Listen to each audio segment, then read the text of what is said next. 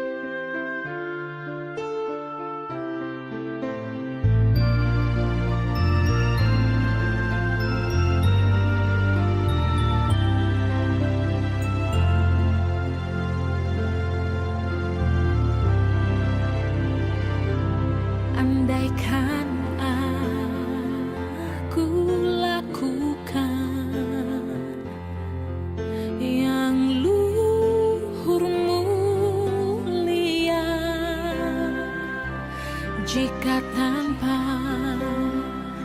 kasih cinta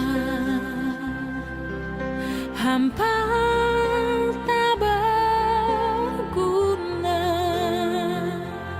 Ajarilah kami bahasa cintamu agar kami dekat padamu ya Tuhanku. Ajarilah kami bahasa cintamu agar kami dekat padamu.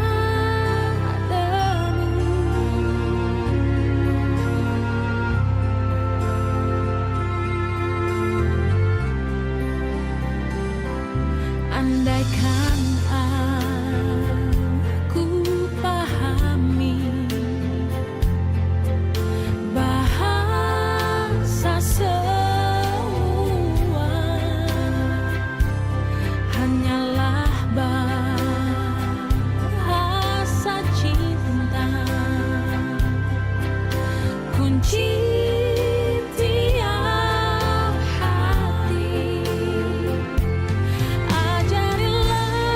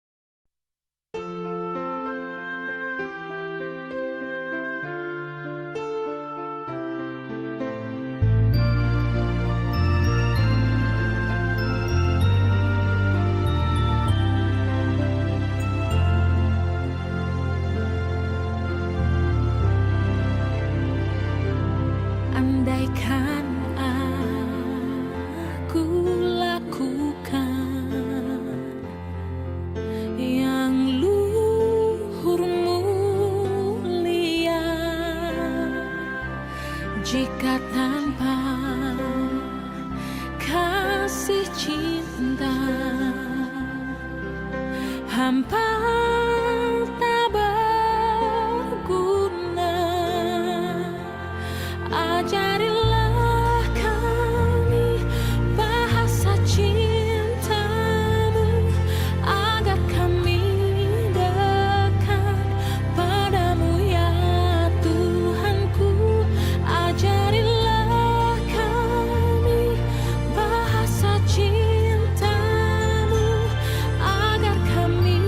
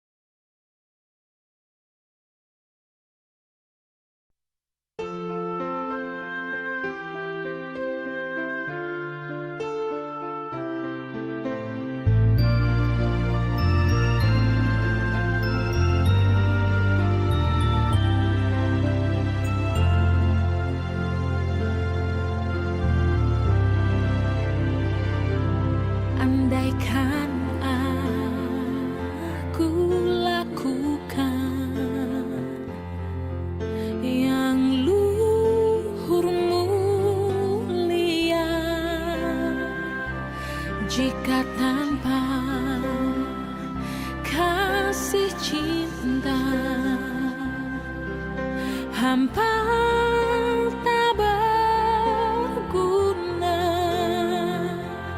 Ajarilah kami bahasa cintamu agar kami dekat padamu ya Tuhanku.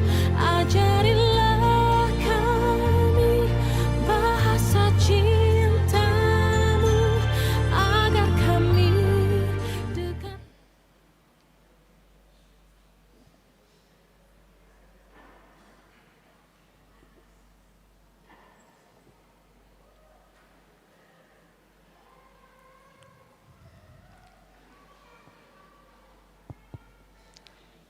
Bapak Ibu yang dikasih Tuhan, kami sampaikan bahwasanya acara seminar kita pada hari ini akan segera dimulai.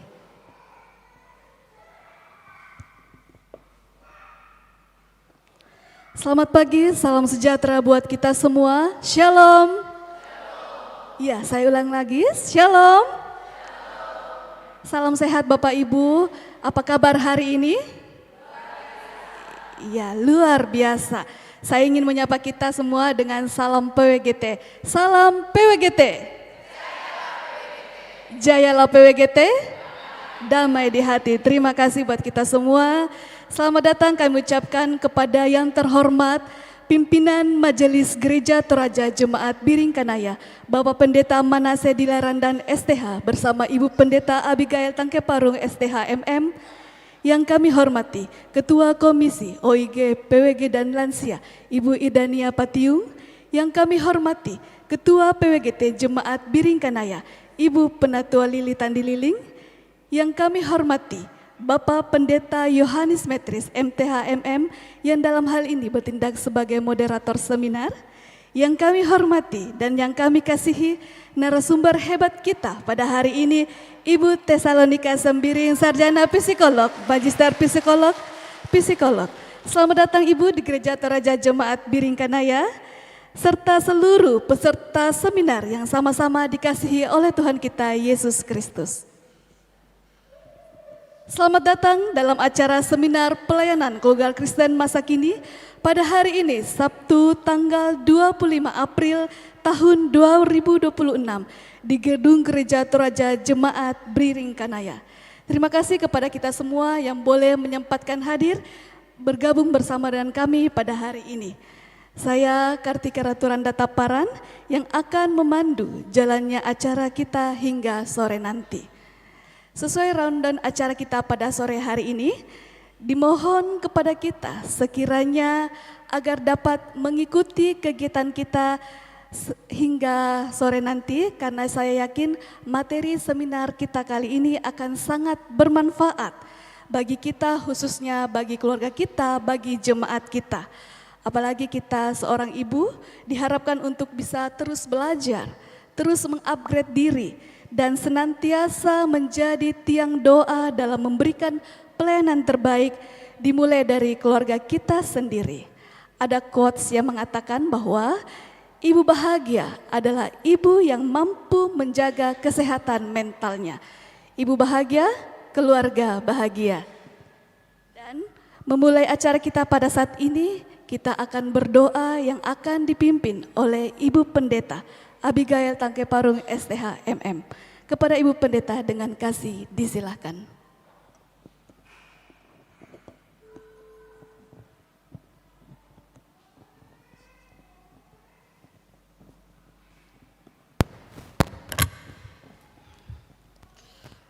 Memulai segala rangkaian kita pada hari ini, seminar pelayanan keluarga Kristen masa kini. Mari kita bersama-sama teduhkan diri sebelum kita berdoa. Kita nyanyikan pelengkap Kidung Jemaat 289 bait 1. Pelengkap Kidung Jemaat 289, keluarga hidup indah bila Tuhan di dalamnya. Kita mulai. Keluarga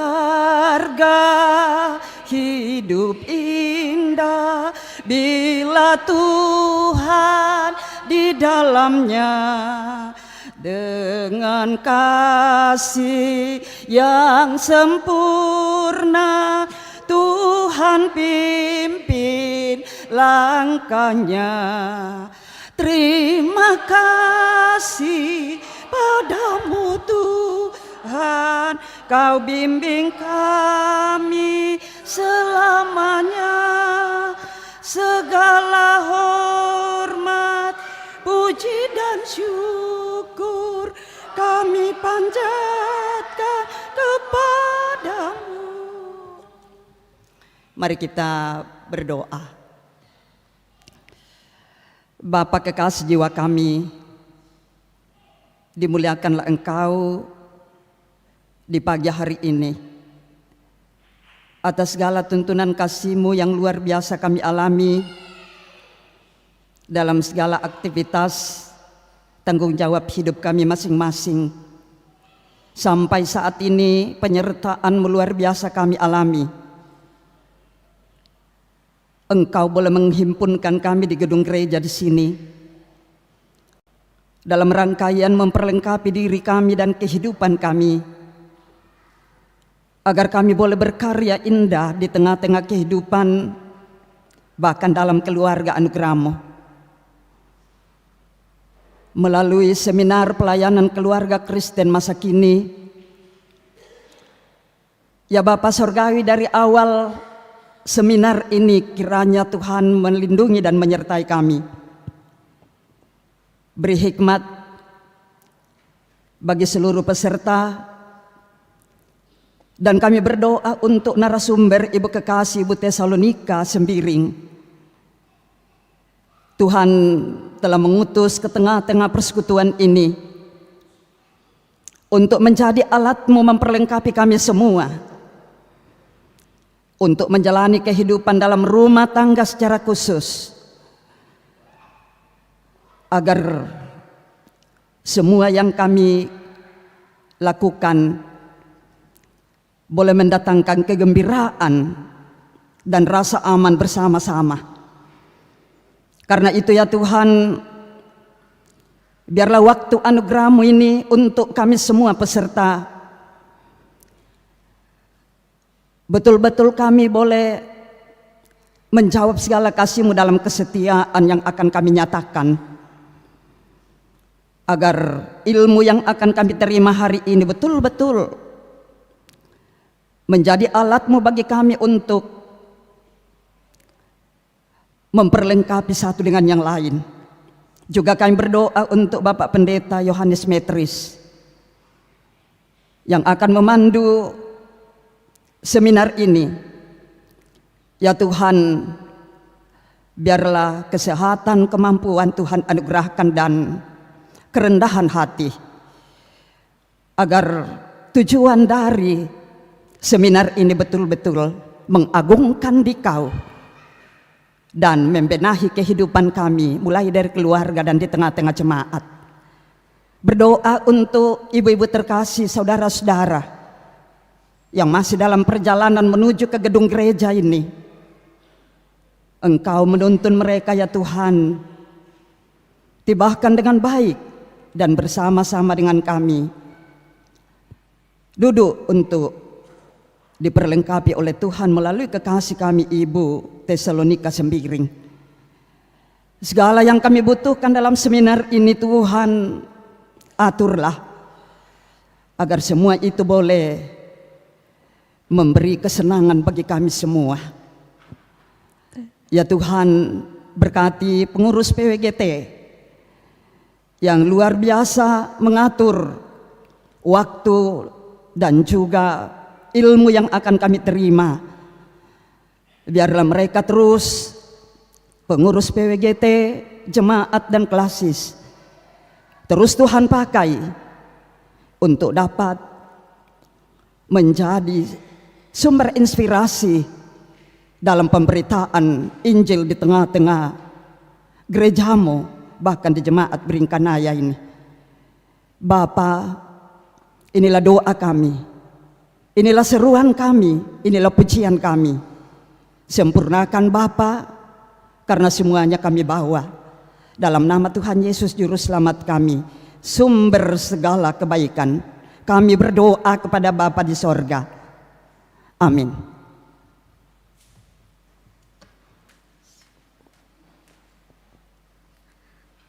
Terima kasih kami ucapkan kepada Ibu Pendeta. Selamat datang juga kami ucapkan kepada perwakilan pengurus PWKT Klasis Makassar Timur. Terima kasih boleh berkenan hadir bersama dengan kami pada hari ini Ibu. Dan acara selanjutnya kita akan mendengarkan bersama sambutan yang akan dibawakan oleh Ketua PWGT Jemaat Biringkanaya. Kepada Ibu Penatua Lilitan Dililing dengan kasih disilahkan.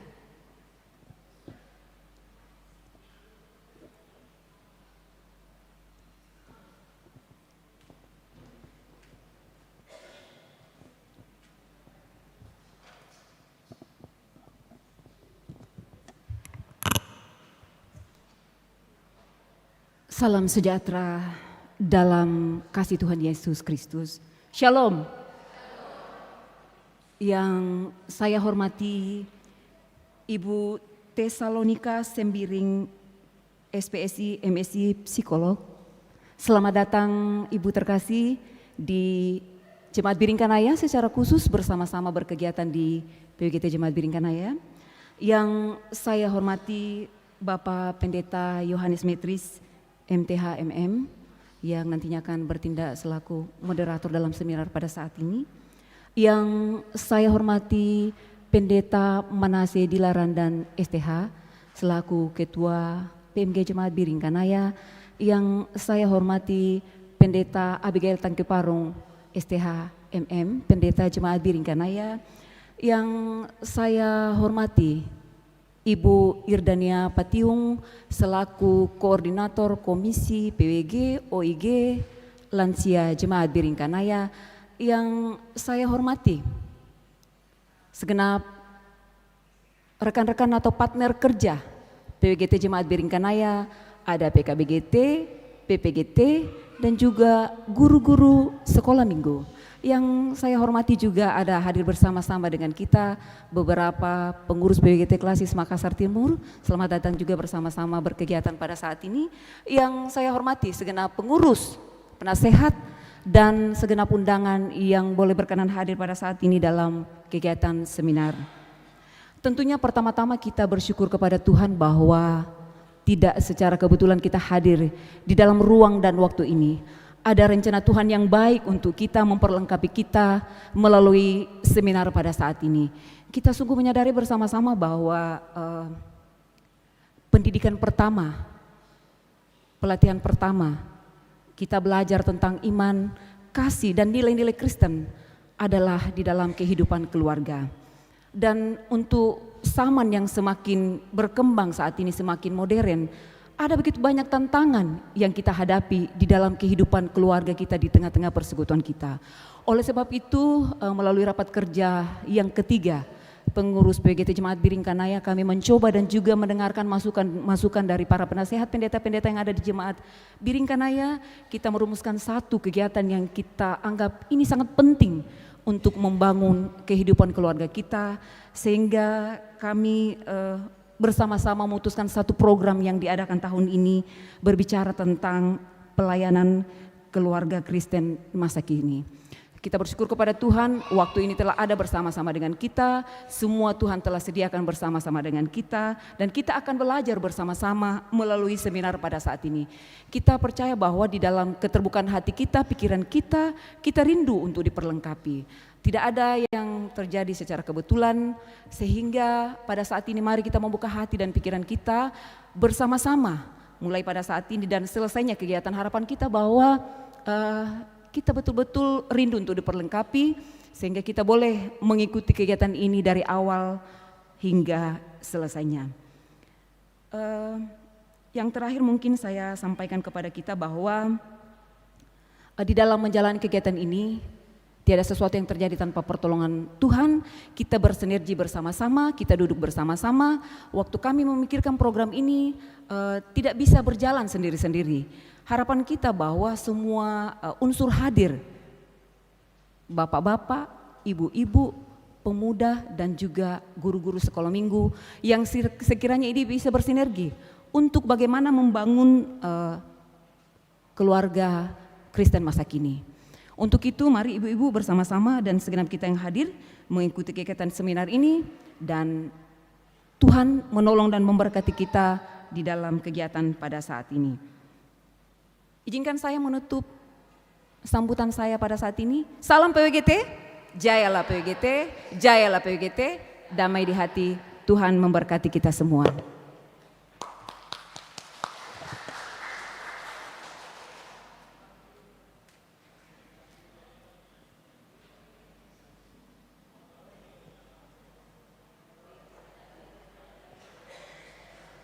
Sambutan berikutnya akan disampaikan oleh Ketua PMG Jemaat Biringkanaya sekaligus membuka acara seminar kita pada hari ini yang akan disampaikan oleh Bapak Pendeta Manase Dilaran dan STH. Kepada Bapak Pendeta dengan kasih disilahkan.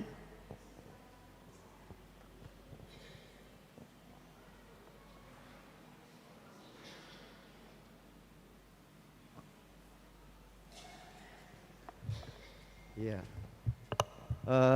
Pertama-tama saya menyampaikan terima kasih kepada pembawa acara yang memberikan saya kesempatan untuk mewakili majelis gereja dan segenap warga jemaat untuk menyampaikan sambutan pada siang hari ini. Sudah siang lah? Ya. Yang kami hormati dan yang kami kasihi dan yang terlebih dikasihi oleh Tuhan, pertama kepada Ibu Tessa, ya saya hanya menyebut nama, ya, yang adalah narasumber kita pada hari ini. Yang kami hormati, kami kasihi dan yang dikasihi oleh Tuhan, Bapak Pendeta Yohanes Metris yang adalah moderator untuk kegiatan seminar kita pada hari ini. Ibu Pendeta Abigail bersama dengan rekan-rekan kerja, Bapak dan Ibu Penatua dan Diaken, bersama dengan pengurus OIG Jemaat Biringkanaya, pengurus klasis yang sempat hadir, Bapak Ibu, saudara-saudara yang sama-sama dikasihi oleh Tuhan. Selamat pagi, salam sehat, dan shalom. Salam PWGT. Jayalah PWGT, damai di hati. Diulangi.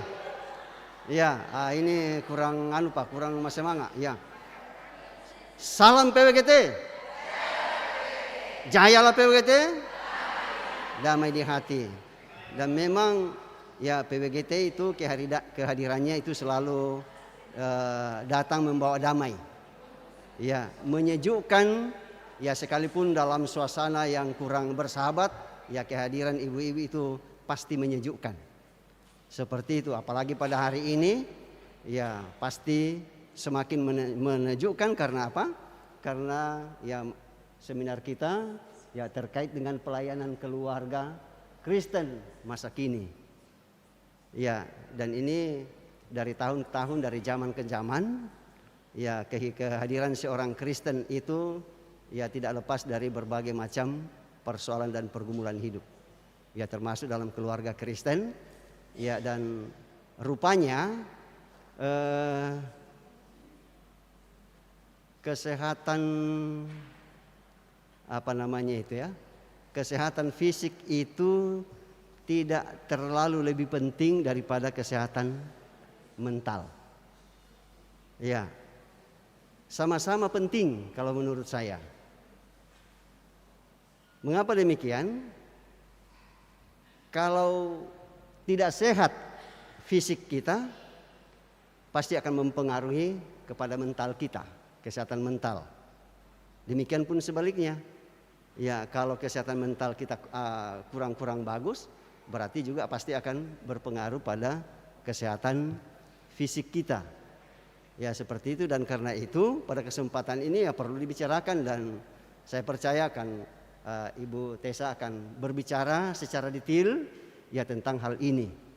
Ya, atau manakah yang lebih dipentingkan? Apakah kesehatan fisik lalu kemudian mengabaikan kesehatan mental? Ya, seperti itu. Ya, kalau tidak salah ya kesehatan mental ini ya termasuk bagian dari ya kesehatan fisik barangkali.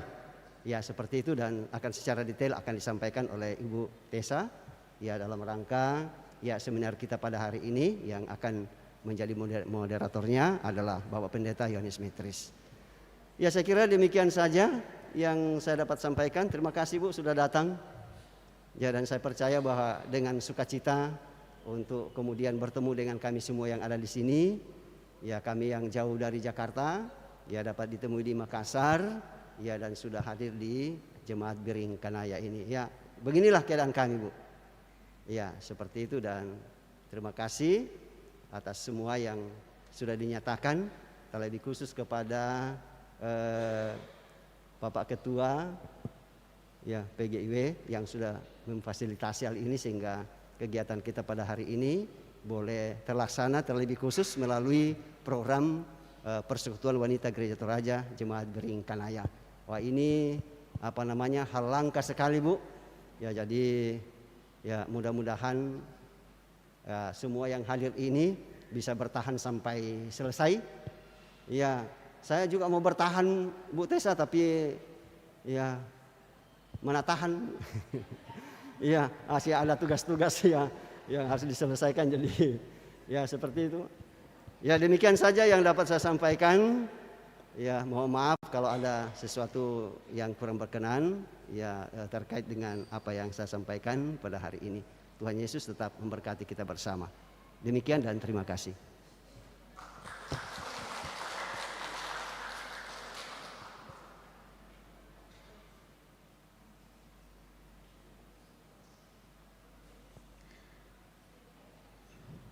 Baik, Bapak Ibu yang kami hormati, acara selanjutnya kita akan masuk dalam kegiatan inti kita, yaitu seminar pelayanan keluarga Kristen masa kini yang akan dipandu oleh moderator hebat kita. Beliau adalah seorang Ketua PGIW Sulselra Bapak Pendeta Yohanes Metris MTH MM. Disilakan Pak Pendeta untuk menduduki tempat yang telah disediakan.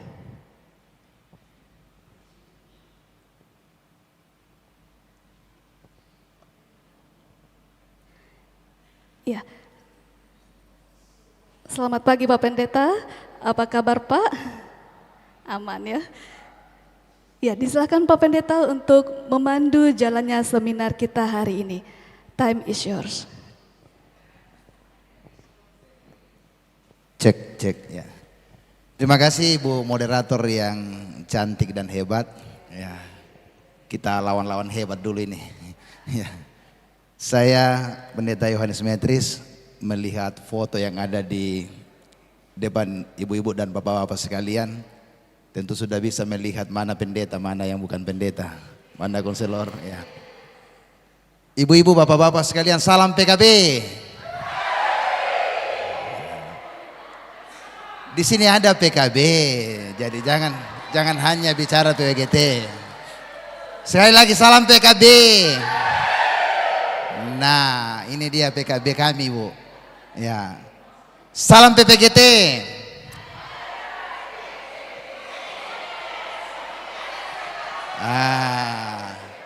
Sekali lagi salam PPGT. Nah, itu dia. Salam sekolah minggu. Nah, baru salam PWGT. Jayalah PWGT. Nah, supaya Ibu Tesalonika bisa memahami dan mengetahui secara persis bahwa di semua unsur kategorial yang ada di Gereja Toraja punya yel-yel tersendiri. Dan ketika kita bicara PWGT dan mereka mengatakan damai di hati, maka itulah puncak kesehatan mental yang luar biasa. Dan ini sudah luar biasa sekali bahwa PWGT menginisiasi kegiatan ini di Jemaat Biringkanaya, melibatkan seluruh unsur kategori lainnya, ada PKB, ada PPGT, ada guru-guru sekolah minggu.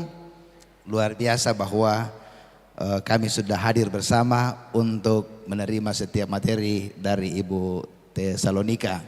Ibu Tesalonika dengan kasih dan penuh cinta kami panggil untuk ada di depan bersama-sama. Selanjutnya akan memaparkan beberapa hal kepada kita nantinya. Silakan Ibu Tesalonika. Kita beri aplaus dulu.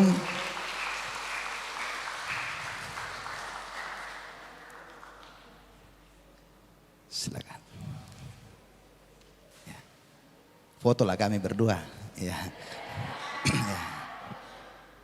Ya baik, Bapak dan Ibu sekalian, kalau tadi banyak pengantar yang sudah disampaikan oleh mulai dari MC, dari Ketua PWGT, dari Ketua PMG, menyampaikan tentang betapa berharganya setiap orang itu di hadapan Tuhan dengan kesehatan mental yang baik. Gereja-gereja di Indonesia melalui sidang raya yang dituangkan dalam dokumen keesaan gereja, dalam pokok-pokok tugas panggilan gereja, melihat betapa pentingnya untuk kemudian menjadikan keluarga itu sebagai gereja. Karena itu ada yang disebut sebagai Ecclesia Domestica. Untuk mau mengatakan seperti ini, dari seluruh krisis-krisis yang ada, yang kemudian digumuli secara mendalam oleh persekutuan gereja-gereja di Indonesia, salah satu hal yang penting dan ditegaskan dalam tahun-tahun pertama ini adalah tentang pendidikan iman dalam keluarga. Sehingga keluarga itu dijadikan sebagai sebuah gereja, disebut sebagai gereja. Ya, jemaat dalam keluarga. Nah, itu juga tergantung bagaimana setiap orang melihat bahwa menjadi imam sebagai bapak dan juga kepada ibu dalam tugas-tugas tanggung jawabnya masing-masing untuk mengajarkan setiap, baik itu mengajarkan iman, pendidikan iman, tetapi juga bukan hanya soal itu, moral, karakter, spiritualitas itu penting untuk kemudian dipahami secara baik oleh setiap kita. Tapi kita sadar sendiri, ibu-ibu, bapak-bapak sekalian, bahwa bicara soal bagaimana menjadi orang tua yang baik, mesti juga memahami bagaimana diri kita, apakah saya sehat, apakah saya sedang mengalami sakit. Tantangan-tantangan seperti itu untuk mau mengatakan kepada kita seperti ini. Yang namanya kesehatan itu apa? Perilaku setiap orang seperti ini sangat ditentukan oleh bagaimana dia sesungguhnya. Sehingga terkadang begitu banyak yang kita anggap sebagai sebuah masalah, tetapi rupanya itu hanya sebagai faktor pencetus daripada masalah itu sendiri. Bukan masalah saya misalnya sedang dengan kata-kata yang kasar dan marah dan sebagainya, itu perilaku saya, itu faktor pencetus. Tetapi melirik secara dalam, ternyata masalah besarnya adalah mental saya bermasalah. Itu persoalan kita. Dan itu harus dipahami, sehingga sehatnya seseorang itu tergantung bagaimana mentalnya. Karena itu penelitian mengatakan bahwa 70% kesehatan fisik itu ditentukan oleh kesehatan mental seseorang. 70%. Ya. Dan karena itu ini yang kemudian akan diurai oleh Ibu Tesalonika dengan 3 materi yang ada saat ini, mengenal pertama tentang masalah mental, yang kedua bagaimana dalam keluarga, lalu yang ketiga nanti bagian akhir daripada materi ini adalah kita akan dilatih, diajarkan tentang bagaimana mendampingi keluarga untuk bisa membawa keluarga itu sehat mentalnya. Metode-metode pendampingan itu, makanya itu tidaklah baik kalau sepotong-sepotong kita ikuti, karena pada akhirnya kita akan sampai pada bagaimanapun orang mengetahui, memahami tentang yang namanya teorinya, tetapi juga praktek itu sangat penting. Saya berpikir bicara tadi dengan Ibu Tesalonika, kalau perlu nanti semua peserta ini akan dijadikan sebagai murid pendidikan konseling awam kerjasama dengan Sekolah Maranatha. Ya, kalau perlu kita online terus. Nanti kita praktek ke Sekolah Maranatha di sana. Setuju ibu-ibu ya, bapak-bapak. Nanti kita dibiayai oleh PMG untuk ke sana. Ya. Bapak Ibu, saudara-saudara sekalian, Ibu Tesalonika Sembiring SPSI, MPSI, psikolog. Itu nama dari beliau. Satu kali saya pernah bertemu dan juga mendengarkan materi beliau. Saya bersama dengan teman-teman PGI ikut mengikuti pelatihan kesehatan mental, Semiloka kesehatan mental di Bandung pada saat itu. Saya berkenalan, saya langsung tertarik. Beliau harus datang di Biringkanaya dan hari ini datang. Ya. Jenis kelaminnya perempuan, benar ya Bu? Ya. Tempat tanggal lahir, ya ini kalau Kaban Jahe 23 Mei 1986. Kemudian emailnya nanti dikasih tahu sendiri, nomor teleponnya 081264839686, alamat kantor Jalan Profesor Dr. Gigi Surya Sumantri, MPH, nomor 65. Ini ada nomor telepon dan fax. Ya, bertugas sebagai dosen di sebuah perguruan tinggi Universitas Kristen Maranatha Bandung. Ya, dan juga alumni dari Universitas Kristen Maranatha Bandung mulai dari S1 sampai dengan S2. Ya, bidang ilmu psikologi. Mulai dari tahun 2004 sampai 2009 dengan judul tesis dan juga skripsi. Saya tidak perlu bicarakan. Ya, ya nanti kalau mau tahu berhubungan dengan ibu sendiri. Itu tentang identitas biodata ibu. Sudah menikah juga kah Bu? Oh sudah, ya sudah berkeluarga juga. Ya, jadi inilah Ibu Tesalonika yang akan mengantar kita untuk 3 materi. Waktunya Bu, sampai jam 5 kami akan berada di sini. Ya, jam 5 sore. Ya, dan kita akan menikmatinya dengan luar biasa. Mulai dari materi pertama, kita akan melihat permasalahan mental dalam keluarga. Seperti apa itu masalah mental dalam keluarga, ini yang akan diuraikan dalam sesi 1. Nanti sesi 1 selesai, kita akan melaksanakan diskusi dan tanya jawab. Terima kasih ibu-ibu sekalian. Kalau mau minum dulu, makan roti silakan makan roti dulu. Tapi langsung saya kasih ke Ibu Tesalonika. Sementara kita minum, sementara kita makan roti, materi ini akan berjalan. Silakan Ibu mulai dari sesi pertama. Ya, baik. Terima kasih Pak Pendeta, Pak Pendeta Yohanes Metris ya. Kalau di Bandung ada Bapak KDM, kayaknya kalau di sini ada Pak Pendeta Yohanes Metris ya. Fansnya ibu-ibu sama kayak Pak KDM ya. Oke, saya boleh berdiri kah Pak Pendeta? Oh iya boleh. Baik.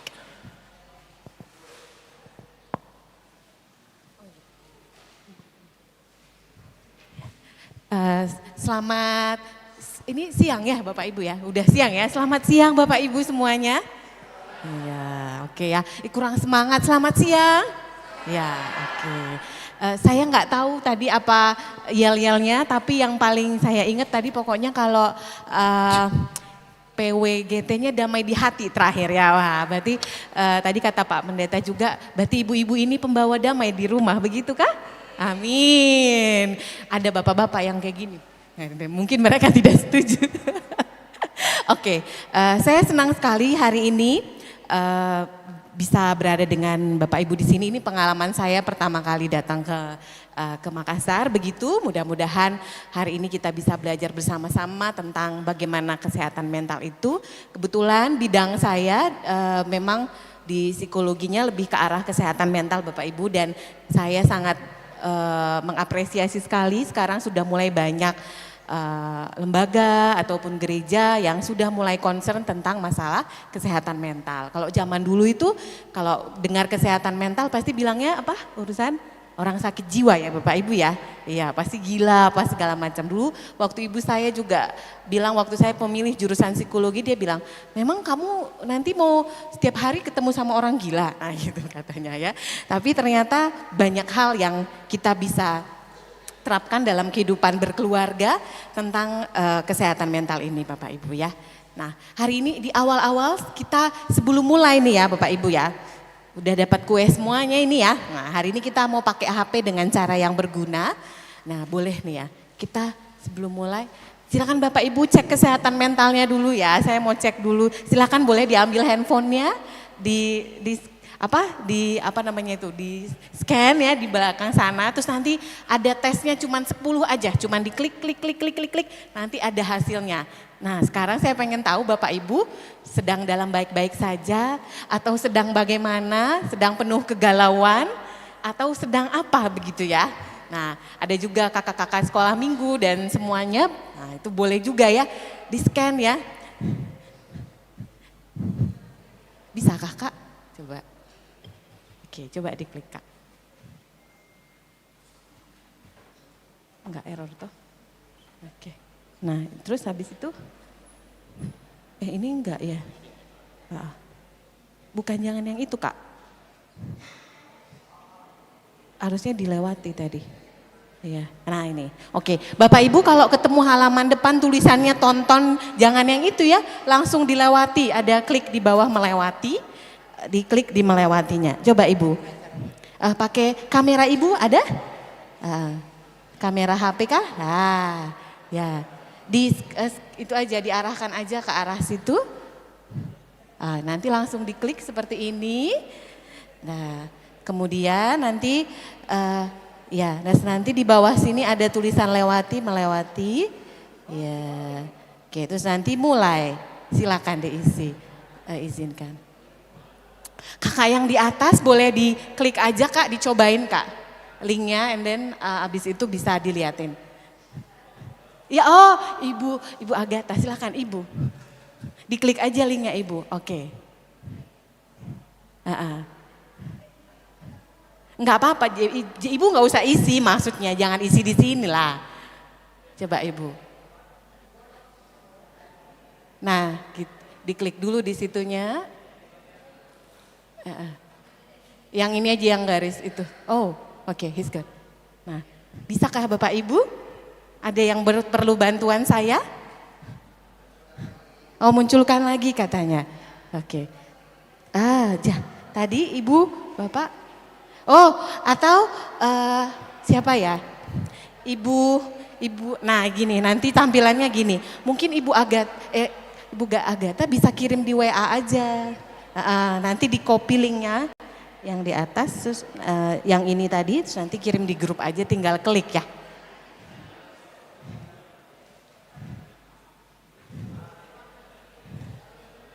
Nah kalau sudah begitu tinggal diisi Ibu, jawablah pertanyaannya Ibu. Iya ada 10 tah.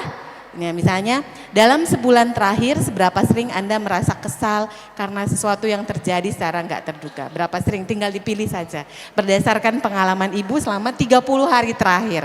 1 bulan terakhir ya Bapak Ibu ya.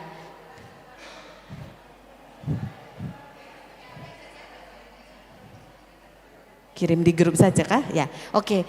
Kalau Bapak Ibu susah klik yang ini, untuk yang punya grup bersama Ibu Agatha sudah kirim linknya di grup WA, ibu-ibu bisa klik aja di grup WA Ibu. Iya. Jangan di foto, jangan di screenshot, jangan ditekan ininya Ibu.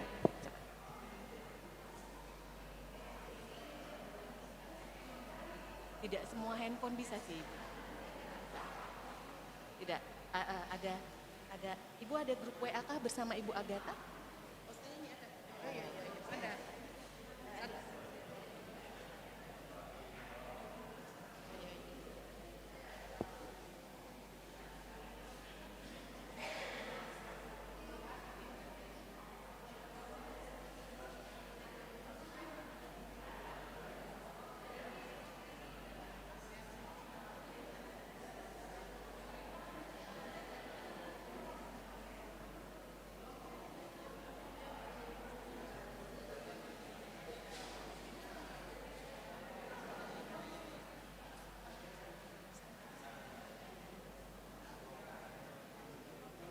Klik aja dari WA Ibu.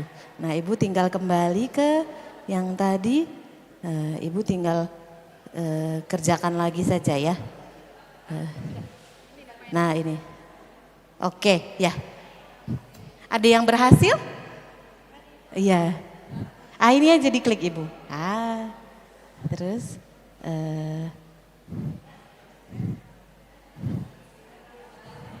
iya. Nah, ini. Blokir. Udah, ada 10. Nanti kalau sudah dijawab terus langsung diklik tanda panahnya di bawah begitu ya. Ibu perlu saya bantu? Oh, di grup tadi sudah dikirim kah? Sudah ada.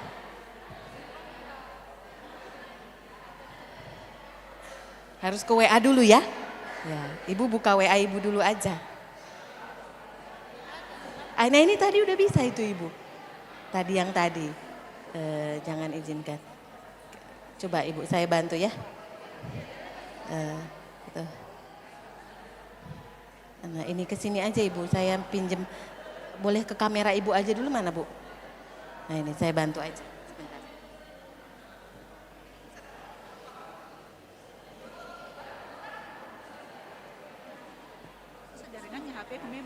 Oh, jaringannya. Tadi sudah benar tah. Nah, ini tinggal diklik lewati. Nah, nanti mulai. Nah, tinggal jawab pertanyaannya nanti. Kalau sudah lanjut gitu ya. Iya, oke. Bisa ada yang sudah selesai kah? Iya. Jangan, ya boleh. Bisakah Ibu? Oh, di mana kuliahnya Ibu? Oh, anaknya Pak Pendeta, salam kenal. Di Jogja, di mana Nak? Di UGM?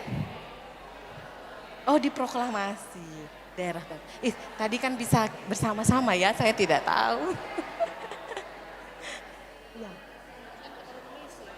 Boleh, tidak apa-apa Ibu. Yang tidak fokus, iya benar sekali Ibu. Oke, ada yang sudah berhasil Bapak Ibu? I want to see ya. Jawabnya nggak usah lama-lama. Pokoknya 30 hari terakhir lah, kayak mana lah hidup Ibu sama Bapak selama ini. Ya tinggal dipilih aja Bu. Nanti kalau udah lanjut lagi. Oh, ini baru tahap pertanyaan kedua, ini pertanyaannya dipilih lagi jawabannya Ibu. Ini ada 10 kali. Apa Ibu?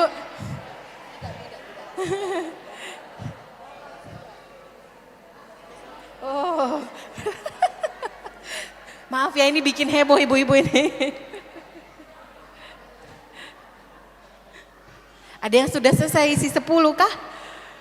Belum, baru 7, silakan.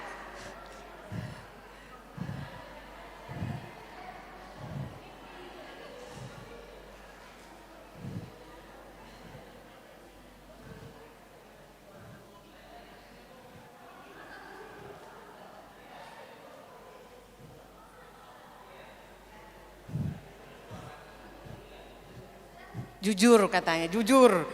Nanti jawabannya rahasia kok Bapak Ibu. Nggak saya tanya, nggak usah kasih sharing ya. Yang penting tahu dulu tentang pribadinya masing-masing.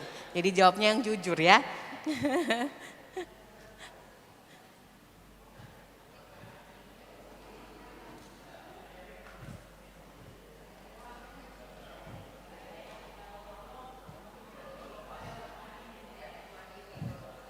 Bisakah Ibunda? Oh, isi kuota, bah. Maaf ya Ibu, saya merepotkan.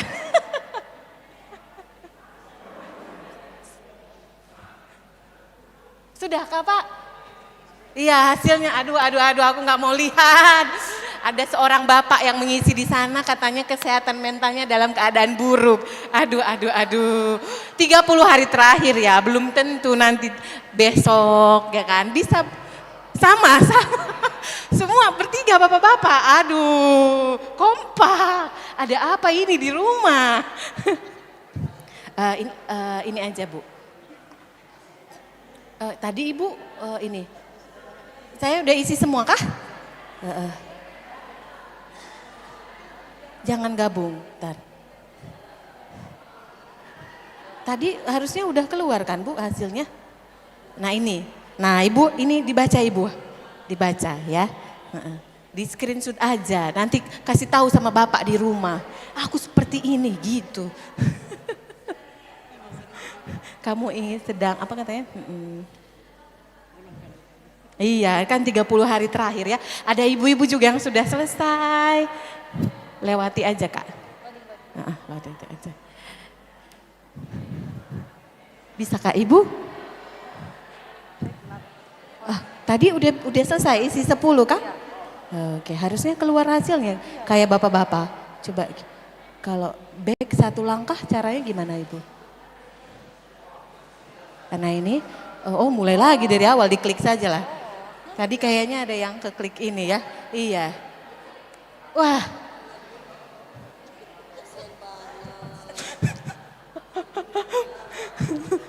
Rata-rata buruk, aduh. Iya, itu kalau udah keluar hasilnya di screenshot ya, kita lihat nanti bulan depan kalau tes lagi berubah atau masih sama. Bukan cuma, kata ibu-ibu di sini bukan cuma cuaca yang buruk, mental juga buruk. Wah, Ibu hasilnya seperti apa? Wah, ada apa Ibu? Ini kayaknya Pak Pendeta, habis ini aku harus buka kelas konseling gitu, nggak pulang-pulang lah aku nanti ini. Aduh. Bagaimana Ibu? Tidak usah. Nanti ya? Nanti kalau santai-santai di rumah Oma. Iya Ibu. Iya benar sekali Ibu. Aduh. Tapi tidak apa-apa ya. Bagaimana Ibu? Aduh. Enggak ada. Iya janganlah. Ini kalau ini harus bayar daftar konseling. Konselingnya nanti sama Pak Pendeta aja. Ibu sama Ibu Pendeta. Itu hasilnya. Jadi dari hasil tes tadi dikatakannya golongan kesehatan mentalnya saat ini seperti ini gitu. Sesuai nggak Ibu kalau Ibu baca tulisan di bawah itu, apakah sesuai dengan Ibu saat ini? Bapak-bapak di sini bisa? Hasilnya bah. Wih, kalian kakak-kakak? Oh iya, it's okay. Oke, ya. Sebagian besar sudah ya, nanti di rumah juga Bapak Ibu bisa isi lagi. Tapi meriah sekali ya melihatnya gimana? Ada, bagaimana Ibu? Sedang, oke. Iya hasilnya tuh jadi ada. Sesekali lah begitu ya Ibu ya, namanya juga manusiawi ya, iya benar sekali ya, oke. Baik, nanti Bapak Ibu bisa lanjut lagi di rumah ya, nah bisa ya, ini Bapak Ibu, apa ada yang sudah melakukan ini atau ini baru pertama kali pengalamannya cek kesehatan mental? Baru pertama kali, sekarang kan Pak Prabowo tuh ada cek gratis, cek kesehatan gratis. Nah salah satunya nanti di dalam komponen pengecekan kesehatan gratis itu ada juga nanti kesehatan mental di dalamnya. Kalau ibu-ibu pergi ke puskesmas pasti selalu ada ya. Walaupun tesnya nanti beda lagi ya. Nah oke. Boleh disimpan dulu Bapak Ibu HP-nya, mungkin ada yang langsung begitu lihat hasilnya buruk. Aduh. Tapi ada yang enggak ya, tapi apakah hasil tes ini menggambarkan keadaan Bapak Ibu saat ini? Benar menggambarkan atau enggak pasnya ini gitu. Mungkin ya. Tadi bapak-bapak di belakang langsung bilang buruk gitu ya. Nah, tapi jangan khawatir Bapak Ibu, hasil tes ini tuh cuman screening ya. Bukan berarti kalau hasilnya buruk kita tuh mengalami gangguan mental, tidak. Tapi ini hasil screening yang kayak pertanda kalau mungkin kita sedang tidak baik-baik saja. Dan mungkin kita sedang membutuhkan bantuan, baik itu bantuan sahabat kita, ataupun nanti ke pendeta, ataupun nanti ke keluarga dan yang lainnya, begitu ya. Oke, nah aku tadi naruh ituku di mana ya? Pointersnya, oh ini. Oke, nah Bapak Ibu tentang kesehatan mental ini, bentar. Ya, saya ingin menyampaikan bahwa kenapa ini sangat penting, begitu ya. Bapak Ibu kalau di dalam Alkitab, selalu Tuhan Yesus berkata bahwa dia selalu peduli sebenarnya tentang kesehatan mental. Cuman orang-orang tuh, kita tuh selalu berpikir bahwa berkat itu semuanya dalam bentuk barang, dalam bentuk apa gitu ya. Tapi sebenarnya Tuhan juga sangat peduli tentang kesehatan mental kita.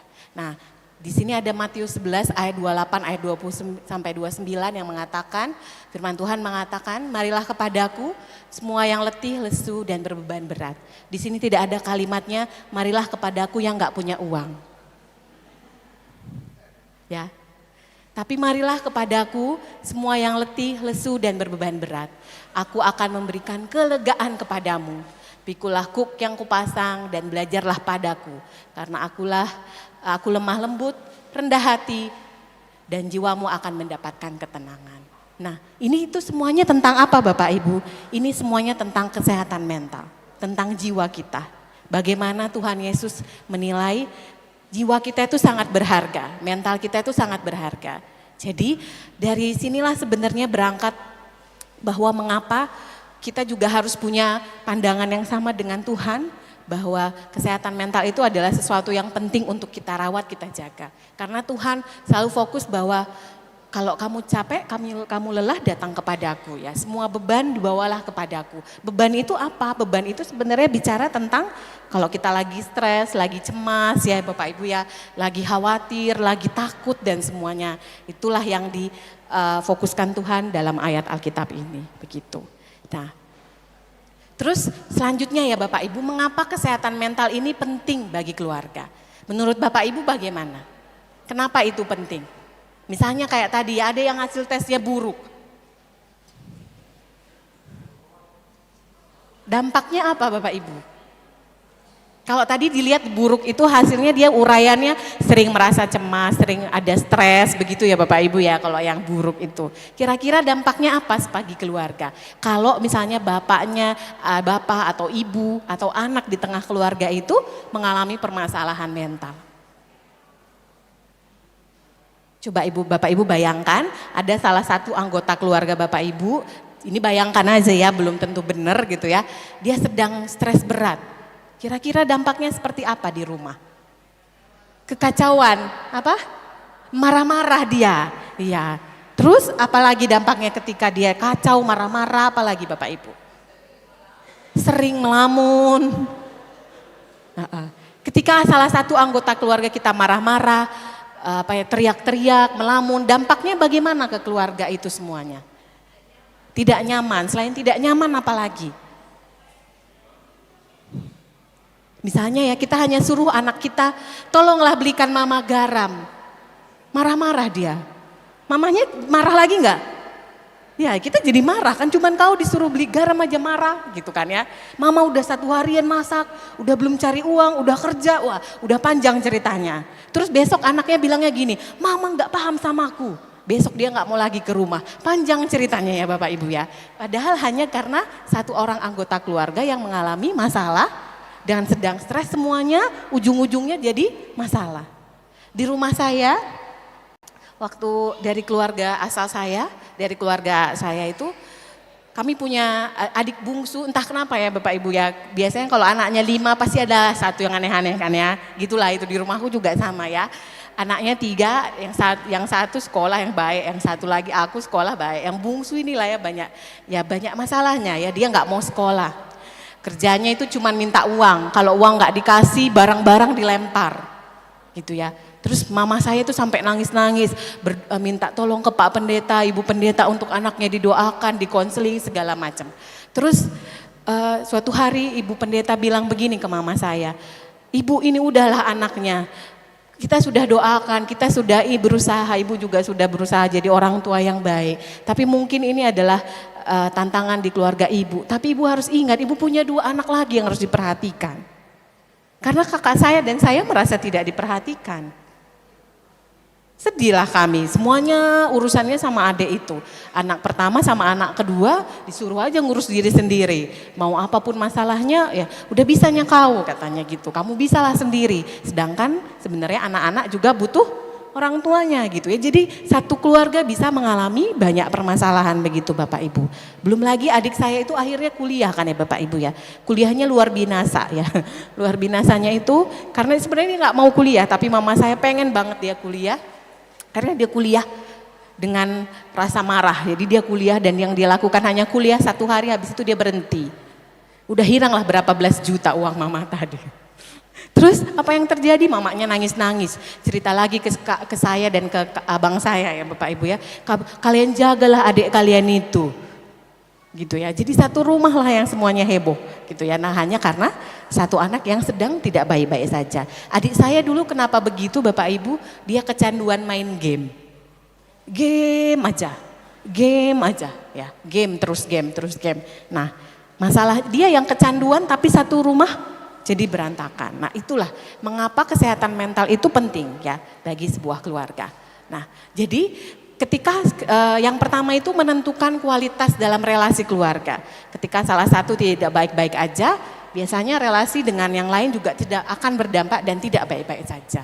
Kemudian ketika keluarga itu mengalami masalah, misalnya ada situasi yang tidak menyenangkan gitu ya. Nah ini anak-anak itu kayak saya ya tadi sama abang saya itu kami jadinya tidak suka pulang ke rumah. Kami lebih banyak menghabiskan waktu di luar. Kenapa? Karena setiap hari di rumah kami lihat mama kami nangis-nangis saja perkara adik kami. Kan jadi kami tidak suka pulang ke rumah. Gimana caranya? Pulang ke rumah itu jam 7 supaya tinggal makan habis itu tidur.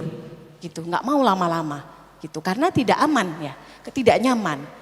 Kemudian yang ketiga juga mempengaruhi perkembangan anak dan remaja. Ketika suami istri atau salah satu bapak atau ibu mengalami masalah mental, ya misalnya cemas yang berlebihan, atau sedih, murung yang berkepanjangan, banyak juga pengaruhnya ke anak-anaknya. Ya, anak-anak jadi tidak terperhatikan gitu ya. Bahkan ketika mereka cerita curhat, "Ma aku mau ada tugas sekolah lah." "Ih kau urus dah dulu, mama aja udah pusing."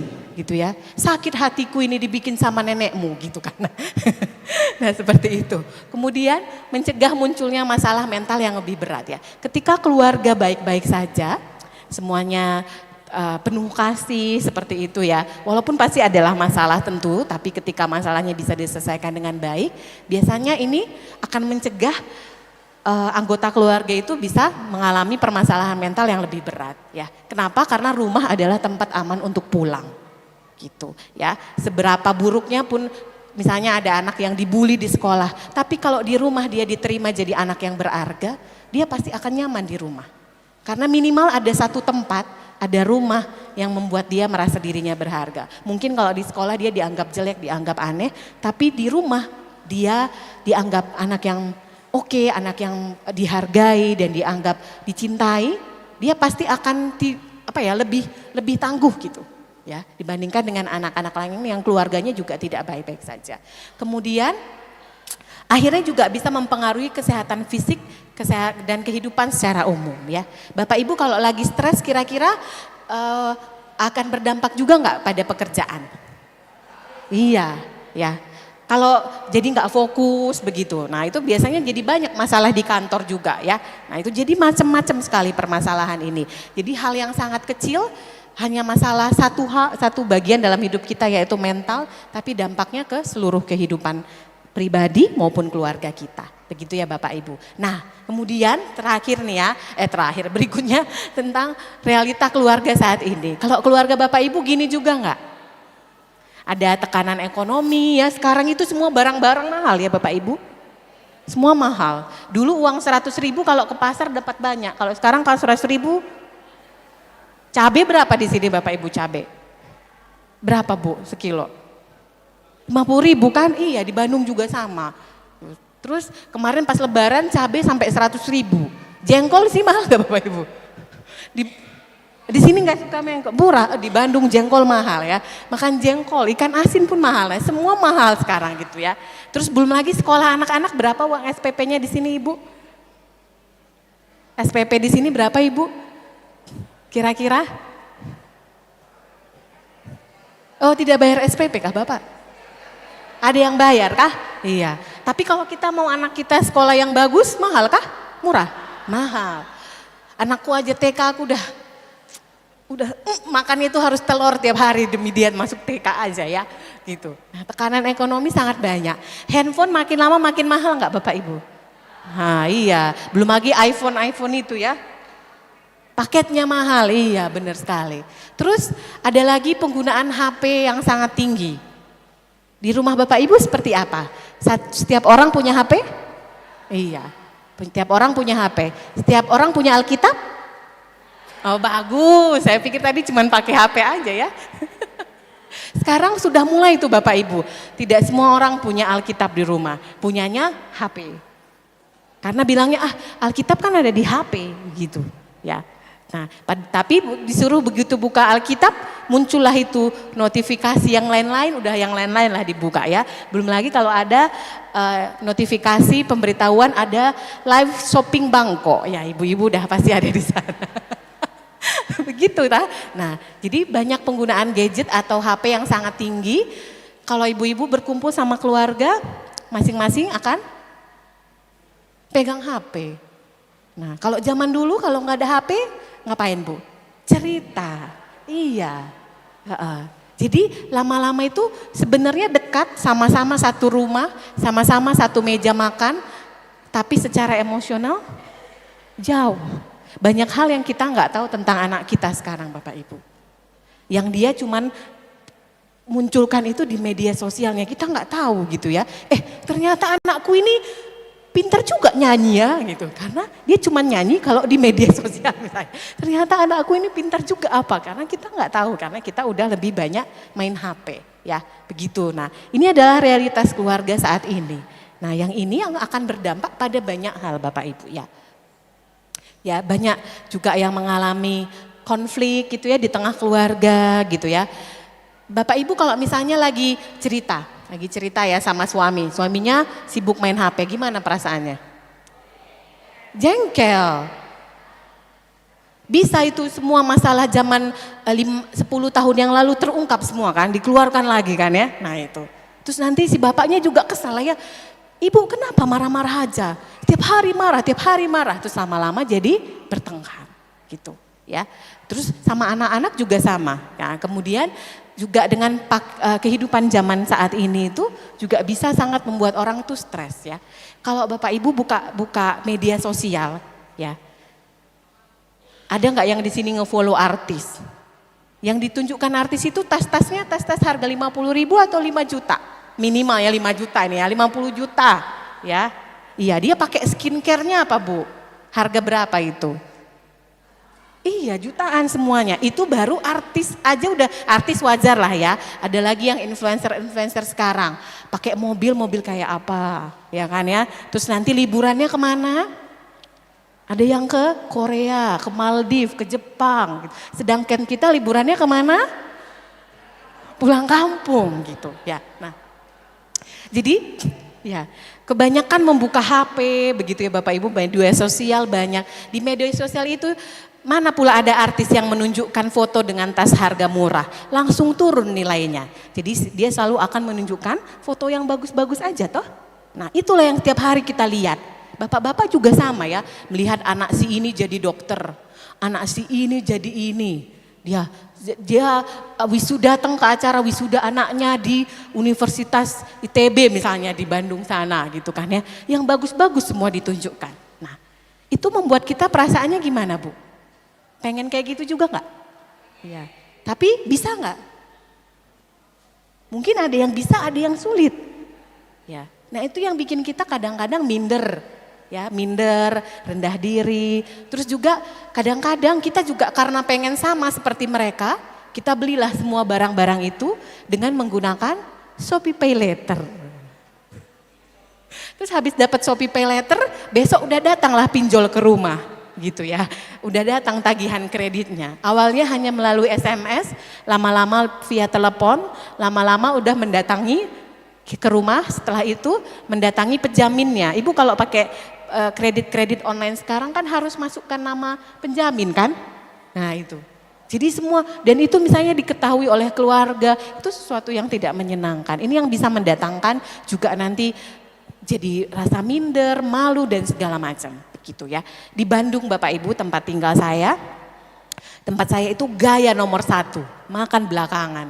Kalau orang-orang Sunda, gaya nomor 1, makan belakangan. Gitu ya. Mereka makannya Indomie bisa sekali sehari cukup, tapi tampilan luar biasa. Tas numpuk di rumah, sepatu numpuk di rumah. Wah, luar biasa gitu. Nah, tapi itu semuanya pakai pinjol Bapak Ibu. Ya, tinggi sekali pinjol di tempat saya itu karena tampilan yang nomor 1 ya, gitu. TV harus yang bagus, kulkas harus yang terbaru, apalagi handphone, gitu ya. Mereka ngutang 30 juta hanya untuk beli handphone, gitu ya, untuk iPhone. Nah itu yang terjadi ya Bapak Ibu. Nah kemudian juga permasalahan keluarga tadi ya, karena sibuk dengan HP sendiri, itu menimbulkan rasa kesendirian atau loneliness ya. Yang tadi itu ya seolah-olah ada bersama di rumah, tapi sebenarnya secara emosional tidak dekat, merasa sepi. Ya, mahasiswa-mahasiswa saya itu banyak yang seperti ini Bapak Ibu ya, tinggal bersama di rumah dengan orang tua, tapi kalau curhatnya di media sosial, tidak pernah cerita ke orang tua. Ya, saya tanya kenapa gitu ya, kenapa nggak cerita ke orang tua? Iya mama papa saya sibuknya apa gitu kan? Emang mama papa kamu keluar kerjanya apa sih gitu ya? Kerja misalnya buka bisnis, buka apa gitu, atau pegawai dan segala macam. Tapi mereka ada di rumah kan? Ya selalu kalau udah pulang kerja ya di rumah lah Bu katanya. Terus kenapa kamu nggak cerita ke mereka, kan ada? Ya mereka sibuk dengan HP-nya Bu katanya. Sibuk dengan segala macam, mamahnya ada yang sibuk arisan ya, tiap hari itu ngurusin arisan, papahnya sibuk lagi ngurusin bisnisnya, anak-anaknya nggak ada yang ngurus. Jadi merasa sepi sendiri walaupun tinggal bersama-sama di sebuah keluarga. Kemarin saya ketemu seorang mahasiswa saya, anak laki-laki, dia sangat tidak suka tinggal di rumah. Dia pengen keluar dari rumah tapi ibunya nggak boleh, terus dia nggak punya uang karena belum kerja. Ya dia berusaha magang tapi uang magang tidak cukup untuk bayar uang kos dan makan. Jadi mau nggak mau dia tetap tinggal di rumahnya.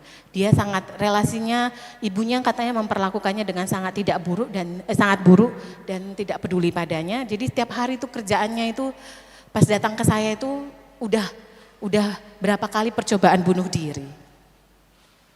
Gitu ya. Kenapa kalau kami cerita banyak, jalan satu-satunya adalah keluar dari rumah supaya dia hidup. Karena rumah itulah yang membuat dia seperti itu. Rumah itulah yang membuat dia ingin. Kalau papa itu nggak suka dimarah-marahin. Harga diriku mana sebagai bapak-bapak katanya. Terus memangnya anak ini umurnya misalnya umur masih 10 tahun. Memangnya dia bisa menyelesaikan konflik Bapak Ibu? Ya enggak kan. Tapi kita meminta anak kita yang masih kecil, yang masih kecil itu untuk jadi penengah. Yang dia juga sebenarnya nggak tahu apa-apa. Nah, itu yang sering terjadi gitu ya. Yang ini nanti akhirnya anaknya kan jadi tertekan. Jadi aku harus kayak gimana ini? Mama marah, bapak marah. Gitu ya. Jadi yang dia lakukan akan menangis ya, putus asa gitu ya. Dan bahkan merasa dirinya tidak oke sebagai anak karena tidak bisa mendamaikan ayah dan ibunya. Gitu ya. Jadi kalau Bapak Ibu lagi bertengkar sama suami, tolong anaknya nggak usah diikut-ikutkan ya. Karena mereka masih kecil dan belum punya kompeten untuk menyelesaikan konflik antara suami istri ya. Suruhlah Pak Pendeta yang datang ya, gitu ya. Jangan anaknya disuruh maju gitu. Tapi suruh Bapak Pendeta, suruh Ibu Pendeta, suruh Ibu Penatua, Ibu Diaken untuk datang. Yang sama-sama dewasa gitu ya. Bukan anak-anak yang mereka juga masih usianya bermain, belajar gitu ya. Tapi kita suruh menyelesaikan masalah rumah tangga gitu ya. Nah ini perlu diperhatikan ya. Nah, kemudian ada juga pola transgenerasional ya Bapak Ibu ya.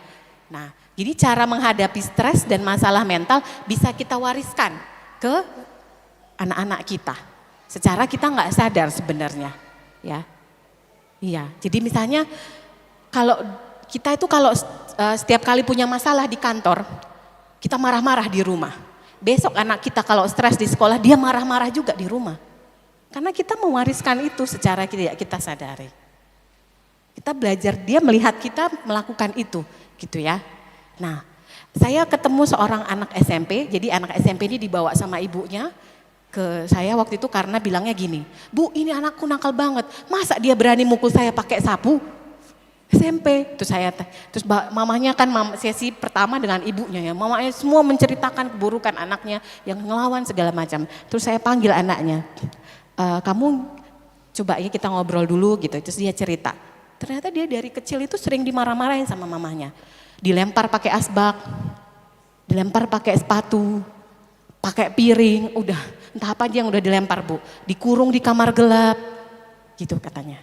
Terus ya oke. Terus habis itu dia bilang gini, terus waktu itu kamu gimana? Kalau waktu kecil Bu, saya nggak berani ngelawan Bu. Saya nggak punya uang dan saya juga nggak tahu mau pergi kemana. Rumah mereka agak jauh gitu ya Bapak Ibu dari mana gitu, dari rumah keluarganya juga jauh dan nggak ada angkutan umum yang lewat. Jadi, nah terus sekarang kenapa yang kamu lakukan ini gitu ya? Iya sekarang saya berani mukul mama karena saya udah punya uang Bu. Dia masih, dan saya udah tahu jalan ke rumah nenek. Saya tidak suka dipukul terus Bu, memang tadi kejadiannya gimana saya tanyakan, kamu pukul pakai sepatu. Iya saya lagi main sama adik saya lompat-lompat tempat tidur, terus dia bilang ke mama saya bilang, jangan lompat-lompat sambil dia bawa sapu katanya. Terus saya lihat dia sudah mau memukul saya kan Bu, saya tangkap sapunya, saya ambil dan saya pukul ibu saya katanya. Karena saya tidak mau dipukul Bu, saya udah sering dipukul dan saya sekarang berani karena saya udah punya uang ongkos untuk ke rumah nenek. Terus habis itu saya panggil lagi ibunya kan ya. Bu kata anaknya seperti ini kan kata anaknya ya Bu, saya nggak langsung percayalah saya bilang gitu ya. Terus dia bilangnya, iya sih Bu memang benar saya sering marah-marah sama dia, pukul dan segala macam. Tapi dia bilang gini, tapi itu saya lakukan karena mama saya juga membesarkan saya seperti itu Bu. Neneknya dia itu ya sering kayak gitu juga ke saya, mukul saya, lempar saya, bapak saya dulu sering pukul saya pakai tali pinggang katanya gitu. Nah itu tuh diwariskan Bapak Ibu. Dari pertamanya dari seorang nenek, lanjut ke seorang ibu, dari seorang ibu ke seorang anak. Nah ini yang terjadi. Yang secara kita sebenarnya kan nggak ada ajaran kita ke anak kita. Kamu kalau nggak suka sama orang pukul aja, kita nggak ngajari gitu ya. Tapi kalau ada teman yang mengganggumu di sekolah lapor guru, kan kita ngajarnya begitu toh. Ya. Tapi di rumah yang dia lihat, kalau ibunya tidak suka pada dia akan memukul dan itu yang akan dia lakukan. Gitu. Nah ini yang harus kita perhatikan juga, apakah ini bisa juga terjadi di keluarga kita. Nah pertanyaan saya ini Bapak Ibu ya, keluarga Bapak Ibu sekarang ini adalah tempat pulih atau sumber luka?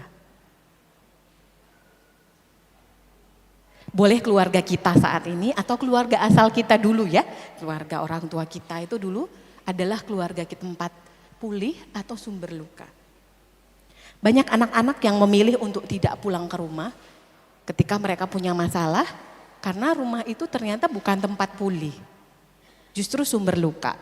Seorang profesor saya ya, seorang profesor UGM dan saya yang menjadi panutan saya, waktu itu dia pernah mengajar di kelas kami dan kita bicara tentang kasus orang kecanduan narkoba ya. Terus udah selesai presentasi kasus panjang-panjang. Terus kata ibu itu, jadi Bu ini gimana supaya sembuh? Kami bilang kan, jangan pulang ke rumah. Jangan pulang ke rumahnya, setelah rehab jangan pulang ke rumahnya. Kenapa Bu? Rumahnya yang bikin dia jadi kecanduan narkoba, kenapa dia makanya jangan pulang. Karena dia udah relapse berkali-kali. Coba kamu perhatikan riwayat kasusnya katanya ke saya kan. Setiap kali dia pulang pasti besok gak selama 1 bulan balik lagi pakai obat. Rehab lagi, balik lagi ke rumah, pakai lagi. Nah ini rumahnya yang bikin sakit. Jadi kalau dia selesai rehab, cari lingkungan baru buat dia, yang dia bisa ini katanya. Karena rumah itu bukan tempat, untuk kasus itu ya, untuk kasus itu rumahnya bukan tempat pulih katanya Bapak Ibu. Nah seperti itu ya, jadi kita bisa merefleksi saat ini ke diri kita masing-masing, ke keluarga kita masing-masing. Apakah keluarga saya saat ini tempat pulih atau sumber luka? Nah, kebutuhan manusia itu Bapak Ibu selain makan, minum, tidur itu kan kebutuhan dasar. Tapi secara psikologi sebenarnya ada kebutuhan dasar lainnya, yaitu dikasihi, dihargai, dianggap mampu. Ya, nah itu kebutuhan dasar. Dikasihi, itu mendapatkan kasih sayang, mendapatkan pengakuan, dihargai, itu adalah sesuatu yang sangat dasar. Makanya kita suka banget media sosial. Di media sosial itu kita dihargai kalau kita posting bagus-bagus kan? Ya, di like, dikasih love gitu kan ya. Misalnya kita berhasil melakukan apa. Kenapa kita suka? Karena kita mendapatkan kebutuhan dihargai di sana sebenarnya. Terus kita juga misalnya dipuji atas prestasi kita. Karena kita dianggap mampu, makanya kita terus datang ke sana, ke media sosial itu. Gitu. Nah, coba bayangkan kalau di rumah kebutuhan ini tidak dipenuhi, tapi dipenuhinya di tempat lain. Ya, bisa itu di media sosial atau bisa juga di rumah orang lain ya. Istri orang gitu maksudnya ya, suami orang gitu ya. Nah, kita pasti akan meninggalkan rumah tempat di mana kebutuhan kita tidak terpenuhi. Kita akan cari tempat di mana kebutuhan kita dipenuhi gitu Bapak Ibu. Nah, itu ya. Nah, terus sebagai orang tua kadang-kadang ada juga perilaku-perilaku pengasuhan yang bisa membuat kebutuhan-kebutuhan yang ini tadi itu tidak terpenuhi ya. Rasa dikasihi, rasa dihargai, rasa diri tidak mampu itu bisa menjadi tidak terpenuhi. Itu kalau misalnya orang tua membesarkan anak itu dengan diabaikan ya. Tidak dianggap ada ya. Dia nggak pulang pun nggak apa-apa. Nggak dicari. Anak-anak itu nggak senang loh Bu yang kayak gitu. Mereka kalau pulang tuh ya walaupun misalnya dia bilang mama nanya terus, WA terus di mana? Gitu ya. Itu sebenarnya ada itu juga yang mereka harapkan bahwa mereka itu dianggap bagian keluarga yang penting. Tapi coba kalau misalnya nggak pernah dicari, nggak pernah diiniin gitu, itu merasa diabaikan. Kemudian penolakan ya orang-orang tua. Kadang-kadang ada juga orang tua yang menolak kehadiran anaknya. Coba dulu kalau kau nggak lahir, pasti aku nggak susah kayak gini gitu misalnya. Ya. Coba kalau misalnya dengan kondisi tertentu, misalnya yang kita tidak menyukai anak kita gitu ya. Nah ini anak-anak bisa kebutuhan-kebutuhan dikasihi itu tidak jadi terpenuhi ya. Nah kemudian ada juga orang tua yang kadang jadi overprotective ya Bapak Ibu ya. Semuanya dibantu, nggak usah nak gitu ya. Misalnya dia mau ngambil makan sendiri, nggak usah mama aja yang ambilin. Dia mau setrika baju sendiri, nggak usah mama aja yang setrikain. Terus dia nanti kuliah mau apa gitu kan, jangan pilih yang itu, yang menurut mama bagus aja yang kamu ikut ya, semua ikut ya. Nah kemudian begitu itu tidak membuat mereka itu merasa dihargai loh Bapak Ibu. Karena kemampuannya jadi tidak penting gitu buat kita. Semuanya kita bantu, kita inikan. Nah kemudian yang otoriter, orang tua yang misalnya mengatur gitu ya, mengatur seperti itu yang tidak mau mendengarkan apa kata anaknya. Nah ini kan anaknya merasa juga tidak dihargai, tidak dikasihi juga ya. Nah kemudian ada juga yang membiarkan gitu ya, mah aku mau ini, ya terserah kamu lah. Nah anak SMP misalnya gitu ya, dia nanya, mah aku boleh nggak pergi main ke Bandung sama temanku dari Makassar ini ya, terserah kamu lah. Gitu ya. Mah boleh nggak aku misalnya SMP ini punya pacar, terserah aja. Gimana kamu aja lah yang baiknya. Nggak bagus kan ya Bapak Ibu ya, nggak ada arah yang dia ikutin gitu ya. Nah itu anak-anak juga sebenarnya butuh arah. Nah ketika hal ini tadi terjadi Bapak Ibu ya, anak diabaikan, ditolak, terlalu dilindungi, terlalu diatur dan tidak dibiarkan, ini kan tadi kebutuhan-kebutuhan dasarnya tadi tidak terpenuhi ya. Rasa kasih, dihargai, dianggap mampu itu jadi nggak ada. Nah ini juga bisa menjadi salah satu peristiwa-peristiwa yang tidak traumatic event buat anak-anak yang nanti akan dibawa ke umur hidupnya. Nah kalau ditanya soal luka-luka batin itu apa ya inilah ini. Ya, dasarnya adalah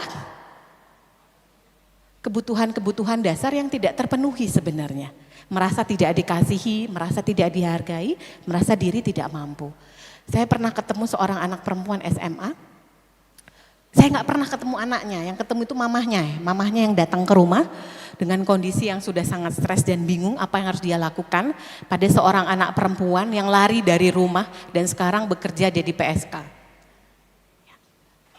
Itu hanya karena seorang bapak yang sangat otoriter ya. Anak ini ceritanya kan bapaknya otoriter banget ya, otoriter sekali. Dan dia itu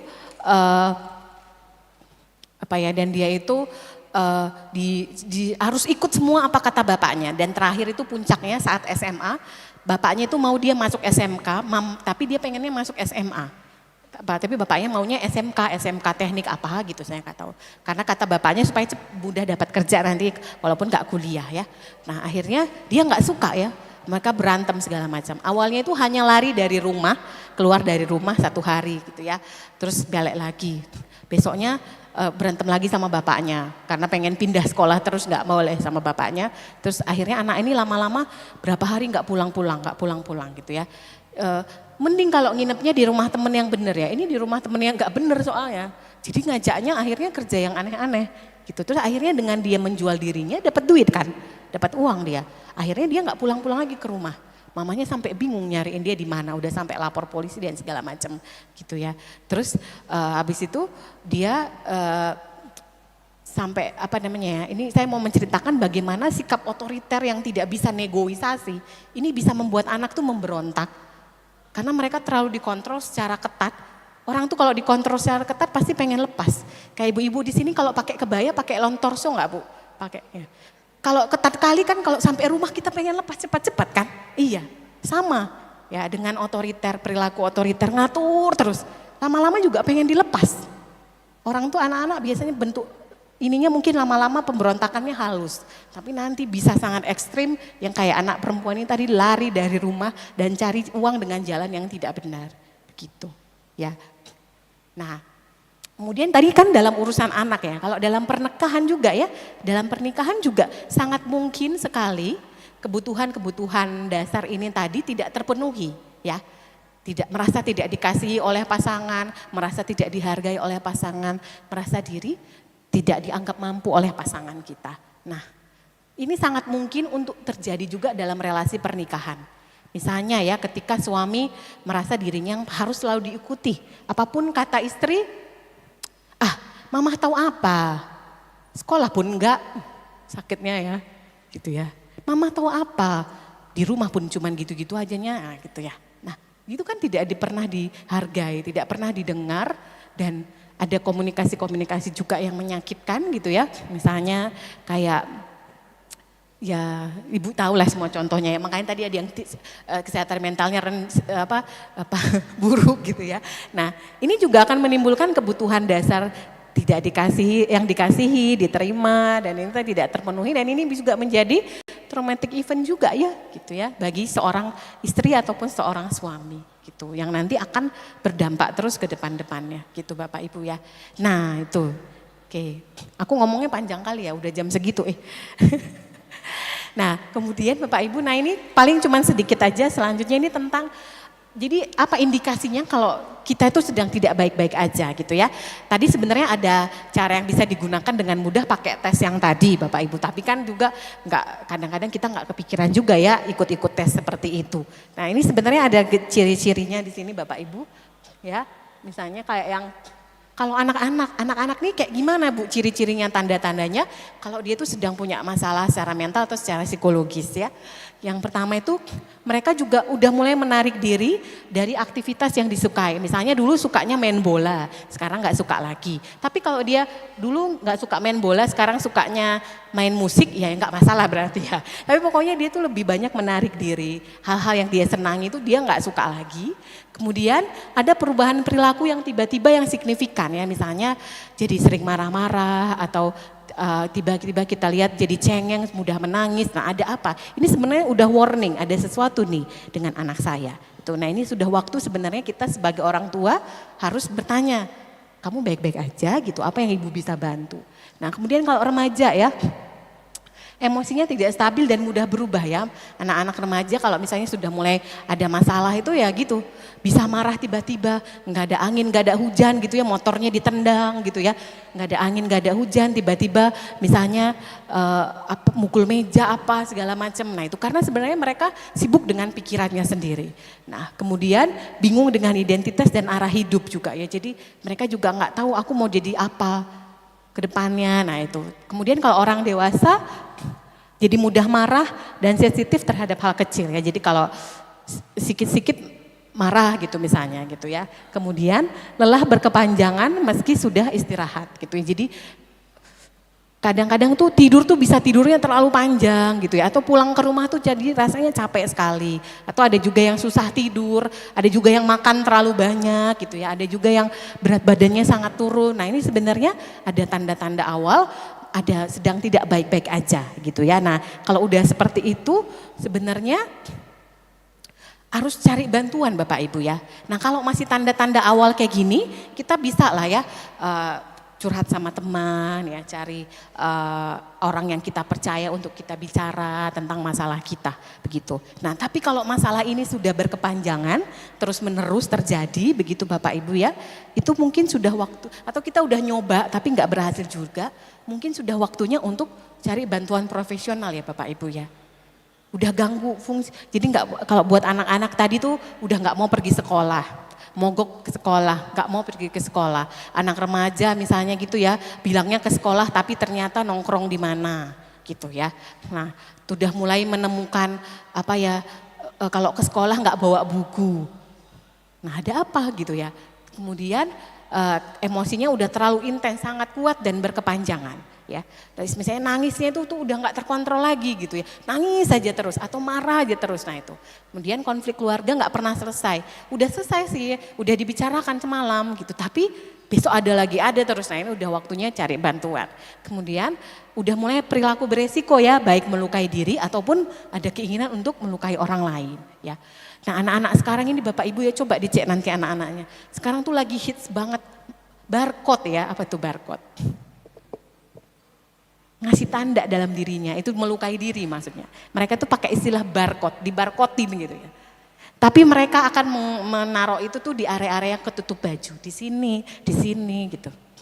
Nah itu, kita nggak lihat tuh biasanya orang tua, kalau kita nggak deket sama anak kita pasti kita nggak tahu. Tapi kalau kita deket tuh biasanya udah kelihatan ya. Ada tuh yang, kenapa kamu kok pakai bajunya panjang tangan terus ya? Ada apa memangnya? Nah itu, kenapa gitu ya. Nah terus juga kalau remaja menunjukkan perubahan yang signifikan itu tadi ya, ada yang biasanya pakai bajunya kayak gini, sekarang berubah, ada apa gitu ya. Nah kecuali dia ikut kegiatan apa yang harus pakai baju tertentu, nah itu mungkin wajar. Tapi nanti ada yang perubahannya itu signifikan, nah ini kalau udah seperti ini itu harus lebih baik cari bantuan profesional ya. Profesionalnya itu siapa aja Bapak Ibu ya. Nah sebenarnya bisa ke terapis, bisa ke konselor atau juga psikolog, atau juga ke psikolog itu nanti bisa ke pimpinan-pimpinan religius kita, misalnya ke pendeta atau penatua di gereja seperti itu. Terus juga bisa ke support group tertentu ya. Jadi misalnya di sini misalnya ada persekutuan wanita, ada persekutuan pemuda gitu ya, ada persekutuan bapak, kaum bapak gitu. Nah itu adalah kelompok-kelompok dukungan yang bisa kita gunakan juga untuk membantu kita gitu ya. Kalau di sebenarnya kalau di Kemenkes ya, kalau nggak tahu saya tuh, aku lupa hotline-nya apa, bahkan punya hotline di Kemenkes itu buat orang-orang yang mau bunuh diri. Itu psikolognya standby 24 jam. Saya dulu pernah daftar juga ya, jadi Kemenkes tuh buka kayak gini, oke, ini pengabdian ya, jadi untuk psikolog-psikolog seluruh Indonesia boleh daftar dan boleh pilih jam di mana dia akan online untuk get ready, untuk bersiap-siap kalau ada yang nelpon, ada yang mau bunuh diri gitu. Nah itu Kemenkes punya hotline itu begitu ya, itu contohnya. Bapak Ibu ketika kapan kita bisa mencari bantuan gitu ya. Nah harapan saya Bapak Ibu tuh nggak usah sampai sini gitu ya. Nggak usah sampai harus mencari masalah profesional masing-masing. Nggak usah mencari bantuan profesional, tapi mungkin bisa diselesaikan di rumah dengan cara apa? Bentar, let me see. Dengan cara yang ini tadi Bapak Ibu. Menjadikan rumahnya tempat untuk pulih. Bukan tempat sumber luka. Itu caranya. Sederhana tapi memang perjuangannya harus luar biasa ya. Oke. Nah mungkin segitu dulu dari saya. Saya kembalikan ke Pak Pendeta, silakan.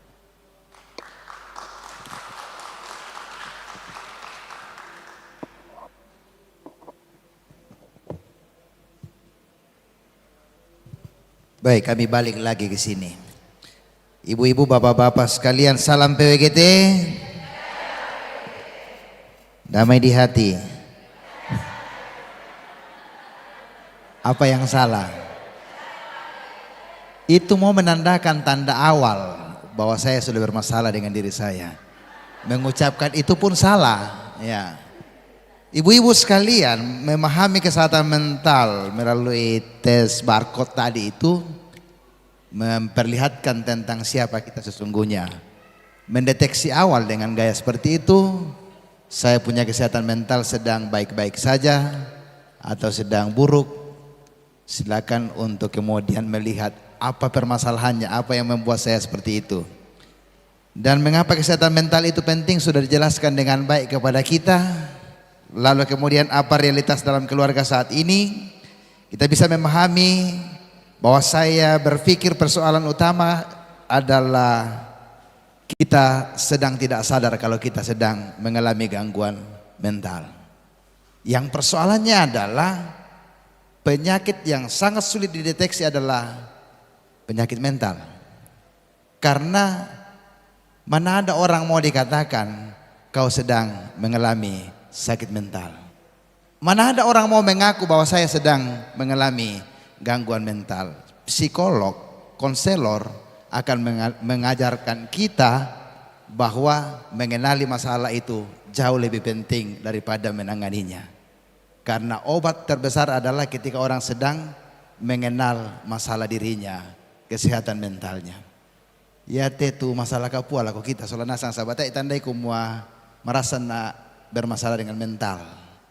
Dan yang membuat orang itu kadang-kadang sulit sekali adalah tidak mau disebut sebagai orang yang sedang bermasalah mentalnya.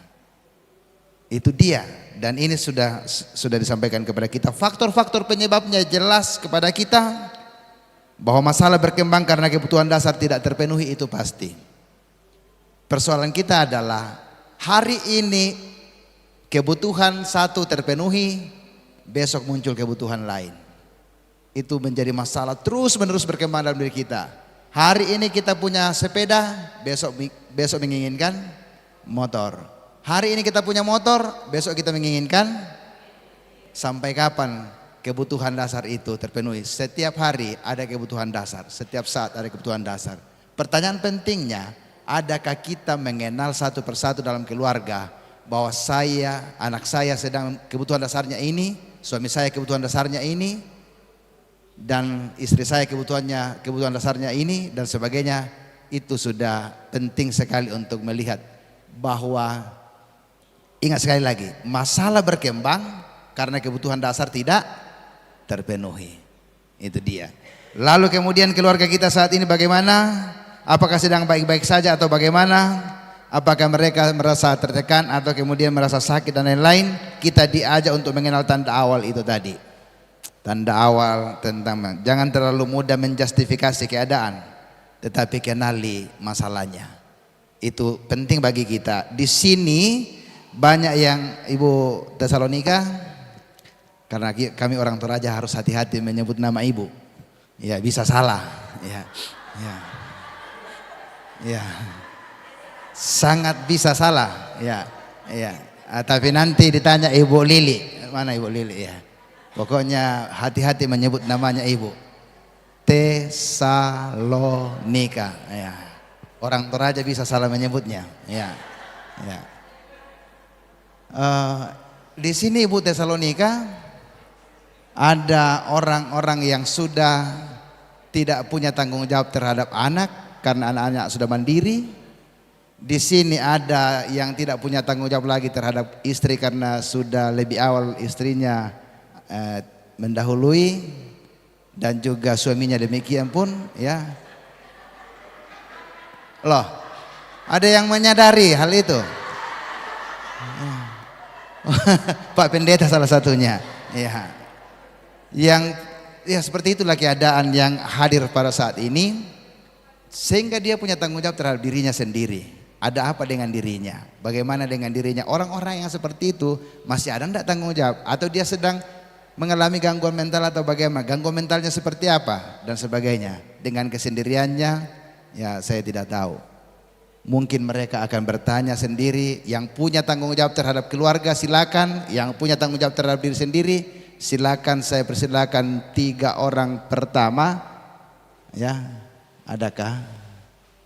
Ada Ibu Agatha, ada, tunggu dulu saya harus berdiri melihatnya. Kalau ada 3 kita persilakan lagi nanti. Ada Ibu Agatha di sini. Ibu, aduh kenapa rabun mataku? Ibu Patandean ya? Oh iya. Ya, kemudian Ibu Marta, Ibu Rita, 4 dulu, 4 baru nanti diulangi lagi kalau ada. Silakan mic diberikan. Ya. Ibu Agatha pertama. Agatha punya mic sendiri. Selamat siang Ibu Tessa. Terima kasih untuk materinya. Ini sangat relate dengan kehidupan kami ibu-ibu yang punya anak-anak, apalagi generasi alfa dan beta yang katanya secara kepribadian mereka berbeda dengan generasi-generasi sebelumnya. Ya, tentu karena ada perbedaan generasi, pasti ada perbedaan gaya komunikasi, Ibu. Dan kadang-kadang kita sebagai orang tua menerapkan pola asuh tadi yang seperti Ibu jelaskan, pola asuh kita secara tidak sengaja dipengaruhi oleh pola asuh orang tua yang diterapkan kepada kita. Dan itu kadang kita lakukan secara tidak sadar. Maksudnya kita tidak bermaksud seperti itu, tapi karena itu sudah berlangsung secara terus-menerus di hidup kita, akhirnya kita juga meneruskan kepada anak tanpa tahu itu positif atau negatif. Nah, sebagai orang yang punya beberapa peran yang berbeda, sebagai anak, sebagai istri, sebagai orang tua, saya secara pribadi terus belajar dan saya sangat menyadari diri saya bahwa saya tidak sempurna. Perlu menjadi orang yang sehat secara mental dulu terlebih dahulu, Bu, untuk bisa membangun keluarga yang sehat secara mental juga. Tapi bukan untuk mencari keluarga yang sempurna. Bagaimana dulu supaya keluarganya bisa sehat secara mental. Apalagi kita sebagai ibu-ibu yang katanya kesehatan mental keluarga itu sangat dipengaruhi oleh kesehatan mental ibu. Mungkin saya, mohon maaf saya agak panjang, saya cerita sedikit. Saya pernah terkena panic attack, Ibu Tessa, panic attack.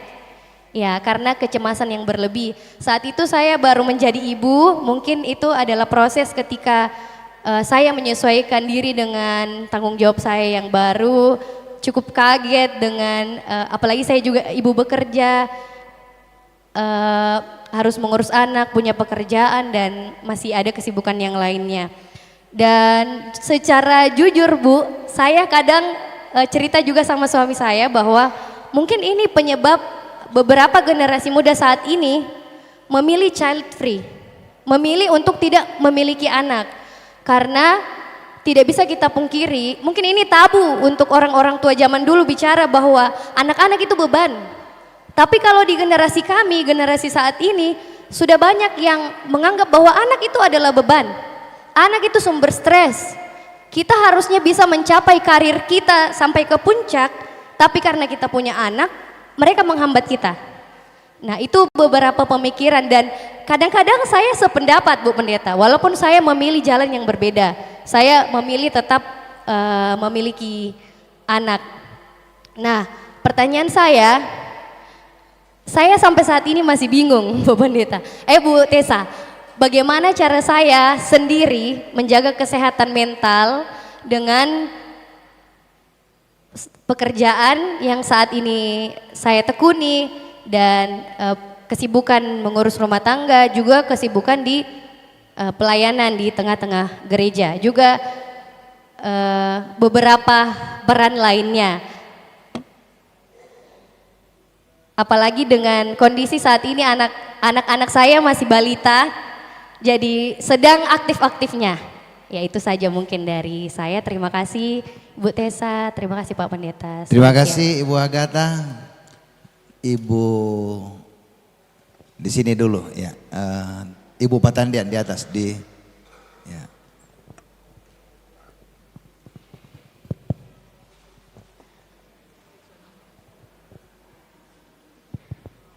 Terima kasih atas kesempatan yang diberikan kepada kami. Terima kasih untuk pemateri dan moderator. Tadi sempat kami menyimak bahwa anak-anak kalau mau keluar rumah minta izin sama mama. Ma, boleh saya keluar? Terus ibunya menyerahkan kepada bapaknya, minta izin sama bapak. Setelah dari bapak kembali ke ibu. Jadi anak-anak bingung, saya mau minta izin kemana sebenarnya. Kadang anak-anak langsung melarikan diri ke kamar karena tidak menemukan jawaban yang tepat. Nah, seandainya jawaban itu salah satu dari apakah suami atau istri yang mengiyakan bahwa oke. Setelah perjalanan dari kata oke itu mengalami mungkin anak-anak tersandung atau bagaimana setelah kita mengiyakan. Kadang salah satu yang tidak mengiyakan tadi setelah anak-anak tersandung kadang mengatakan, nah itulah karena engkau memberikan izin. Setelah kita memberikan izin, dia bilang, nah itulah karena engkau memberikan izin, makanya terjadi demikian. Kalau itu kita maunya bagaimana, Bu? Apakah anak itu kita larang karena kadang kita orang tua itu terlalu mencemaskan. Apalagi kalau kita baca di sosmed, keadaan Makassar ini sudah terlalu sering adanya curanmor atau busur-busur. Nah, itu sebagai kita orang tua itu kita yang cemaskan. Atau kadang anak-anak kita dalam perjalanan setelah kita membuka sosmed ada tiba-tiba muncul ada kekacauan di sini. Nah, setelah kita menelpon anak kita tiba-tiba karena kita menelpon dan dia mau secepatnya sampai di rumah, akhirnya dia sendiri yang mendapat kecelakaan karena mungkin membawa kendaraan dan kita sementara menelpon, mungkin anak kita bilang saya mau dengar telepon mama saya atau bapak saya, akhirnya dia mengangkat dan dia sendiri yang celaka. Kalau begitu, Bu, mungkin pertanyaan saya, kita sebagai orang tua, kita memposisikan diri seharusnya bagaimana supaya anak-anak jangan lari dari rumah karena menganggap bahwa kita tidak memberikan izin, akhirnya rumah bukan tempat mereka untuk mengadu, tetapi lebih baik dia mengadu ke temannya atau ke mana dia bisa mengadu, akhirnya rumah bukan tempat untuk dipulihkan. Mungkin itu, Bu, dari kami. Terima kasih. Baik, terima kasih. Berikutnya, tapi ini saya kadang-kadang konselor psikolog tidak suka untuk memotong orang untuk berbicara, tapi saya hanya mengingatkan saya supaya semua yang disampaikan tegas dan singkat dan lugas. Silakan Ibu Marta. Iya, terima kasih atas kesempatan ini. Selamat siang Ibu Tesalonika. Saya sungguh sangat berterima kasih atas kehadiran Ibu. Sebenarnya saya menyesal karena anak saya tidak hadir. Anak saya yang seharusnya hadir tetapi lain dan suatu hal yang tidak bisa ditinggalkan. Pertama saya mau tanyakan, saya ini seorang nenek, oma, tapi sangat khawatir melihat cucu saya. Yang tertua kelas 2 SD, ke bawahnya TK, kemudian berturut-turut ke bawah 2 ibunya. Dan itu semua sudah mulai dengan game. Umur 3 tahun sudah tidak bisa lepas game. Yang sekolah pun begitu, tidak bisa lepas dari selain nonton game. Tugas dari sekolah hanya bisa dikerjakan ketika mamanya ribut. Saya bilang ke mamanya, "Nak, dulu saya tidak pernah terlalu berteriak-teriak seperti begitu. Kenapa? Setiap maunya anakmu kau turuti. Mungkin salah ini pesan mama dari orang tua saya, dari nenek saya, karena saya tidak besar dengan bapak saya, orang mama saya. Nenek saya bilang, di ujung lidi itu ada sebutir emas. Minta maaf nak, tanpa permisi saya akan pukul anakmu pakai lidi kalau sudah keterlaluan. Nah suatu saat ketika cucu sudah mulai agak keterlaluan melawan mamanya, kakeknya marah, didatek dagunya, maminya marah. Tapi waktu itu saya tidak ada. Saya pulang, kakek bilang, marah itu anak tidak. Saya punya anak 2, tidak boleh saya sebut namanya. Kenapa? Ya kejadiannya seperti begitu. Saya bilang, saya kasih tahu anak saya, nak saya sudah bilang, mungkin didikan orang tua saya salah kah atau betul bahwa di ujung lidi ada sebutir emas. Kita memukul anak kalau memang sudah keterlaluan, jangan memukul serta-merta begitu saja. Sebelum memukul berdoa dulu. Betul, betul. Saya bilang minta maaf Tuhan, saya pukul anakku demi kebaikannya. Iya betul.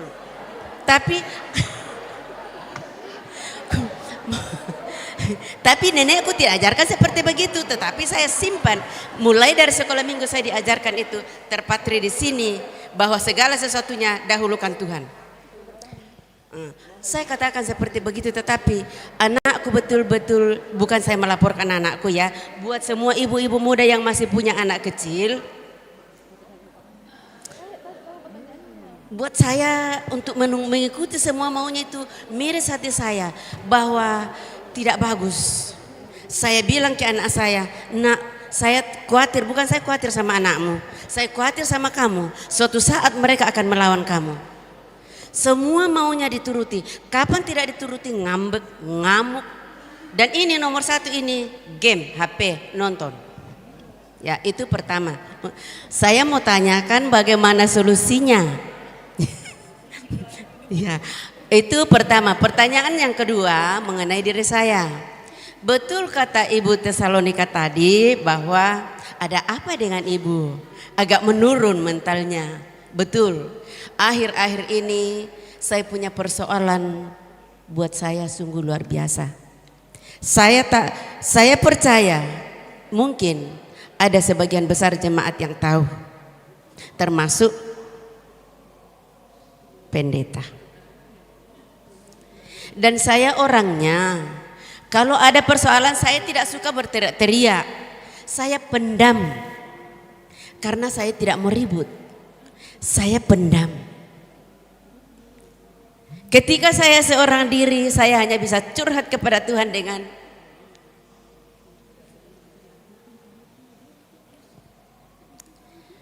anakku bilang, "Ma, diucapkan kalau ada yang tidak disuka, jangan diam. Kita ini semua bukan malaikat.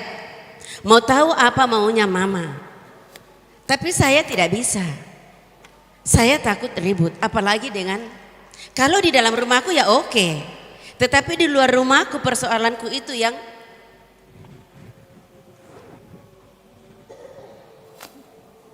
sangat-sangat tidak bisa saya. Sesungguhnya saya tidak bisa hadapi, tapi hanya karena Tuhanku ada, saya bisa ada sampai saat ini.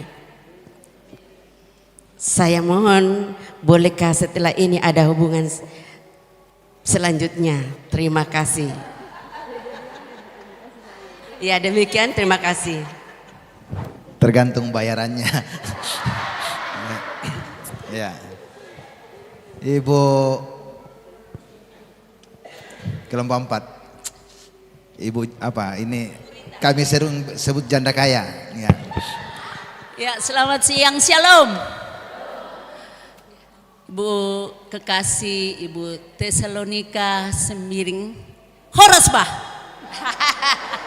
Ya, puji nama Tuhan. Terima kasih waktu dan kesempatan diberikan bagi kami. Secara khusus saya sangat bersyukur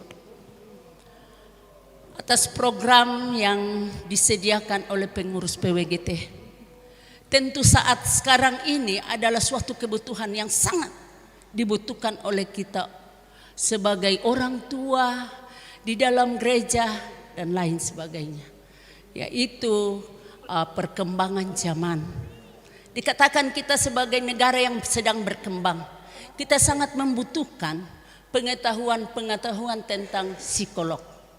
Ya, terima kasih atas kehadirannya Ibu. Tadi dikatakan saya sebagai seorang janda, Bu. Tentu mental saya tidak sama waktu pasangan saya masih ada. Tetapi puji Tuhan tadi saya sudah jawab, mental saya sedang. Itu pertanda bahwa saya pasti punya kekurangan, punya keterbatasan. Hanya Tuhan yang sempurna. Jadi begini Ibu, saya punya anak 3, cucu sudah 2 ya. Puji Tuhan, semoga Tuhan campur tangan tahun ini bisa 3. Olehnya itu Ibu, mungkin ada tips buat saya supaya mental saya lebih kokoh lagi sebagai seorang janda menghadapi tantangan yang begitu berat ke depan. Terus yang kedua, ada yang saya tanyakan, ini kasus ponakan suami saya almarhum. Kecil dulu sempat saya bawa, karena anak ini sudah dipisahkan, terpisah orang tuanya semasa kecil karena perbedaan iman. Akhirnya anak ini dibesarkan oleh nenek mertua saya bersama dengan ipar-ipar saya di Palopo. Dia berkembang dan berkembang, saat ini sudah tamat SMA. Sebenarnya jenius sekali Bu. Namun tadi dikatakan ada ciri-ciri gangguan mental di mana dia suka menyendiri di dalam kamar. Sering dia ungkapkan itu masalah di dalam keluarga. Bapak, mamanya. Mama saya begini, mama tua. Bapak saya begini, mama tua. Sudah. Dia sampaikan kekurangan mamanya. Saya hanya arahkan, nak, mungkin secara kebetulan kau dilahirkan begini. Tetapi satu hal kau harus bersyukur. Mamamu masih pikirkan keselamatan iman buat kamu. Dan kalau memang dia biarkan, tidak mungkin kau ada sebagaimana ada. Dia masih ada omamu, nenekmu, keluargamu. Berarti dia masih peduli. Karena kau masih membutuhkan kebutuhan di dalam kehidupanmu. Dia masih harus tanggung jawabnya mencari uang demi melanjutkan kehidupanmu sampai sekarang. Anak ini tamat SMA, malahan bebas tes kemarin dibutuh ke Bali, tapi ya karena itu dari kedua orang tuanya tidak mampu untuk membayar semuanya itu. Baru-baru ke Sorong kembali. Kenapa kok kembali nak? Katanya bapakku panggil saya. Diapain bapakmu? Katanya mau disekolahin. Benarkah tidak? Saya tidak bisa memaksakan ibu karena apa? Saya mau anak ini bisa membandingkan. Apakah yang disampaikan bapaknya betul-betul dia punya prinsip atau tidak. Dan supaya dia bandingkan apa yang dialami di pihak mamanya dan di pihak bapaknya. Jadi kira-kira mungkin saya minta tolong kira-kira solusinya bagaimana kepada anak ini. Saya sangat bersyukur dia masih percaya saya. Dia masih sampaikan hal-hal apa yang di dalam isi hatinya karena dia katakan saya masih percaya mama tua. Kadangkala saya juga ya agak keras di dalam mendidik. Tetapi puji Tuhan saya bilang, kau denda mama tua kah? Tidak mama tua, saya juga seandainya sama mama tua terus sampai saat ini mungkin saya sudah bagaimana. Tetapi karena keadaan waktu itu saya terpisah dengan dia. Jadi sementara dia menganggur sekarang, kira-kira solusinya bagaimana? Terima kasih waktu kami kembalikan. Selamat siang. Terima kasih. Salah satu hal yang paling penting adalah ketika sudah menyampaikan isi hatinya sudah selesai masalahnya. Ya. Silakan Ibu Tesalonika direspon. Ya. Sudah selesai lah ini Pak Pendeta, udah mengungkapkan isi hati semua kan? Oke, yang pertama tadi dari Ibu Agatha ya Pak ya? Ya dari Ibu Agatha tadi tertanya tentang apa ya bingung bagaimana cara menjaga kesehatan mental di tengah-tengah banyak sekali kesibukan seperti itu ya Bu kata. Terus juga ada keinginan untuk punya karir yang bagus apa segala macam, dan ini kadang-kadang membuat kita juga orang-orang juga mempertanyakan keputusannya untuk punya anak begitu ya Ibu ya. Oke. Nah, sebenarnya saya juga sama ya Bu, saya juga punya anak masih kecil seperti itu, dan juga saya senang dengan pekerjaan saya, dan pekerjaan saya ini menuntut saya harus juga memperhatikan anak orang lain. Karena kan ada mahasiswa ya Bapak ya Ibu ya, jadi bisa, dan kebetulan sekarang saya jadi kaprodi, jadi anak saya ada 700 ya. Anak saya ada 700 dengan berbagai karakter, dan ditambah satu anak di rumah yang dipercayakan Tuhan secara personal untuk saya gitu. Nah, gimana caranya gitu ya Ibu ya. Nah, sebenarnya kembali lagi ke tadi ya Ibu ya, akan ada kebutuhan dasar kita sebenarnya dihargai, dikasihi, dan dianggap mampu. Ketika semuanya ini bisa terpenuhi di rumah, sebenarnya sudah cukup. Kita kadang-kadang ingin mencapai karir karena kita merasa dengan karirlah baru kita dihargai. Kita pengen membuktikan diri karena dengan itulah kita akan dilihat orang-orang. Tapi ketika kita merasa itu cukup dan kita dapat dari rumah, sebenarnya kita pulang ke rumah tuh dengan bahagia. Terlepas di kantor mungkin kita dianggap kinerjanya standar lah, biasa gitu ya. Tapi ketika pulang di rumah kita dianggap anak kita mama yang luar biasa, istri yang ini cerdas misalnya menurut suami kita. Dan itu sebenarnya sudah bisa menggantikan cara kita memenuhi kebutuhan kita untuk dihargai, gitu. Nah, jadi harus gimana caranya? Maksudnya kita menjadikan rumah kita sebagai sumber untuk memenuhi yang tadi. Karena untuk memenuhi kebutuhan itu Bu, banyak caranya dari luar sebenarnya. Tadi dengan berkarir kita dihargai orang, dengan kita ini. Tapi itu kita menggantungkan kebahagiaan kita jadinya di luar rumah gitu. Padahal yang paling tepat itu kan kebahagiaan kita itu sebenarnya sumber awalnya harusnya dari rumah kita ya pertamanya gitu. Jadi kalau kita sudah melihat rumah kita nanti sebagai tempat sumber di mana kita dihargai, dikasihi, dan dianggap mampu, dan itu sudah cukup, sebenarnya kita nggak perlu lelah-lelah untuk membuktikan diri di luar sana. Memang jadi wanita karir tuh oke ya, dengan kita punya karir kita harus punya sisi yang lain. Oh, dengan aku punya karir bagus, ini sebenarnya contoh buat anakku nanti jadi punya karir juga. Tapi bukan untuk aku punya karir bagus supaya aku dihargai orang di luar. Tapi aku punya karir yang bagus karena aku ingin menunjukkan ke anakku, beginilah berkarir yang benar, seperti itu. Jadi fokusnya adalah di rumah kita. Nah, terus kalau nanti suatu saat ternyata Ibu Agatha ada hal-hal lain lagi yang masih mengganggu, mungkin bisa cari bantuan yang lebih profesional begitu ya Bu ya, karena mungkin ada hal-hal lain yang di balik sana yang mungkin tidak bisa diungkapkan saat ini ya. Sampai tadi soalnya katanya ada panic attack seperti itu ya. Nah, nanti kalau udah sampai itu sebenarnya gejala yang benar-benar harus cari bantuan profesional gitu Ibu ya. Terima kasih. Oke. Kemudian tadi yang kedua dari Ibu, siapa Bu? Tadi namanya yang di belakang? Ibu Patandean ya. Oke, Ibu Patandean ini. Nah, tentang urusan bagaimana kesepakatan antara suami dan istri begitu ya Bu ya dalam bersikap kepada anak. Nah, ini juga menjadi tantangan sebenarnya. Harus seperti apa gitu melihat bersikap kepada anak. Yang paling penting adalah sepakat Bu. Sepakat antara suami dan istri, supaya nanti ke belakangnya tidak ada lagi saling menyalahkan. Dan pola asuh yang benar adalah adanya keselarasan antara suami dan istri. Itu adalah yang paling penting pertama kali. Kalau memang kata suami tidak, istri juga harus meyakini bahwa itulah yang benar, tidak. Kalau kata ibunya tidak, kata ayahnya suami istrinya iya, berarti suami juga harus sepakat bahwa iya gitu. Nah, karena orang tuanya kan nggak cuma satu ya Bu. Orang tua itu suami dan istri. Ya, suami dan istri. Jadi tidak ada orang tua itu cuma ibu aja, cuma bapak aja. Tapi itu lengkap kalau orang tua tuh ya suami dan istri. Jadi harus sepakat supaya anak tidak bingung.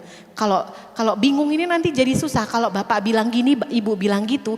Nah, akhirnya anak-anak ini bisa memanfaatkan itu juga. Nah, Tadi kan kata mamahnya nggak boleh keluar, kata bapaknya bilang iya gitu kan ya. Nah ini anak-anak tuh kadang-kadang bisa memanfaatkan, oh ini kalau minta izin soal si A nggak mungkin diizinkan sama mama, tapi minta izinnya sama bapak. Nah kalau yang urusan yang ini nggak bisa nih diminta izin sama bapak, pasti nggak boleh, tapi sama mama pasti bisa. Nah itu mereka kadang-kadang memanfaatkan itu supaya dapat izin, yang penting dapat izin gitu ya, mau dari yang mana juga. Nah itu, terus kemudian terkait dengan bisa terjadi ada hal-hal yang tidak kita inginkan di luar sana begitu ya Ibu ya, dengan keputusan yang kita ambil seperti itu. Nah kalau terkait apa yang terjadi di luar sana itu mungkin ada hal-hal yang tidak bisa kita kontrol ya Bu ya. Kan kita nggak bisa mengendalikan di sana ada kerusuhan. Kita nggak bisa mengendalikan di sana apa yang terjadi. Yang bisa kita kendalikan adalah kita dan keluarga kita. Gitu. Nah, jadi fokus pada anaknya. Ketika kita mengajarkan, boleh kamu pergi, tapi kemana dan jam berapa. Dan apa penyebabnya, hanya boleh pulang jam segini, hanya boleh berada di daerah sini, harus melapor jam berapa, apa penyebabnya. Saya punya adik laki-laki, dia kalau pergi itu gak pernah ngasih tahu dia pergi kemana, pulangnya jam berapa, dan perginya sama siapa. Saya kan tinggal sama dia itu saya stres banget loh Pak Pendeta. Soalnya anak laki-laki, walaupun anak laki-laki kan zaman sekarang itu bisa terjadi banyak hal ya. Dia nanti pergi itu bawa tas, bawa baju dia misalnya, bawa baju, dia nggak ngomong tuh pas saya pulang kerja, tahu-tahu nggak ada di rumah, terus di telepon nggak diangkat, di WA nggak dibalas, saya bisa frustrasi tuh, ya. Terus akhirnya dia pulang, saya jelaskan ya. Terus dia bilang gini, kau sibuk kali, kau pun bukan mamaku, cuman kakak gue pun banyak kali aturanmu katanya gitu. Terus saya kasih pengertian kepada dia. Saya bertanya bukannya melarang nggak boleh, tapi saya pengen tahu kamu di mana dan sedang apa, bersama siapa. Jadi kalau kenapa-napa aku bisa nanya, bisa tahu kan aku harus ngontak siapa gitu. Oh, terus akhirnya setelah saya bilang, oke. Jadi setelah itu dia kalau pergi dia akan kasih tahu, besok aku pergi ya ke Jogja sama temanku 3 hari nggak pulang. Temanku yang ini. Oke. Ini nomor HP-nya kalau kau perlu. Udah gitu. Karena saya kasih tahu alasan kenapa saya harus menghubungin dia, bukannya nggak boleh. Dia kan juga sudah dewasa. Tapi dia tahu bahwa ada. Terus saya kadang-kadang bilang gini, kalau misalnya aku kenapa-napa, terus aku mau ngasih tahu samamu, aku nggak tahu kau di mana. Oh iya juga ya katanya gitu. Misalnya ada keluarga yang tiba-tiba meninggal kau nggak tahu kau di mana. Kalau aku nggak bisa ngubungi. Jadi ada alasan yang kita jelaskan kenapa itu tidak boleh dan atau kenapa harus seperti itu. Supaya anak-anak kita yang sudah remaja ini bisa akhirnya memutuskan dan mengetahui konsekuensi nanti yang harus diantisipasi ke depannya apa. Karena kalau kita kontrol penuh nanti juga susah ya Bu. Lama-lama dia ambil jalan sembunyi-sembunyi untuk pergi ke suatu tempat yang sebenarnya kita nggak boleh gitu. Nah itu mudah-mudahan bisa menjawab pertanyaan Ibu. Kemudian yang ketiga Ibu siapa tadi Pak Pendeta? Ibu Marta. Ibu saya nulisnya Ibu Magdalena, bahkan Ibu Marta dan Magdalena, Ibu Marta ya. Nah ini seorang nenek yang luar biasa gitu ya Bu, tentang pemakaian game di anak-anak usia 3 tahun ya. Nah Bapak Ibu kita perlu menyadari game itu sebenarnya apa terlebih dahulu. Game itu dibikin oleh penciptanya bukan untuk dipakai sekali, tapi akan membuat orang terus untuk ingin pakai. Kalau enggak gamenya itu enggak game bagus. Game yang bagus adalah game yang membuat orang ingin selalu main. Itu adalah dasar pembuatan game ya gitu. Nah jadi intinya kalau anak udah mulai keinginan dia untuk terus main pasti ada. Nah itu yang harus kita ajari untuk kontrol. Untuk anak-anak usia 3 tahun dan SD segala macam, kemampuan kontrol mereka itu belum sebesar orang dewasa. Kalau kita kan masih bisa lah kita nonton drama Cina sebentar lagi lah aku masak ya sampai jam 5 aku nonton drama Cina. Nanti habis itu aku masak. Nah itu kemampuan itu masih bisa. Tapi kalau anak-anak itu masih susah. Makanya perlu bantuan orang dewasa untuk mengontrol dan mengaturnya.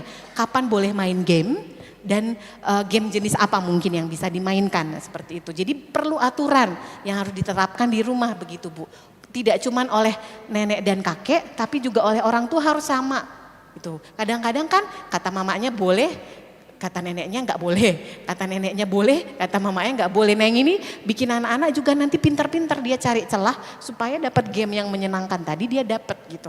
Nah jadi kita harus konsisten. Kalau memang main gamenya boleh jam 7 malam ya jam 7 malam sampai jam 9 ya konsisten jam segitu gitu. Jadi tidak ada di luar itu gitu. Terus anak-anak ini kan mereka pengen main ya Bu, di HP itu permainan dan itu menyenangkan. Nonton itu juga menyenangkan, warna-warna yang menarik, suara-suara yang menyenangkan. Nah kita harus mencari alternatif kegiatan yang sama yang bisa bikin anak juga menyenangkan di rumah. Jadi dia akhirnya nanti tidak lagi mencari gamenya gitu Bu. Anak saya 6 tahun, dia juga senang main game dan senang main HP gitu ya, nonton. Tapi kami punya jam, dia hanya boleh main itu jam 7 sampai jam 9 malam. Habis itu nggak boleh lagi. Dan di awalnya itu ya pasti susah lah ya, tapi dia akhirnya sepakat bahwa jam 7 sampai jam 9 malam. Setelah itu nggak bisa. Terus kadang-kadang kan mamanya juga kelewat ya jam 9 malam, kami bikin alarm Bapak Ibu. Alarm, bunyi alarmnya berhentilah main gamenya. Kadang-kadang nawar juga, masih belum selesai mama, nanggung sedikit lagi, boleh nggak tambah? Boleh nggak 5 menit mama, 5 menit? Oh enggak. Yang jam 9 belnya bunyi ya bunyi udah selesai ya anak gitu. Nah itu cara yang bisa kita lakukan. Jadi kontrol itu harus dari kitanya, dari orang dewasa ya Bu.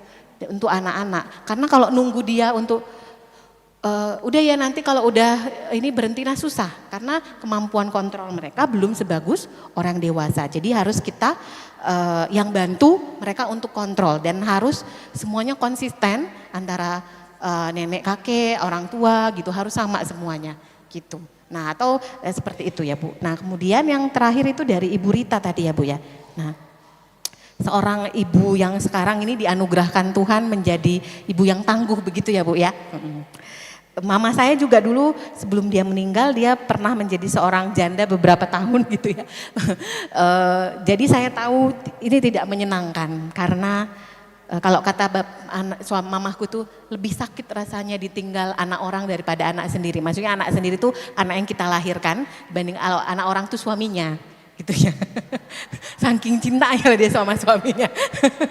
Mungkin bukan cinta karena di kebudayaan kami ya Bu, ketika seorang perempuan ditinggal mati oleh suaminya atau dia menjadi janda itu posisinya di adat jadi kurang penting begitu. Tidak terlalu ini lagi dulu gitu ya. Jadi dia melihat bahwa orang-orang sudah mulai bersikap berbeda padanya semenjak bapak saya meninggal dan itu berat buat dia seperti itu. Dan tapi dia juga harus tetap menyekolahkan adik saya. Waktu itu adik saya masih kuliah waktu bapak saya meninggal gitu. Dan tadi pertanyaan Ibu apa yang harus saya lakukan untuk menjaga tetap sehat secara mental begitu ya Ibu ya. Oke, nah ini hal yang sangat bisa diterapkan tidak hanya oleh Ibu tapi semuanya. Ketika kita tidak baik-baik saja, kita kalau menunggu orang peduli sama kita, entah kapan ya Bu. Ya, kalau menunggu Pak Pendeta untuk nelpon Ibu satu-satu entah kapan ya. Karena Pak Pendeta mungkin ada tugasnya ya. Kecuali Ibu melapor, Pak Pendeta saya butuh dilayani, kita akan datang. Atau ketika Ibu sakit dirawat ada informasi yang diperoleh, pasti gereja dan Ibu Pendeta, Bapak Pendeta akan datang. Tapi kalau tidak kan mungkin Pak Pendeta bisa lagi sedang menelpon yang mana-mana gitu ya. Jadi bisa sangat random kapan kita akan ditelepon. Nah, jadi kalau menunggu orang memperdulikan kita itu akan bisa sangat gak jelas gitu, sangat gak bisa kita prediksi. Nah yang perlu kita lakukan adalah kita melakukan memperhatikan diri kita sendiri Bu. Ya, ketika kita lelah, capek, hargai diri kita. Kalau menunggu orang menghargai kita susah ya. Hargai diri kita, lakukan hal yang kita sukai. Saya sering mengajarkan klien-klien saya untuk melakukan hal yang mereka sukai tapi jangan menghabiskan duit banyak ya, gitu ya. Karena nanti bikin masalah. Nah jadi biasanya misalnya hal-hal yang kita senengin aja Bu. Misalnya kalau misalnya makan otak-otak itu paling happy kita otak-otak di jalan A, kita ke situ misalnya. Itu kita akan lebih bahagia. Gitu ya. Terus juga atau hal-hal yang membuat kita bahagia itu yang kita lakukan. Minum kopi misalnya kalau kita memang senang kopi. Kenapa saya selalu mengajarkan anak saya kayak gini Bu. Dia dapat apa? Saya selalu bilang, kamu tahu nggak kenapa kamu dapat itu? Bukan karena mamanya cuma sayang sama dia, tapi karena kamu sudah lelah melakukan ini. Gitu. Oh iya Mama, saya dapat ini karena saya udah capek ya Mama untuk belajar. Iya.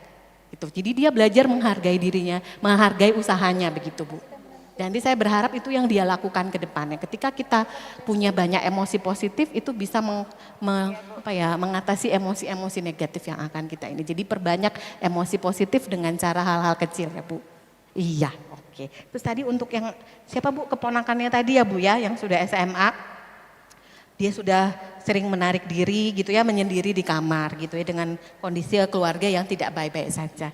Nah saya bersyukur sekali dia masih punya mama tua yang dia percaya. Mungkin hari ini kehadiran ibu di sini adalah apa ya, kayak Tuhan yang menempatkan ibu hari ini supaya kita tahu tentang dia. Anak-anak seperti ini ya Bu, yang dia butuhkan memang yang tadi ibu bilang, ada orang yang dia bisa percaya, orang yang ini dia. Dan juga dia sebenarnya butuh validasinya tentang perasaannya. Bahwa dia tidak baik-baik aja. Jadi kalau mungkin nanti ibu ketemu lagi, ada kesempatan dia menceritakan tentang keluarganya, kita bisa, sebenarnya yang dia butuhkan adalah pernyataan, pengakuan dari kita bahwa wajar kamu kayak gitu nak. Gitu.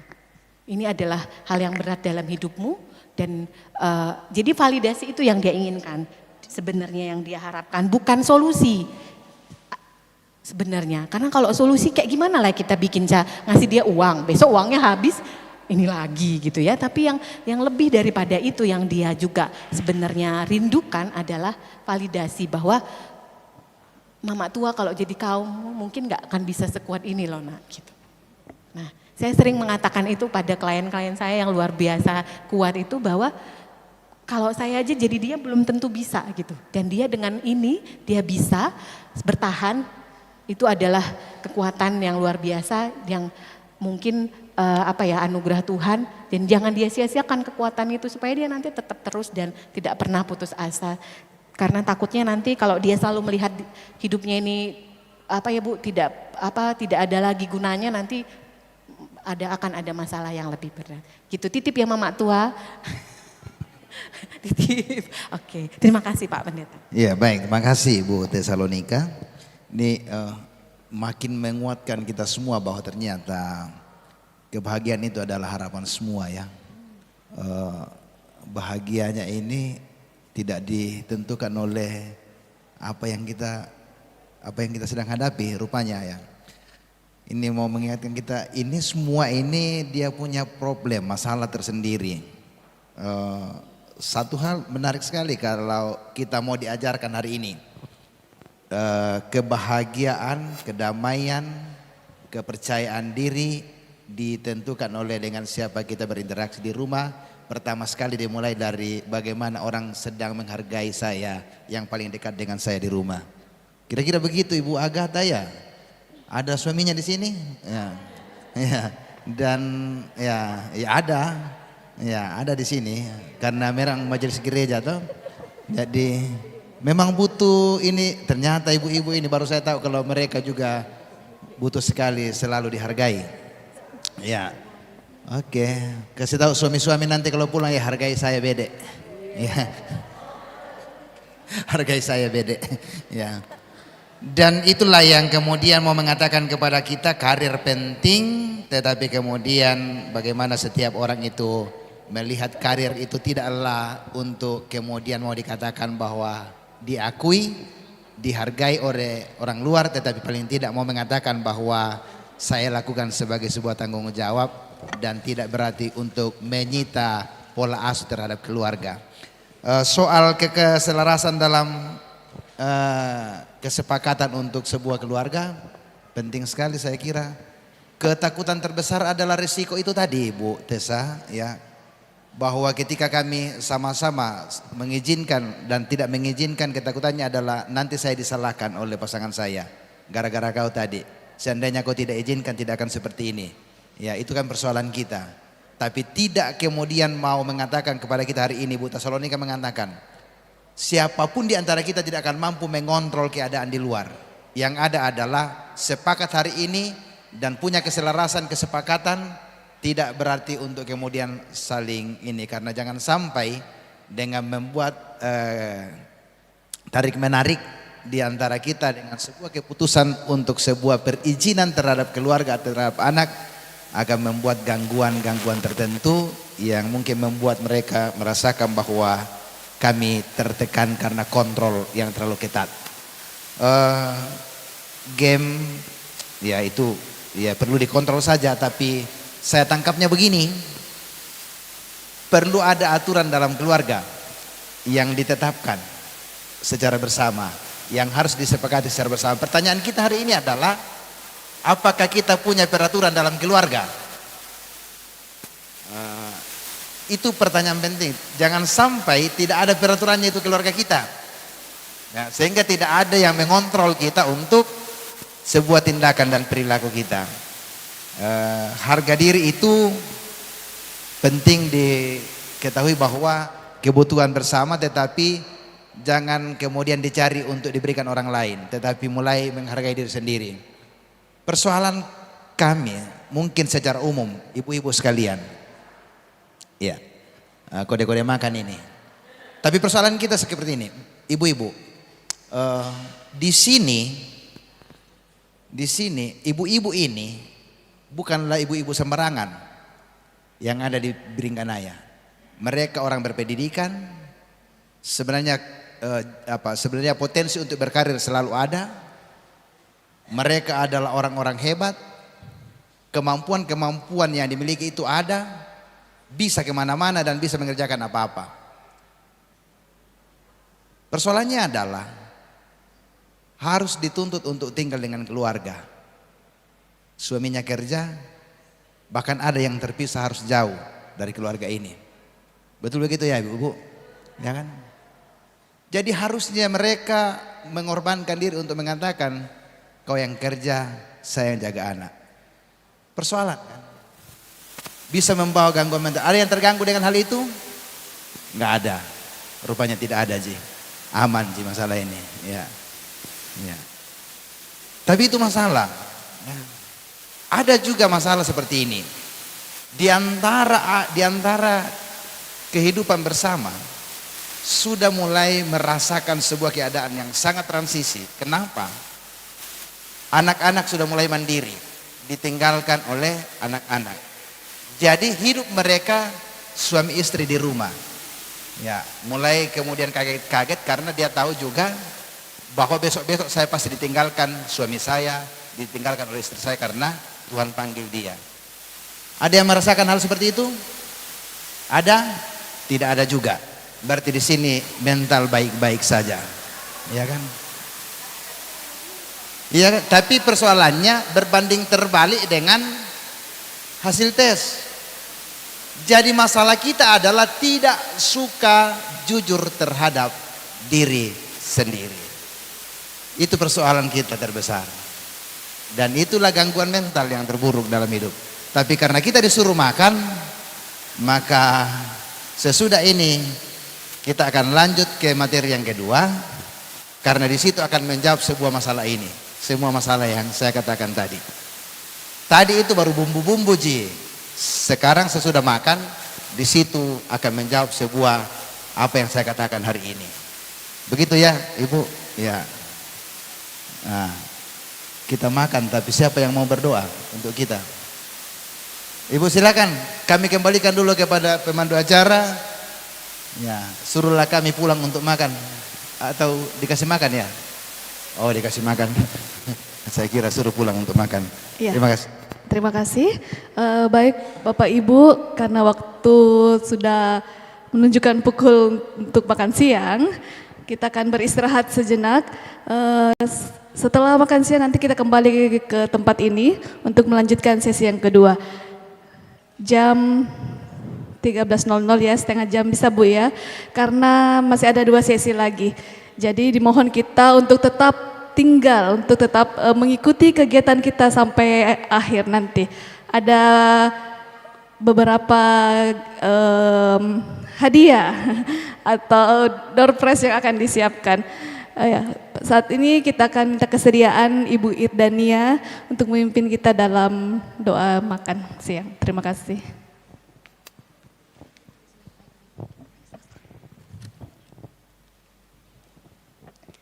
Iya, sebelum kita menikmati apa yang sudah disiapkan oleh pengurus, marilah kita sama-sama mengucap syukur dalam doa. Kita berdoa.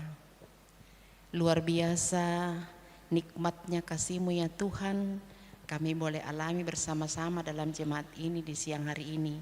Kami boleh tertawa, bergembira, di dalam kami mendapatkan ilmu untuk dapat mengenal kehidupan kami, diri kami, keluarga kami, apa yang sudah baik kami lakukan dan apa yang perlu kami benahi.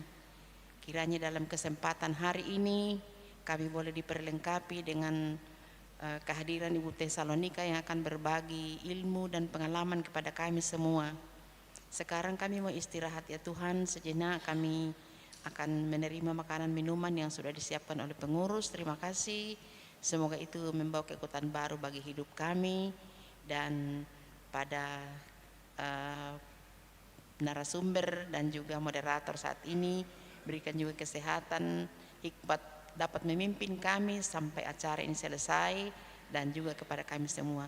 Terima kasih Tuhan, kami mengucap syukur dan berdoa. Amin.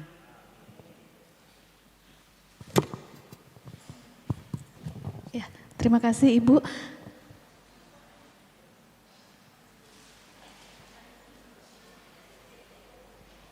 Ya, kepada teman-teman pengurus, ya mohon untuk dibagikan konsumsinya.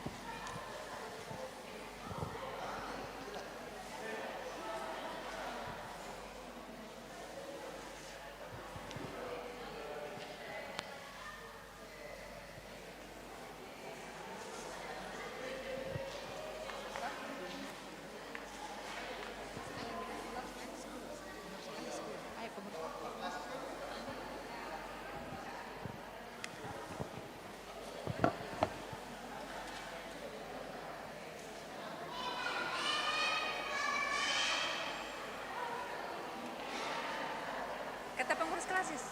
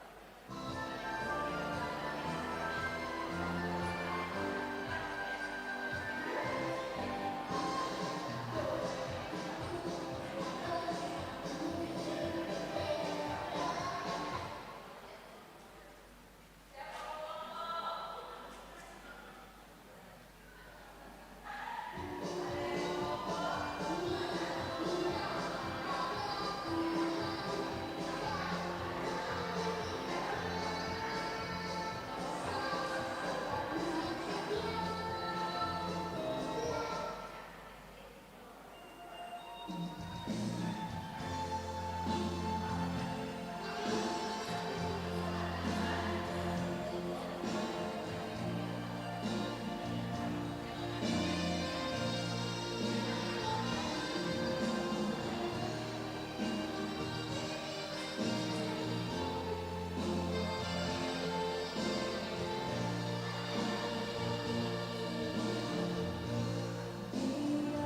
yang bersembunyi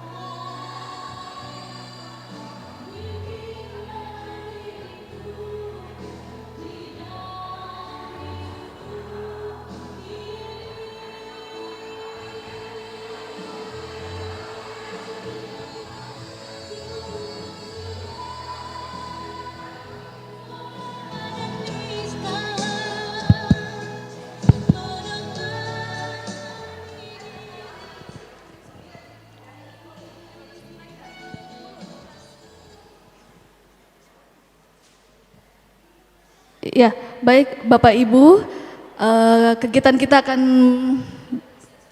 ya 10 menit lagi ya Bapak Ibu ya, kegiatan kita akan segera dimulai lagi.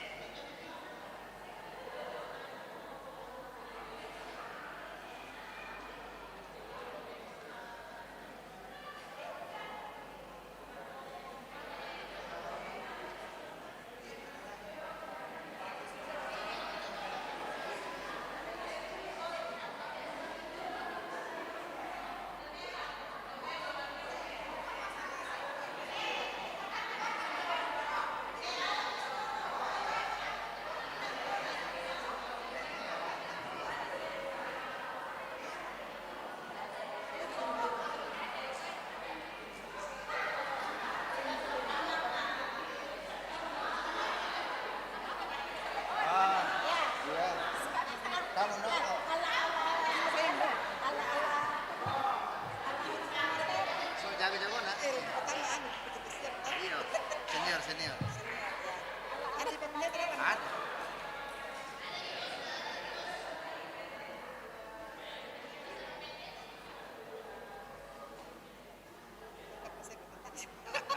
Iya, lagi sekali kirim juga.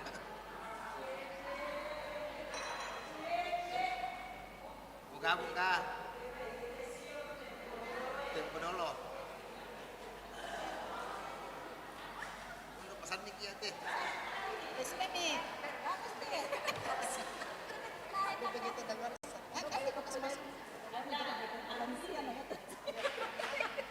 Akan keren ketukeran. Senior. Saya termuda di antara kita. Iya. Saya kan seusia si Samri. Ketinggu itu Samri. Samri Ren. Iya. Ada sekali. Cuma cepat keberuban.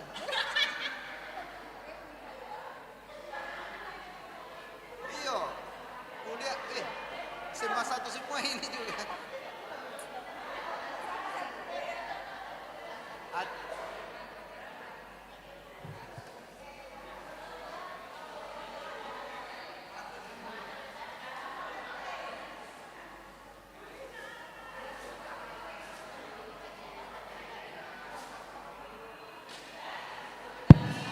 Tes 1 2.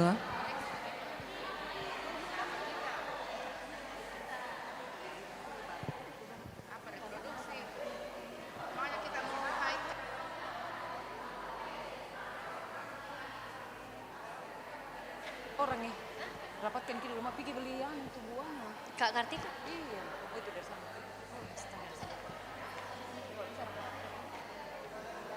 Jangan Kak MC. Oh iya, Di.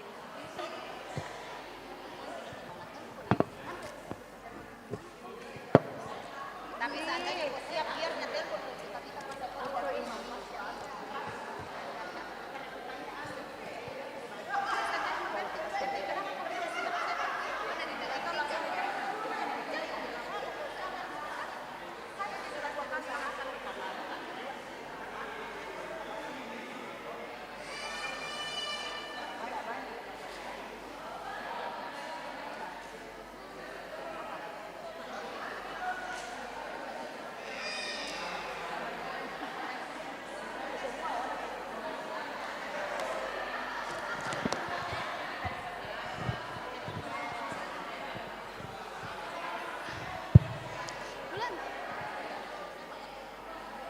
Cek.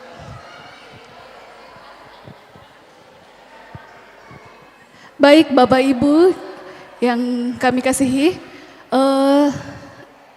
kita lanjutkan lagi kegiatan kita pada hari ini dan dimohon kepada Bapak moderator dan Ibu boleh, ke toilet boleh, silakan Bu.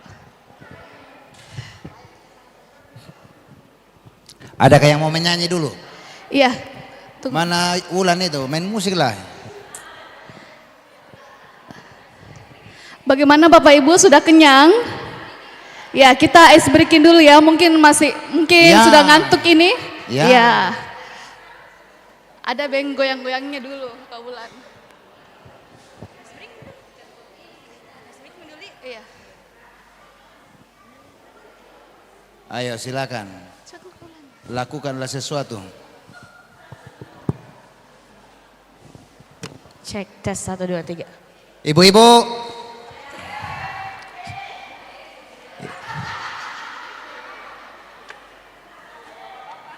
Sebenarnya ini yang membuat saya beta sama kalian ini karena iya.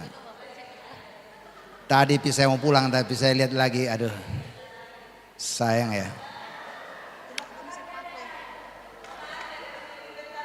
Oh iya. Adakah yang mau menari? Cek tes.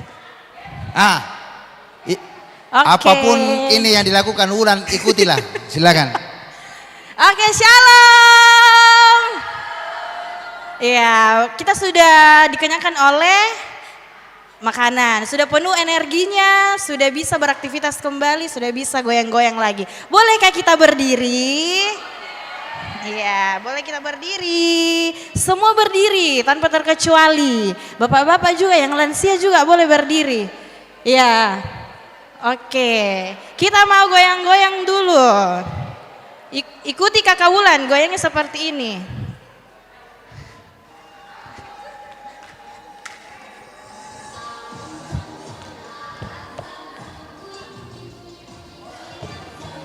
Aram sam sam.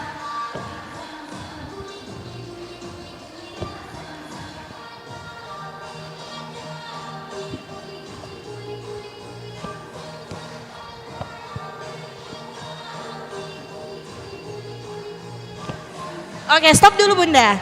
Ya, sudah tahu Mita gerakannya? Oke, aram sam sam, guli guli guli na na na na na Rafin guli guli guli sam sam. Oke, yang biasa antar anaknya pergi ke FC. Oh, sering mendengar itu. Oke, oke. Kita goyang-goyang dulu. Mana Mita tadi itu? Oh sana, astaga. Oke. Ulang lagi, ulang Bunda, kasih keras suaranya Bunda. Oke, ini lebih cepat lagi ya. Oke, kita start. Pelan-pelan dulu, santai.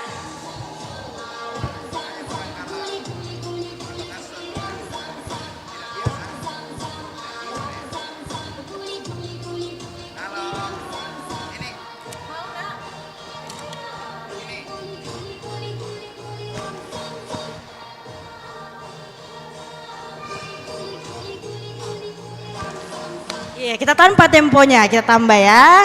Oke, semua ingat gerakannya.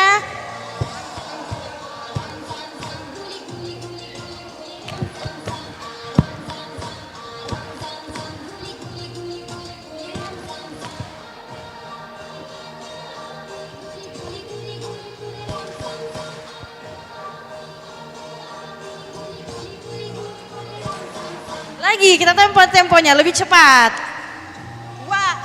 Ya. Oh ya.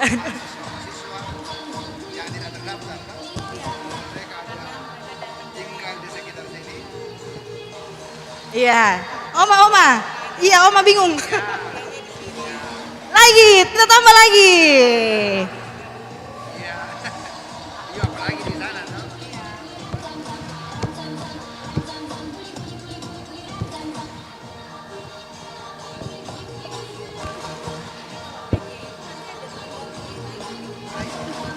Kita tambah lagi, satu kali lagi, lebih cepat. Oke,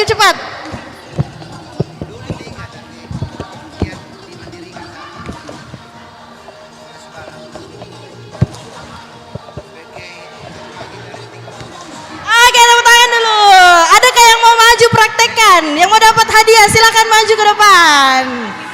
Adakah yang mau maju? Oke, sini. 5 orang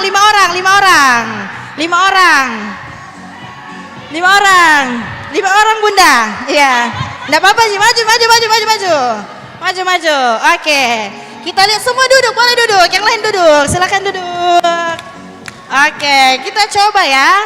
Yang semua yang jadi juri, kalau ada yang salah saja gerakannya langsung keluar. Iya. Bunda restu boleh. Oke, kita mulai. 1, 2, 3.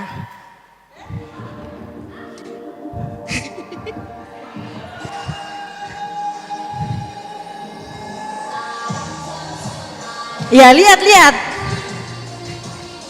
Lihat Kakak Atta, lihat. Ya, Bunda Arni silakan out. Bunda silakan out. Bunda out. Next time lagi. Bunda silakan out. Ya. Siapa kayak akan mendapatkan? Siapa lagi? Ulang lagi. Pokoknya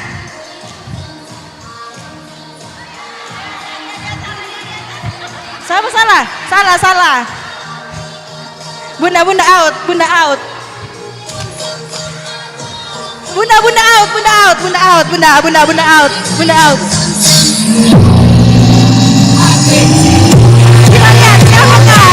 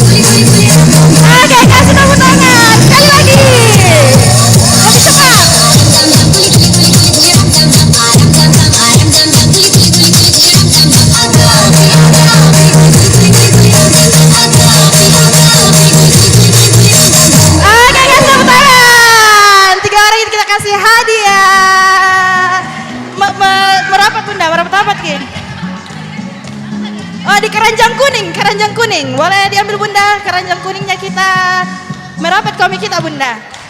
Ya. Ya. Ya. Ya, goyang-goyang di situ.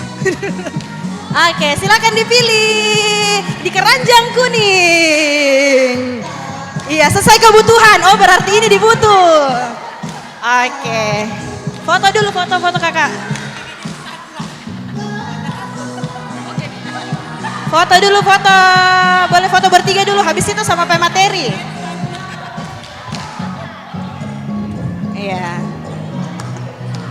Ya, boleh sama Pak Pendeta, sama Ibu Tesalonika, boleh foto Pak Pendeta. Bapak bisa foto sama. Tunggu Bunda tahan Bunda. Ibu boleh. Bunda tahan Bunda tahan. Foto dulu, foto bersama kami dulu ya. Sunlight. Iya, Sunlight ini merupakan harga promo dari Alfa Midi. Oke, terima kasih Kak Kamia, terima kasih Bunda-bunda. Nanti lagi kita gamesnya.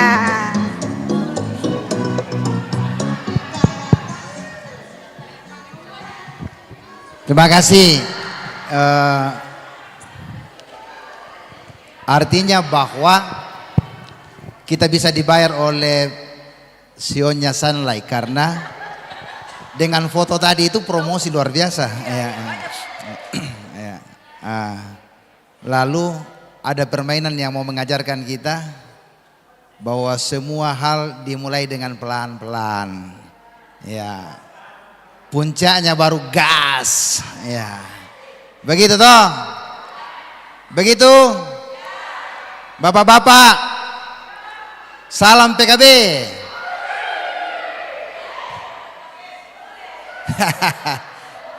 Bapak-bapak tinggal sedikit. Salam PWGT. Jayalah PWGT. Aduh, melemah. Salam PWGT. Jayalah PWGT. Nah, gitu dong. Di sesi 1 tadi kita potong 1 kali, padahal saya melihat masih ada yang angkat tangan. Sesi 1 tadi ya, jangan dulu melangkah kemana-mana ya, masih ada sesi 2. Sesi 1 yang tadi sekali ya. Ibu Kartika masih mau? Ya, masih mau Ki? Pak Om Ganda ya, PKB supaya ada PKB-nya. 2 orang ya, 2 orang untuk sesi 1 ya. Silakan Ibu Kartika.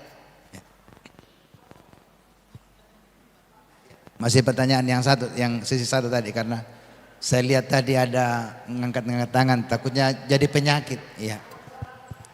Ya, terima kasih atas kesempatan yang telah diberikan.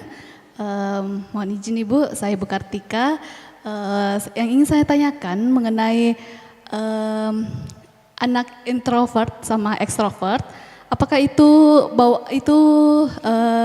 genetik atau padahal anak ini, maksudnya dua bersaudara, anak ini tumbuh dalam keluarga yang sama. Tapi seiring waktu, anak ini memiliki dua perbedaan tingkah laku, ekstrovert sama introvert. Mohon penjelasannya Ibu, terima kasih.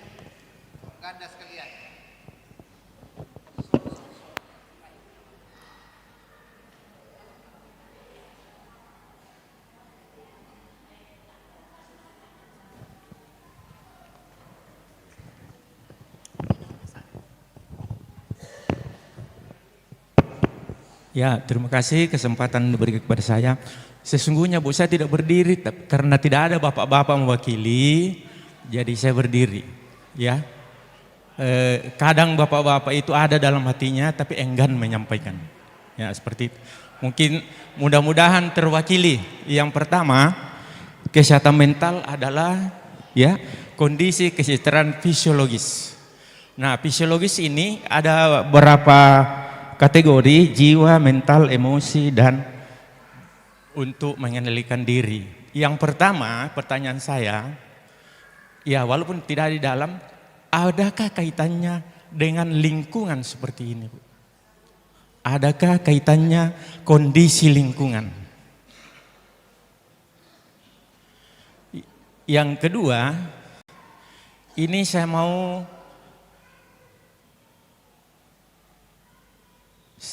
tanya Ibu, pengalaman Ibu karena sering menghadapi orang katakanlah kesehatan mentalnya terganggu, dan kira-kira yang terbanyak laki-laki yang Ibu temui itu perempuan. Terus selanjutnya pertanyaan ini, secara Ibu harus tentu pasti jujur. Kira-kira karena kebanyakan laki-laki itu diam, Bu, untuk meredam masalah dalam keluarga. Nah, adakah yang dapat seperti Ibu? Katakanlah sudah ada tadi sedikit saya dengar tadi tentang anak, dan Ibu dikatakan tadi itu ayah, Ibu kadang bukan bertentangan, Bu, ya. Kadang tidak sependapat. Nah, kadang juga Bapak terserah dari mama kamu. Nah, kira-kira bagaimana seperti itu? Sesungguhnya Bapak ini teriris, cuma dia tidak sampaikan. Karena kalau mereka diskusi, dan saya lihat ini, Bu, kalau diskusi susah dikalahkan ibu-ibu, mohon maaf, Bu, ya. Susah dikalahkan ibu-ibu. Nah, ini makanya saya mewakili ini, susah mengalahkan ibu-ibu.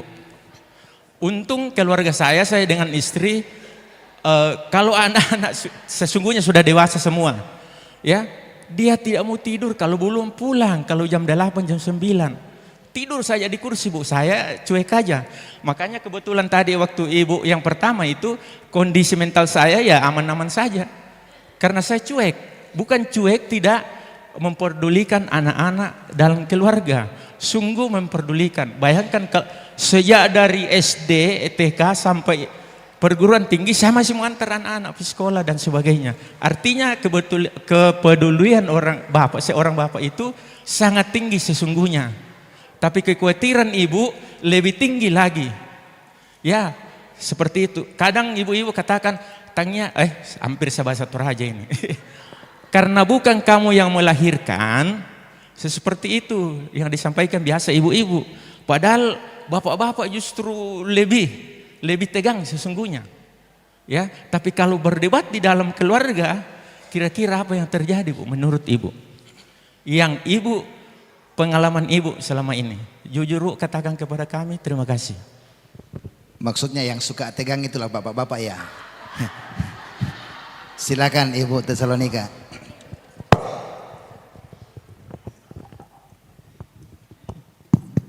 Yang pertama dulu tadi dengan Ibu siapa, Bu? Ibu Kartika. Aduh, cantik sekali Ibu kita ini ya, Bu, Pak. Ibu Kartika. Nah, Bu Kartika tadi kan katanya anak ekstrovert sama introvert ya. Nah, pertanyaannya apakah ini sifatnya bawaan atau gimana? Nah gitu ya Bu. Nah sebenarnya kalau dari sebuah penelitian di psikologi begitu ya Bu ya. Introvert dan ekstrovert ini kan dia tuh kayak satu kutub ya Bu. Sebenarnya ekstroversi itu ada kutubnya yang kalau paling rendah nanti dia introvert, yang paling tinggi nanti ekstrovert gitu ya. Nah kalau berdasarkan penelitian psikologi ini memang karakteristik kepribadian yang memang sudah dimiliki seseorang sejak dia lahir. Nah jadi ada kecenderungannya seperti itu. Jadi nanti memang anak-anak ini bisa lahir tumbuh dari orang tua yang sama, keluarga yang sama, tapi secara genetik itu memang sudah terbentuk begitu Bu. Ya, jadi nanti semakin dia dewasa semakin kental tuh kelihatan warnanya, dia lebih ke introvert tapi ekstrovert. Tapi nggak usah khawatir Bu, bukan berarti orang kalau introvert ini dia nggak bisa sama sekali nanti berteman kayak gitu. Yang paling penting adalah dia bisa beradaptasi. Memang dia senang menyendiri, tapi kalau misalnya lagi pas tugas di sekolah suruh ke depan, ya dia bisa ke depan. Nah itu aja sih, jadi jangan juga kita dorong anak kita introvert harus ekstrovert gitu. Enggak seperti itu, karena nanti dia capek sendiri. Nanti kalau anak-anak introvert tuh dia pasti akan, nanti di sekolah tuh dia udah capeknya tuh karena mungkin banyak teman. Nanti di rumah mungkin dia butuh waktu sendiri gitu. Tapi yang paling penting tadi saya bilang bisa beradaptasi sesuai dengan di mana lagi dia berada gitu. Ya, Bu. Jadi jangan khawatir. Oke. Nah kemudian yang kedua tadi agak-agak nggak terlalu jelas tapi takut salah nih Pak. Jadi pertanyaannya tadi apakah terdapat pengaruh lingkungan begitu ya Pak ya terhadap masalah mental begitu ya. Tentu sangat ada ya Pak ya. Jadi bagaimana lingkungan bisa berpengaruh pada kesehatan mental. Contohnya saja misalnya mungkin ada saudari-saudara kita yang tinggal di bawah garis kemiskinan itu sangat bisa mengalami permasalahan mental, sangat rentan. Berdasarkan penelitian itu sangat rentan dibandingkan dengan orang-orang yang secara ekonomi lebih mapan. Kenapa? Karena mereka tekanan stresnya lebih banyak gitu ya. Karena mereka itu dengan pendapatan yang sangat kecil gitu ya, mereka harus mencukupi kehidupannya dan juga akhirnya akses untuk kesehatan juga sangat terbatas. Tinggal di rumah padat penduduk yang sangat rapat di mana kalau kita bertengkar sama istri kita semua RW tahu gitu kan ya Pak. Nah itu jadi mereka harus bisa mengontrol emosi lebih banyak lagi nah gitu. Jadi itu contohnya aja bagaimana orang-orang dengan taraf pendidik ekonomi yang rendah itu bisa sangat berdampak pada kondisi kesehatan mentalnya gitu. Dan lingkungan yang lain juga banyak ya Pak, misalnya tekanan lingkungan kerja di kantor itu juga bisa berdampak pada kesehatan mental individu yang nanti akhirnya dibawa juga ke rumah gitu ya. Yang nanti misalnya stres di rumah bertengkar sama bos tapi nggak berani lawan bos, di rumah anaknya yang dimarahin. Nah gitu-gitu dinamikanya. Jadi lingkungan tuh sangat-sangat berperan. Bahkan waktu saat COVID bagaimana Ibu di sini? Ya terasanya pasti sangat ini ya Bapak Ibu ya, kita nggak bisa keluar rumah gitu ya, itu kan kondisi lingkungan, kita nggak bisa keluar rumah, akhirnya banyak di rumah. Bahkan kalau teman-teman saya dulu itu sering berkonflik dengan suaminya, karena apa? Karena selama ini suaminya kerja di luar kota, cuman pulang Sabtu Minggu. Ke Sabtu Minggu kan ketemu cuma 2 hari ya rindu ya. Nah ini selama COVID kerja di rumah ya. Akhirnya kan enak ya lihat tiap hari kayak gitu ya. Nah kalau dulu Sabtu Minggu dia pulang ke rumah, dia cuman nggak ngikutin aturan rumah, misalnya mandi sesukanya, makan sesukanya, kita masih toleransi, oh nggak apa-apa, kan seminggu sekali. Nah nanti tiap hari kalau kayak gitu, ya itu banyak pertengkaran-pertengkaran yang terjadi setelah akhirnya si suami ini kerja di rumah terus-menerus. Nah gitu Pak contohnya ya.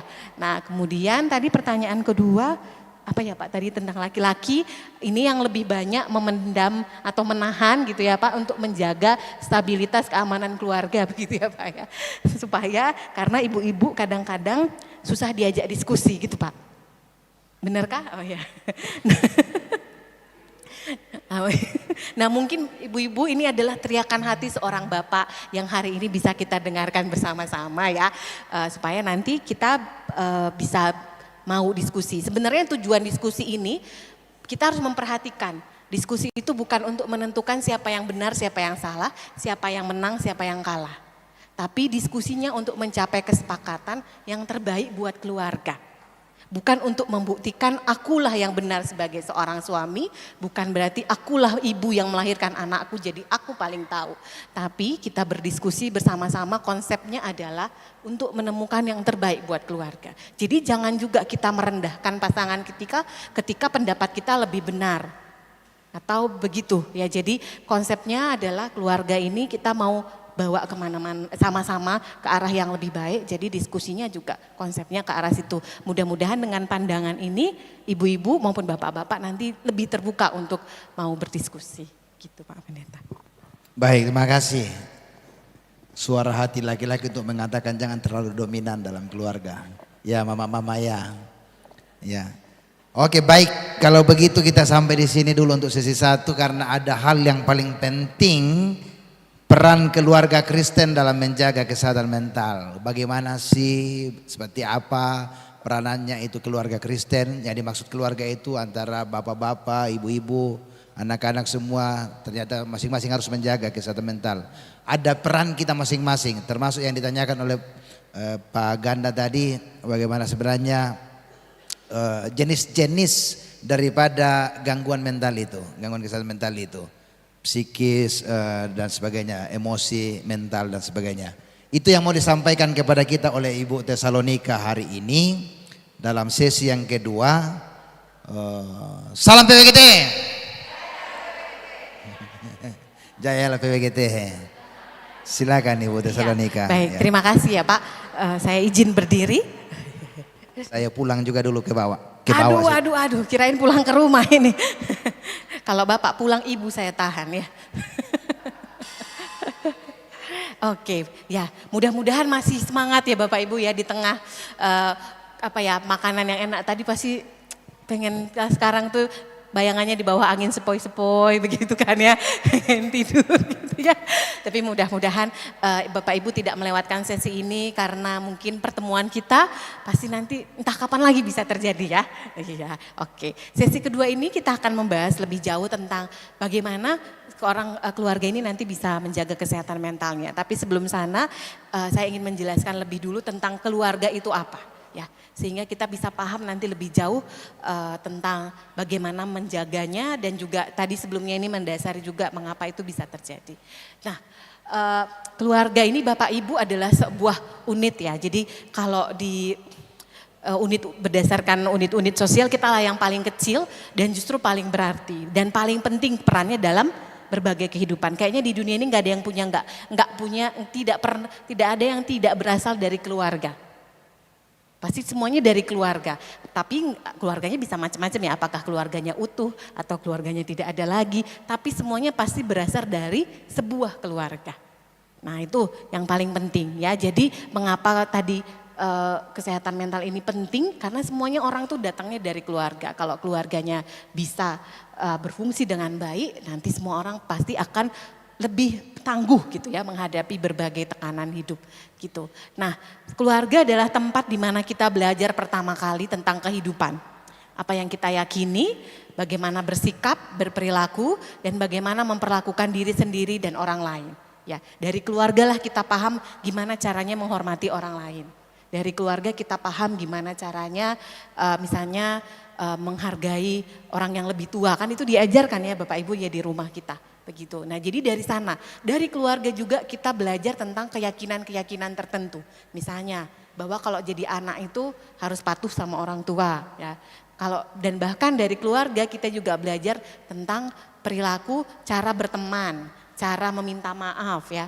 Jadi kalau ada anak kita nggak pernah minta maaf, mungkin di rumah kita nggak pernah ngajarkan bagaimana cara minta maaf. Gitu ya, kalau anak kita nggak pernah bilang terima kasih, mungkin di rumah dia tidak belajar tentang bagaimana cara berterima kasih gitu. Jadi semuanya itu datangnya dari keluarga. Nah, terus pengalaman kehidupan kita di awal-awal kehidupan begitu Bapak Ibu sampai sekitar 5, 7 atau 10 tahun itu adalah pengalaman awal yang paling akan mewarnai kehidupan kita selanjutnya. Jadi kalau sekarang di rumah Bapak Ibu nih ada masih anak-anak kecil gitu ya, ada cucu, ada apa, nah ini masa-masa yang sangat berharga yang nanti akan mendasari kehidupan yang akan belakang. Ya, mahasiswa saya melakukan sebuah penelitian tentang bagaimana hubungan antara atau kedekatan antara orang tua dengan ayah dengan bagaimana nanti anak perempuan bisa juga memiliki hubungan yang hangat dengan suaminya. Itu ada hubungannya Bapak Ibu. Ya, kalau seorang anak perempuan tidak pernah punya relasi yang hangat dengan bapaknya, nanti waktu dewasa dia juga akan sulit untuk membangun hubungan yang hangat dengan suaminya. Menikah sih menikah gitu ya, tapi nggak tahu caranya membangun relasi yang mendalam dan penuh kepercayaan, komunikasi yang terbuka karena tidak pernah belajar dari rumah. Nah itu ya, padahal kan nikahnya nanti ya umur 20-an, tapi ternyata hubungan di awal-awal kehidupan itu, pengalaman di awal kehidupan sangat berdampak sampai dewasa gitu ya. Nah kemudian di keluarga ini, di situ ada interaksi antara orang tua dan anak, dan interaksi inilah yang akan melekat, mengendap. Kalau diingat-ingat ya, anak-anak itu kadang-kadang yang dia ingat kalau cuman kalimat-kalimat kita mungkin dia tidak ingat, tapi yang dia ingat itu misalnya liburan sama mama gitu ya, pergi ke mana sama mama gitu, kita aja nggak ingat dia bisa ingat gitu ya. Nah kebersamaan itu yang dia ingat gitu ya, hal-hal emosional biasanya yang diingat anak-anak. Makanya baik itu yang positif maupun negatif ya, kalau yang positif semua puji Tuhan. Tapi kadang-kadang dalam kehidupan kita kan ada juga yang negatifnya ya. Nah ini juga yang akan dibawa oleh anak-anak dan akan mengendap di dalam ingatannya gitu ya. Nah yang ini nanti akan berdampak pada perilakunya. Nah kemudian yang berikutnya lagi tentang keluarga. Keluarga ini sebuah sistem Bapak Ibu ya. Jadi kayak mesin gitu ya, kayak mesin mobil. Kalau misalnya satunya itu rusak bermasalah, pasti akan bermasalah semua. Nah itu juga keluarga sama, sebuah sistem. Jadi kalau ada satu anggota yang mengalami masalah, itu akan berdampak pada semua anggotanya gitu. Jadi karena itulah setiap anggota keluarga itu berharga. Tidak ada, sebaiknya kita sudah mulai menyingkirkan pemikiran bahwa anak yang ini yang paling penting untuk didulukan, anak yang lain tidak, gitu. Anak yang ini yang lebih diutamakan, kakaknya enggak dulu, gitu ya. Beberapa waktu yang lalu saya ketemu orang tua mahasiswa yang kesulitan untuk melunasi uang kuliah anaknya, sampai itu dia mau wisuda, dia enggak bisa memberikan ijazah SMA anaknya. Kenapa? Karena anak ini tuh lulus SMA itu sama SMA nggak pernah dibayar uang sekolah, jadi ngutang gitu loh ke sekolah tuh. Jadi kata pihak sekolah, kami bukannya mau menahan ya Pak katanya, tapi bayarlah kewajiban Bapak supaya ijazah anak Bapak kami berikan. Dia lulus S1 psikologi 4 tahun, itu pun belum dibayar sama bapaknya ijazah sekolahnya. Jadi nggak bisa kan diambil. Terus saya tanya, emang kenapa ijazah anak Bapak belum keluar, kok belum dibayar gitu? Dia lebih mengutamakan anaknya yang 2 kuliah kedokteran. Anak ini sedih sekali, dia sampai mau nangis gitu karena dia tidak diutamakan gitu ya. Kakak-kakaknya yang diutamakan. Memang dia jurusan psikologi. Jadi menurut bapaknya ini yang kedokteran lah dulu. Ini kan kalau masuk kedokteran itu kan susah, terus udah keterima masa nggak dibayarin gitu. Nah itu ya, kasihan sekali anaknya gitu. Nah itu ya, jadi semua anak itu penting ya. Jadi jangan juga ibu-ibu merasa anak lebih penting dari suami ya. Suami merasa lebih penting anak dari istri. Semuanya sama karena ini adalah sistem, kalau satu bermasalah semuanya akan bermasalah gitu. Nah jadi permasalahan yang dialami satu keluarga akan berdampak pada semuanya. Nah kemudian tadi kita bicara tentang udah tahu keluarga itu apa. Nah sebenarnya posisi keluarga itu di mana dalam masalah dan gangguan jiwa ya. Ini saya ambil tuh dari Kemenkes ya Bapak Ibu ya. Nah di sini tuh posisi keluarga itu ternyata dia itu ada di sini ya. Ada di paling bawah, paling dasar. Ya. Masya di sini nih. Di paling bawah dukungan keluarga, masyarakat dan komunitas ya. Gitu. Keluarga memiliki posisi yang sangat dasar untuk membangun kesehatan mental itu Bapak Ibu. Ya, jadi keluargalah fondasi dasarnya gitu ya. Kalau konseling dasar, terus ada juga ke psikoterapi itu kalau udah ke profesional, itu tuh harapannya itu makin nggak banyak kalau misalnya keluarganya udah baik-baik aja. Jadi ketika individu sudah secara emosional, secara mental sudah mendapatkan dukungan yang banyak dari keluarga, sebenarnya mereka itu banyak yang bisa akhirnya masalah kesehatan mentalnya selesai di situ. Tidak perlu lagi harus konseling ke tempat lain, nggak perlu lagi harus pergi ke psikolog ataupun ke psikiater gitu. Nah, jadi keluarga itu sangat penting posisinya. Mereka itu bisa menjadi pertolongan pertama bagi luka psikologis tuh, ya. Dikasih, ya Ibu. Dikasih highlight di situ sama Kementerian Kesehatan ya, bahwa pertolongan pertama pada luka psikologis. Misalnya, anak Bapak Ibu di rumah diejek orang. Dia lari kemana? Lari ke keluarganya. Dan ketika keluarga mengatakan bahwa mungkin buat orang kamu aneh, tapi buat mama dan papa kamu adalah anak yang kami tetap sayangi bagaimanapun keberadaanmu. Nah itu kalau udah gitu dia nggak perlu ke guru BK Bapak Ibu. Nggak perlu dia bawa ke psikolog nantinya. Karena keluarga sudah jadi pertolongan pertamanya. Gitu. Kecuali memang pembuliannya yang sangat mengerikan lah gitu di sekolah. Nah sehingga keluarga ini juga akhirnya mau nggak mau butuh bantuan lebih. Tapi intinya keluarga bisa menjadi pertolongan pertamanya gitu. Jadi sama kayak orang masuk pingsan, pertolongan pertamanya ngapain Bapak Ibu? Kasih pernapasan bantuan atau apa gitu. Nah ini sama nih gitu. Ya jadi keluarga itu pertolongan pertama. Jadi hebat kan ya Bapak Ibu keluarga ini ya. Hebat banget. Nah ini kayaknya nanti repot ya, nggak usah dulu ya, nanti di rumah aja ya. Sebenarnya kalau yang ini tadi tuh saya mau survei Bapak Ibu, seberapa banyak keluarganya itu yang menjadi tempat aman atau menjadi sumber luka. Saya pengen tahu tadi Pak Pendeta, atau nanti di akhir aja ya Pak Pendeta ya, sambil tanya jawab ada yang bisa mengisi. Nah sebenarnya saya mau bikin ini untuk survei juga kepada tim pengurus begitu ya, seberapa banyak sebenarnya permasalahan keluarga di kita yang nanti bisa juga menjadi warning, catatan bagi kita bersama untuk nanti ditindaklanjuti. Nah nanti mungkin di akhir pas tanya jawab yang lain bisa mengisi begitu ya. Nah kemudian ini peran keluarga ya Bapak Ibu ya.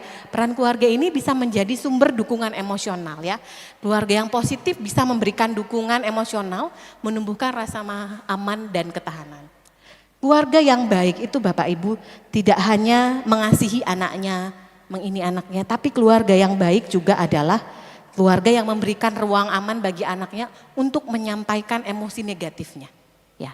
Jadi keluarga yang baik itu adalah keluarga di mana anak-anak merasa aman untuk bilang tidak suka, tidak mau dan tidak ingin. Nah, tapi kalau misalnya bukan hanya masalah kita mengasihi saja ya, tapi juga keluarga yang positif itu punya dukungan emosional yang positif itu adalah ketika anak-anak merasa aman untuk membagikan pikiran dan perasaannya. Ya, misalnya dia tadi tuh tersinggung sama kakaknya. Kakaknya misalnya mengambil barang yang paling disukainya. Terus mamanya bilang, dia ngadu ke mamanya, terus mamanya bilang gini, kan itu aja besok pun bisa kau beli lagi gitu.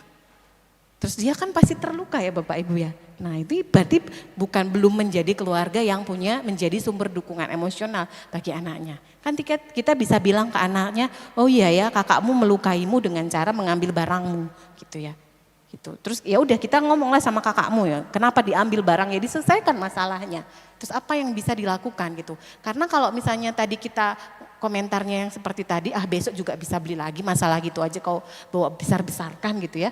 Suatu saat dia akan memilih untuk tidak menceritakan semua emosi-emosi negatifnya. Mama mah nggak peduli kalau urusan yang ini, tapi mungkin mama lebih peduli kalau aku berprestasi, kalau aku dapat ini gitu. Nah itu yang menjadi sumber dukungan emosional. Nah jadi kurangnya dukungan emosional atau dinamika keluarga yang tidak stabil bisa menyebabkan perasaan tadi ya Bapak Ibu, kesepian, tidak percaya, sulit mengelola emosi sehingga meningkatkan kerentanan terhadap gangguan kesehatan mental ya gitu. Nah yang tadi kan Bapak sana bertanya ya, lebih banyak laki atau lebih banyak perempuan ya yang mengalami permasalahan mental. Sama aja, cuman bedanya jenisnya yang berbeda Pak. Nah ibu-ibu biasanya banyak mengalami gangguan itu kalau di rumah sakit jiwa nih ya Pak ya. Lebih ke arah emosi, ya, bipolar yang gitu-gitu. Yang bapak-bapak biasanya depresi, karena kan banyak disimpan gitu. Jadi jumlah mana yang lebih banyak sama aja, jenisnya yang berbeda gitu. Ya jadi tidak menentukan bahwa jenis kelamin tertentu dia akan lebih kuat gitu ya menghadapi permasalahan mental, tidak. Tapi jenisnya yang berbeda gitu ya. Nah Kemudian di sini emosional, dukungan kurangnya emosional keluarga akan membuat keluarga ini tidak stabil ya. Jadi tadi bisa hilang ada rasa sepi ya, kayak tadi Pak Pendeta menceritakan banyak di sini yang tinggal jauh dari suami misalnya, atau karena harus bekerja di luar kota seperti itu sehingga harus sendiri. Nah, sendiri ini sebenarnya berat loh Bapak Ibu. Kenapa? Karena semuanya harus sendiri. Punya teman cerita untuk mengambil keputusan tuh nggak ada. Gitu ya, akhirnya mengambil putusan sendiri, terus salah pula di kemudian hari, terus pulang suaminya jadi kena marah gitu kan ya. Nah itu makanya tuh kadang-kadang itu bikin berat, kadang-kadang orang akhirnya mencari orang lain untuk menjadi tempat mencari bantuan gitu ya. Nah kalau puji Tuhan kalau cari bantuannya ke orang yang tepat, tapi kalau ke orang yang salah nanti ya akan menjadi salah gitu ya. Salahnya apa ya? Salahnya bisa menghancurkan rumah tangga sendiri gitu. Nah, kemudian ini bicara tentang pola komunikasi keluarga ya Bapak Ibu ya. Nah, komunikasi yang sehat itu seperti apa ya yang harus kita inikan. Nah, di dalam sebuah teori yang kami belajar di psikologi ya Bapak Ibu tentang cinta, tentang apa, semua dasarnya itu adalah komunikasi.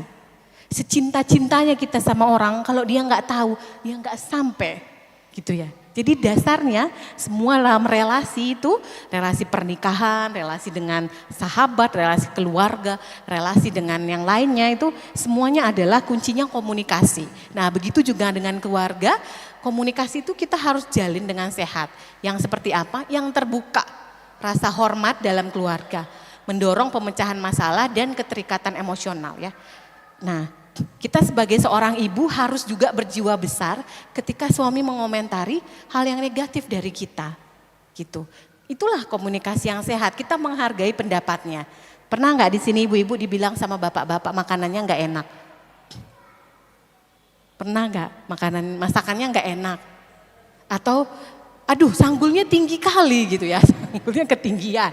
Atau kebayanya aneh gitu. Kita langsung tersinggung gitu. Padahal dia adalah orang terdekat kita yang peduli gitu sama kita. Tapi kita langsung merasa nggak tahu ya bapak yang bagus kayak gimana gitu ya. Tapi kita kepikiran pas kita ke pesta tetapnya kita pikir, kita tanya juga teman kita. Sanggulku bagus ya, tadi soalnya kata bapak si ini di rumah nggak bagus ya kan. Tetap kita pikirkan gitu ya. Jadi harus berbesar hati dan penuh rasa hormat juga kalau ada pasangan kita yang komentar ke kita gitu ya. Nah memang agak-agak tersinggungnya pasti ada, cuman kita harus melihat bahwa apa yang dia katakan sebenarnya untuk kita gitu. Nah kemudian komunikasi yang sehat juga adanya pemecahan masalah. Tadi kan kata bapak di sana, ya kami bapak-bapak ini kalau ada masalah lebih memilih untuk diam. Apakah setelah diam masalahnya tidak selesai? Tidak ya. Nah kalau ada konflik itu ada beberapa cara orang menyelesaikan konflik Bapak Ibu. Yang pertama langsung lawan aja gitu, kalau nggak cocok langsung dimarahin gitu, sifatnya agresif. Tapi ada juga yang sifatnya represif, menarik, mundur gitu. Tapi masalahnya sebenarnya nggak selesai, seolah-olah selesai. Tapi sebenarnya tidak. Yang menarik diri tadi kan nyimpen dalam hati ya. Dan simpanan kita dalam hati kita ini nggak besar Bapak Ibu, adanya batasnya. Nanti tiba-tiba keluar ya, dan itu membuat masalah yang jadi lebih besar gitu. Jadi komunikasi ini harus kita gunakan untuk memecahkan masalah gitu. Kalau lagi emosi bolehlah tarik diri sebentar, tapi setelah itu kita bicarakan. Nah komunikasi yang gak sehat di keluarga ini yang kayak apa? Nanti akan kritik terus menerus ya, menghindari masalah gitu ya. Terus juga pasif agresif. Nah ini bisa mengikis harga diri dan berkontribusi pada kecemasan ataupun depresi. Maksudnya seperti ini Bapak Ibu. Ya kalau pasif agresif tuh yang kayak gini. Kita bilang iya tapi dia bilang iya tapi nggak dilakukan. Atau dia bilangnya juga terserah gitu. Nah itu pasif agresif. Bilangnya iya tapi nggak kayak gitu sebenarnya gitu. Nah itu pasif agresif. Jadi misalnya ada masalah kita harus putuskan. Si ibu misalnya bilangnya gini kan Pak, terus kata papanya ya terserah gitu. Nah itu sebenarnya dia nggak setuju tapi dia nggak berani langsung bilang gitu ya. Nah tapi itu sebenarnya nggak bagus juga karena kan dia merasa nggak nyaman ya Bapak Ibu ya. Oke, nah kemudian ini ya Bapak Ibu ya. Tadi juga kita udah dibahas di depan bagaimana anggota keluarga seringkali mewariskan sikap, perilaku, dan strategi mengatasi masalah dari generasi-generasi. Kalau tadi kita di awal kan membahas bagaimana itu pola asuh itu ya, cara pola asuh yang dulu kita wariskan dan kita ke anak kita. Tapi sebenarnya antar generasi ini juga bisa terkait dengan bagaimana kita mewariskan keyakinan tertentu pada anak kita. Ya, misalnya ya, ada keyakinan turun-menurun bahwa nilai akademik itu harus tinggi. Karena nilai itulah sumber harga diri. Nah, karena itu nanti orang tua akan menekan terus anaknya supaya berprestasi. Dampaknya anak bisa mengalami harus sempurna terus. Kalau nggak sempurna, nggak ini. Ya. Nah, di keluarga sering kali kayak gini kan. Oh, dapat nilai 100, gitu baru anak mama. Kalau nggak 100, kamu anak papa aja. Besok anaknya kalau nilainya 80 disimpan ya Bapak Ibu. Kalau nggak disobek, nggak dibawa ke rumah. Karena nggak jadi anak mama, gitu, ya. Nah ini harus hati-hati juga ya komentar ke anak. Jangan sampai anak kita itu merasa untuk jadi anak mama ada syaratnya, untuk jadi anak papa ada syaratnya. Gitu, misalnya anaknya jago main bola, gitulah anak papa gitu ya, anak papa kayak gitu dong, baru mantep gitu ya. Terus besok dia, Pak aku udah berhenti aja lah main bola, sakit kakiku apa, udahlah kau jadi anak mamamu aja di rumah gitu. Nah besok dia merasa, wah berarti aku gak anak papa lagi nih ya gitu. Nah itu hal-hal kecil yang kadang-kadang gak kita sadari, itu bisa sebenarnya memberikan tuntutan tertentu kepada anak kita untuk jadi seorang anak yang aku itu harus seperti keinginanku gitu. Padahal anak kita pasti ada bakatnya masing-masing, kemampuannya masing-masing yang mungkin berbeda. Belum bapaknya pengen kali anaknya bisa main bola, bapaknya pun belum tentu bisa main bola gitu kan ya. Nah mamanya pengen kali anaknya nilai 100, padahal dulu mamanya pas sekolah nilainya pun cuma 50 gitu. Gitu ya. Iya. Nah jadi seperti apa ini ya peran keluarga dalam kesehatan mental ini Bapak Ibu ya. Jadi orang tua itu perlu punya nilai-nilai. Tadi kalau kata Pak Pendeta kan ditanya ya, kita udah punya aturan belum di rumah gitu. Nah itu ya, tentang nilai-nilai, tentang aturan. Aturan itu untuk apa dan bagaimana pelaksanaannya. Banyak juga keluarga bikin aturan tapi nggak dilakukan. Ya, aturannya ada tapi nggak pernah dilakukan. Atau kalau anak melanggar nggak ada konsekuensinya. Nah ini juga jadi gak konsisten gitu ya. Jadi keluarga itu harus punya nilai-nilai untuk untuk mengarahkan keluarga ya. Saya beruntung sekali Bapak Ibu, sebelum saya menikah saya masuk kelas psikologi keluarga. Saya waktu itu masih magang di kampus, jadi asisten dosen senior di tempat saya untuk mata kuliah psikologi keluarga. Jadi saya belajar ini dulu waktu itu sebelum berkeluarga gitu ya. Memang sih penerapannya agak berat gitu ya, tapi minimal saya tahu waktu itu poin-poin penting berkeluarga itu kayak apa ya. Jadi ada kesepakatan, ada aturan yang kita ini pegang gitu ya. Jadi kayak suami saya itu ya, dia tipenya sangat konvensional ya Bapak Ibu ya. Orangnya itu konvensional sekali, ikut aturan gitu. Jadi dia itu menegaskan bahwa ini keluarga kita mau bawanya ada jadi keluarga Kristen ya gitu. Keluarga Kristen karo ya, harus ada karonya gitu ya. Oke, jadi kita akhirnya harus ke gerejanya, ke gereja karo gitu ya. Nah itu di rumah bahasa karo, walaupun anak saya sama suami saya bahasa karo ya Bapak Ibu ya, bahasa karo, ngomong bahasa karo, kadang-kadang campur Indonesia, tapi anak kami ajaib bahasanya bahasa Inggris. Dia 6 tahun lebih bahasa Inggrisnya lebih jauh dari saya, levelnya itu dunia akhirat gitu ya, saking ininya. Tapi kami dari awal tuh udah sepakat nilai-nilai yang kita pegang adalah nilai Kristen dan karo gitu. Jadi kita arah ke sana semua. Anak jadi akhirnya diajarkan juga. Kayak kemarin ada Hari Kartini ya, pakai baju apa ya karo gitu. Ya jangan pakai baju Dayak, baju apa ya baju karo gitu. Nah jadi ke sana. Jadi dengan ada nilai-nilai ini akan membantu mengarahkan keluarga. Jadi anak saya kalau ditanya, kamu dari mana? Dari karo katanya gitu ya. Karena itu yang kita ini kan. Nah sama dengan nilai-nilai yang lainnya. Tidak cuma nilai budaya, tapi bisa nilai-nilai yang kita kasih itu bisa nilai tentang kasih Bapak Ibu ya. Tentang kebaikan gitu. Saya sekarang sama anak saya sedang mengajarkan nilai tentang kebaikan hati. Jadi saya mengajarkan dia bahwa menekankan ke dia tentang, oh kamu punya hati yang baik ya, gitu. Jadi misalnya dia melakukan apa, terus temannya melakukan apa dan itu dia marah, tapi akhirnya saya bilang, tapi kamu memaafkan dia kan? Iya mama saya memaafkan. Oke, kamu ternyata punya hati yang baik ya, punya kasih. Oh iya aku punya kasih. Jadi dia mulai dengan itu yang saya ajarkan. Nah kemudian tentang kebaikan, murah hati, rendah hati, mengutamakan orang lain, melayani. Kesetiaan ini adalah buah-buah roh Bapak Ibu yang sebenarnya bisa kita jadikan nilai-nilai dalam keluarga kita.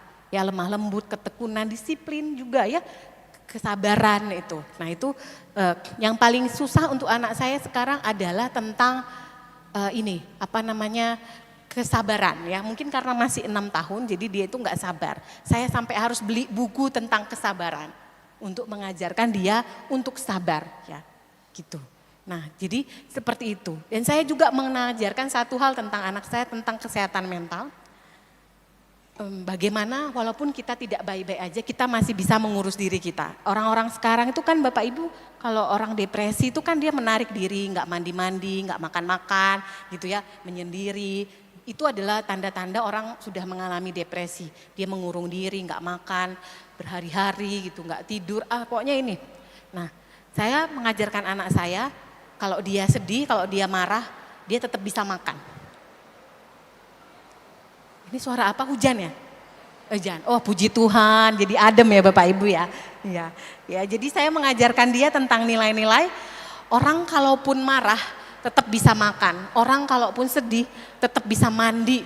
Orang kalaupun ini supaya nanti dia kalau suatu saat dewasa, sesedih-sedih apapun dia tetap makan.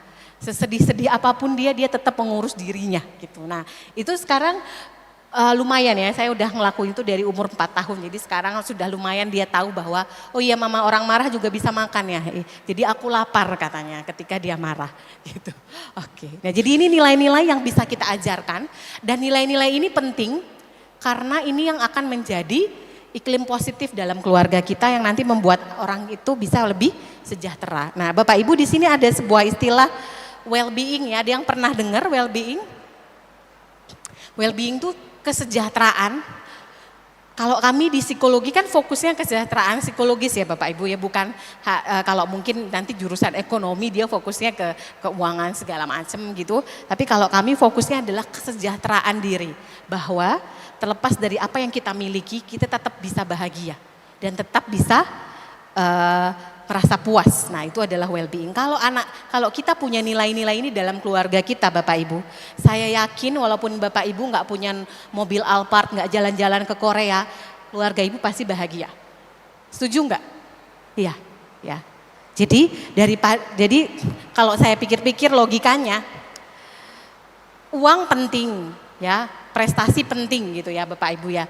Tapi ini yang sebenarnya lebih penting. Kalau nilai-nilai ini ada di keluarga kita, walaupun kita nggak punya karir yang cemerlang, nggak jadi CEO di drama Cina itu kan ya.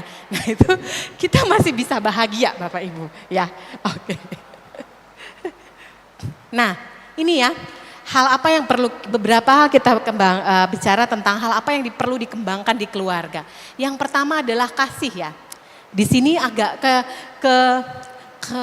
ketutup, ada yang namanya unconditional acceptance, menerima tanpa syarat. Nah ini seperti yang saya bilang tadi, kasih itu harusnya menerima tanpa syarat.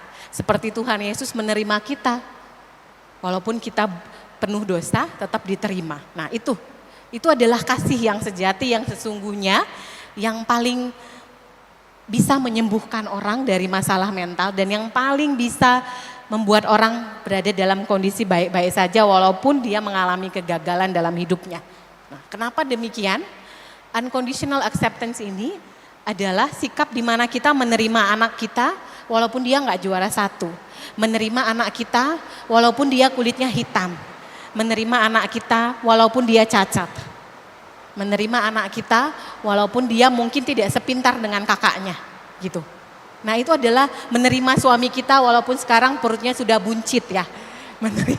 Menerima istri kita walaupun dia apa gitu ya, walaupun dia sekarang mungkin udah kena diabetes gitu ya, atau rambutnya udah kayak gimana gitu. Nah itu adalah kasih yang sesungguhnya yang sebenarnya sudah diajarkan Tuhan melalui firman-Nya gitu ya. Jadi kalau saya itu kalau Bapak Ibu ya, di psikologi ada seorang tokoh yang bicara tentang unconditional acceptance ini, dan saya waktu baca itu langsung ingatnya Tuhan Yesus.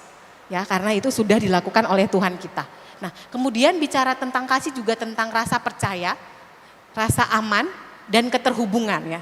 Relasi yang sehat dan aman dengan anggota keluarga dan tempat untuk meninggalkan rasa percaya, meningkatkan rasa percaya, rasa memiliki ya. Dasar utamanya ini nanti 1 Korintus 13 ya Bapak Ibu, nanti kita bisa baca. Nah, kemudian kualitas yang perlu dikembangkan berikutnya adalah gratitude atau bersyukur Bapak Ibu. Ya, perasaan atau kualitas menghargai kebaikan dalam hidup. Hidup bermakna apapun yang terjadi gitu. Nah, dari dulu konsep saya gratitude itu adalah bersyukur atas apa yang saya dapatkan. Itu benar kan Ibu? Ya benar sih. Tapi setelah itu saya belajar lagi konsep gratitude yang lebih luar biasa lagi, bahwa kita bersyukur atas apa yang kita dapatkan. Karena kita bersyukur, makanya kita akhirnya mengungkapkan rasa syukur itu dengan cara membagikannya kepada orang lain gitu. Ya kalau kita hanya bersyukur, oh aku dikasih Tuhan berkat ini gitu ya, itu sebenarnya belum bersyukur. Tapi bersyukur itu adalah, maknanya adalah kita akhirnya meneruskan kebaikan itu kepada orang lain. Nah terus saya juga sedang belajar konsep ini tentang gratitude ini lebih jauh lagi, tentang bagaimana kalau kita memang benar-benar bersyukur dalam hidup kita atas kebaikan Tuhan, kita nggak akan pernah tersinggung kalau ada kita lagi sulit, orang yang dulu kita bantu itu nggak bantu kita. Kenapa? Konsepnya gini ya Bapak Ibu, ini sangat menarik. Kenapa kita tetap bisa bersyukur walaupun orang yang dulu kita bantu, itu pas kita butuh dia nggak ngebantu kita. Kan sebenarnya wajar ya kita tersinggung. Nah, tapi konsep bersyukur bisa berperan di situ dengan cara saya bersyukur, saya tetap bersyukurnya itu karena Tuhan yang bantu gitu. Karena Tuhan pakai orang lain yang mungkin bukan orang yang lama itu membantu kita gitu. Bisa dipahami nggak Bapak Ibu? Jadi contohnya gini ya, saya dulu pernah suatu saat punya masalah besar dalam hidup saya yang saya harus mendapatkan bantuan gitu.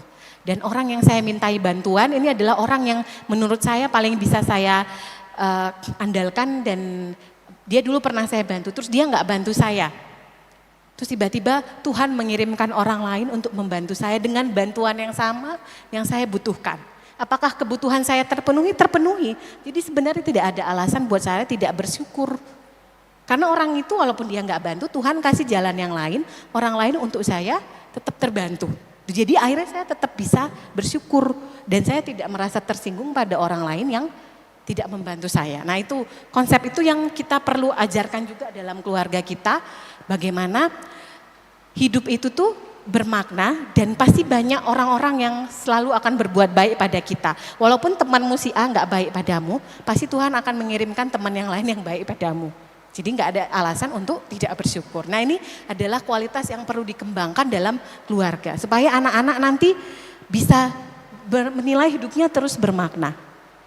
Nah kemudian yang berikutnya tentang forgiveness ya Bapak Ibu ya. Nah ini juga penting kita ajarkan di dalam keluarga kita tentang bagaimana melepaskan amarah ya pada seseorang yang berbuat salah pada kita. Melepaskan amarah ini bukan berarti kita datangin orang itu terus kita marah-marah gitu ya.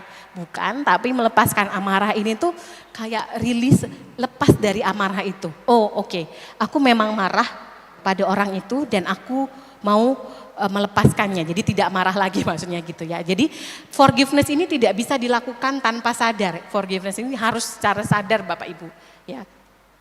Memilih secara sadar. Kenapa? Karena kalau kita tidak memaafkan, itu tuh akan terus menerus mengerus emosi kita. Kita nggak bisa tidur, kita nggak bisa nyaman. Nah, yang sakit siapa? Kita. Orang yang kita nggak suka itu pergi jalan-jalan kok dia ke Bali gitu ya. Pergi jalan-jalan dia ke ini, update di sosial media, tapi kita tetap sakit gitu. Nah itu, jadi forgiveness ini penting gitu. Dan kemudian dengan forgiveness anak-anak itu kita akan mengajar mereka itu sembuh secara emosi dan nanti bisa bahagia gitu. Dan bisa dasar dari memaafkannya ini yang ini tadi, yang pertama kasih ya. Nah nilai-nilai forgiveness ini jangan cuma diajarkan ya Bapak Ibu, tapi dilakukan. Jadi kalau suami kita melakukan sesuatu hal yang tidak menyenangkan, kita maafkan gitu ya. Ya, bukan kita memaafkannya karena kita sadar bahwa emosi negatif ini itu tidak baik gitu. Dan ini bisa kita lepaskan dan bisa akhirnya kita juga bisa bahagia. Nah, begitu juga dengan gratitude ini. Gratitude ini, perasaan atau kualitas menghargai ini juga kita harus terapkan di rumah. Jangan cuma diajarkan ke anak-anak gitu ya. Kita bersyukur sekarang kalau dulu itu orang itu hidup itu hanya mengejar kebahagiaan itu secara material. Nah, sekarang itu orang-orang sudah mulai mengejar kebahagiaan itu secara eudaimonik istilahnya di tempat kami itu bersyukur secara psikologis gitu ya. Bahagia secara psikologis. Jadi intinya walaupun tidak punya barang-barang berharga tapi tetap bisa melihat makna hidupnya gitu. Saya dulu masuk psikologi bukan karena tahu jurusan psikologi itu apa. Tapi karena saya masuk psikologi karena saya di sebuah sore melihat seorang bapak-bapak tua memangkul banyak sekali sapu lidi yang belum laku, tapi dia tetap tersenyum. Nah, itu adalah kebahagiaan yang sebenarnya dan itu yang mau saya cari, makanya saya belajar psikologi. Kemudian tadi di awal ini tentang beberapa hal yang nilai-nilai tadi ya Bapak Ibu yang penting kita kembangkan di dalam rumah tangga kita dan juga di dalam keluarga kita masing-masing. Nah, kemudian tadi isu berikutnya tentang bagaimana penggunaan gadget pada keluarga ya. Tadi banyak sekali ibu-ibu yang bertanya soal ini juga. Nah, dan di awal tadi kita sudah bicara juga bagaimana penggunaan gadget yang berlebihan ini bisa berdampak banyak ya. Anak-anak itu bisa menjadi sangat tidak kooperatif ya, dibilang apa ngelawan atau dibilang ini bilangnya iya tapi nggak dilakukan ya. Tadi ibu sudah cerita bilang suruh makan iya tapi nggak makan-makan, suruh mandi iya tapi nggak mandi-mandi gitu. Nah, penggunaan gadget ini sangat mengerikan Bapak Ibu sekarang dampaknya, tapi juga tidak bisa kita pungkiri kalau pakai gadget itu penting ya. Kayak sekarang hujan. Tadi naik motor misalnya, kan hujan belum bisa pulang, kan harus ngabarin dulu ya ke rumah. Mama belum bisa pulang ya, kamu masak ini dulu gitu misalnya. Penting kan? Penting, sangat membantu Bapak Ibu. Misalnya Bapak Ibu sekarang ini kalau beli obat, beli apa tinggal online. Mudah ya, kalau sakit malam-malam, tengah malam ada halodoc. Nah, sangat membantu. Tapi ada yang penting kita perhatikan tentang penggunaannya supaya tidak menjadi masalah. Yang pertama, membuat aturan penggunaan gadget yang disepakati bersama. Ya, kapan mainnya? Nah, tadi Ibu sudah cerita tadi ya tentang bagaimana anaknya di rumah tuh sangat susah gitu dibilangin berhenti main game. Kenapa? Dengan alasan di sekolah itu udah full, nggak boleh main HP. Dari pagi sampai siang nggak main HP.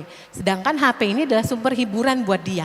Di satu sisi dia main HP ini bisa membuat dia nggak stres juga kan ya. Nah, tinggal disepakati sebenarnya aturannya. Pulang sekolah main HP sampai jam berapa. Setelah itu ngerjain apa, baru main lagi gitu. Nah, itu tinggal dibikin. Terus yang paling penting lagi adalah orang tua menjadi model untuk anak dalam penggunaan HP. Di rumah kami kan saya bilang tadi kami tuh anaknya main HP itu main handphone jam 7 sampai jam 9. Nah, kalau dia main HP kan dia nggak perlu kita kan Bapak Ibu. Kita mana diingat sama mereka kalau udah main HP. Nah, jam 7 jam 9 juga lah mama sama bapaknya main HP. Nanti setelah itu selesai ya waktu bersama gitu. Nah, itu cukup efektif di rumah kami Bapak Ibu, jadi bisa nanti disepakati. Jadi kita jadi model juga, kan kita juga pengen main HP ya, pengen lah lihat status teman kita ya kan, pengen juga lihat barang-barang bagus gitu. Nah, jadinya di jam yang sama dengan jam anak kita aja gitu loh.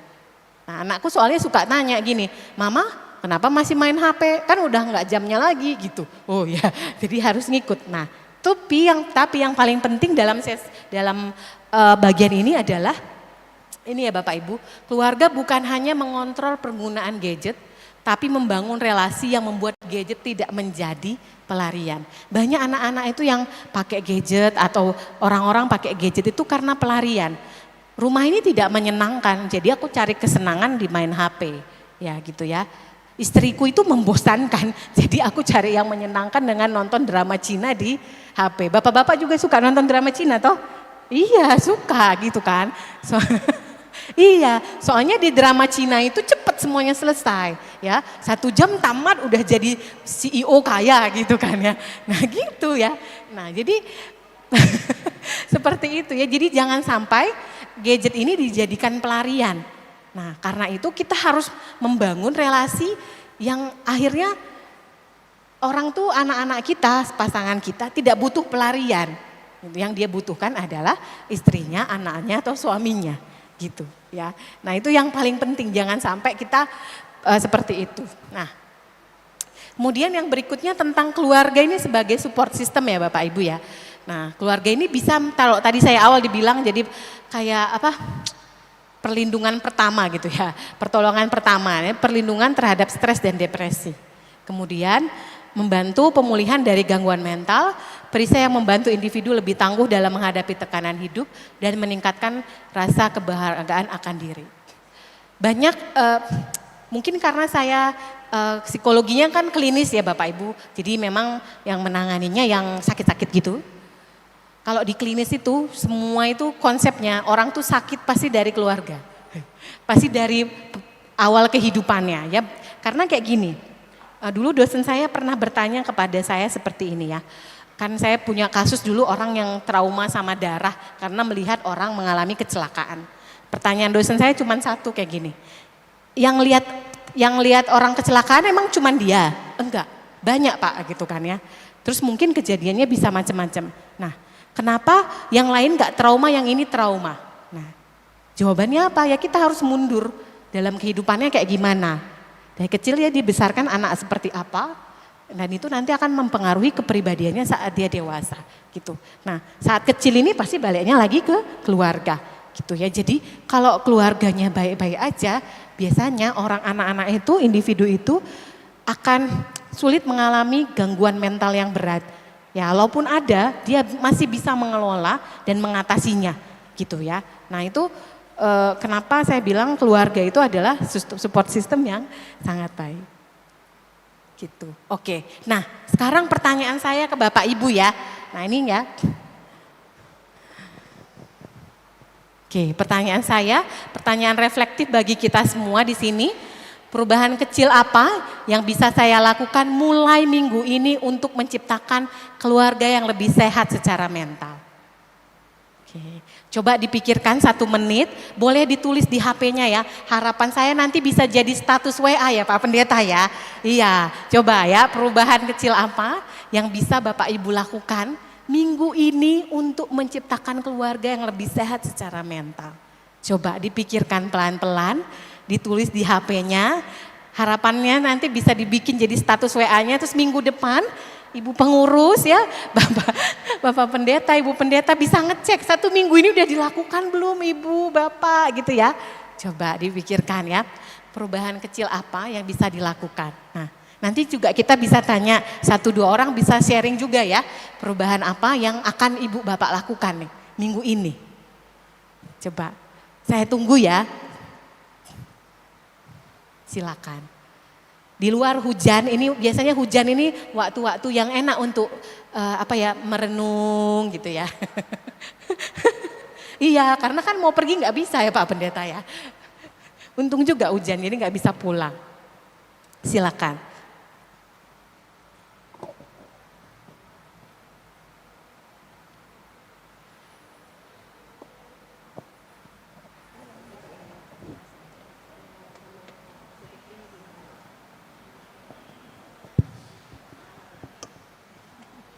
Wah, kalau ada suami istri di sini pun bisa diskusi ya.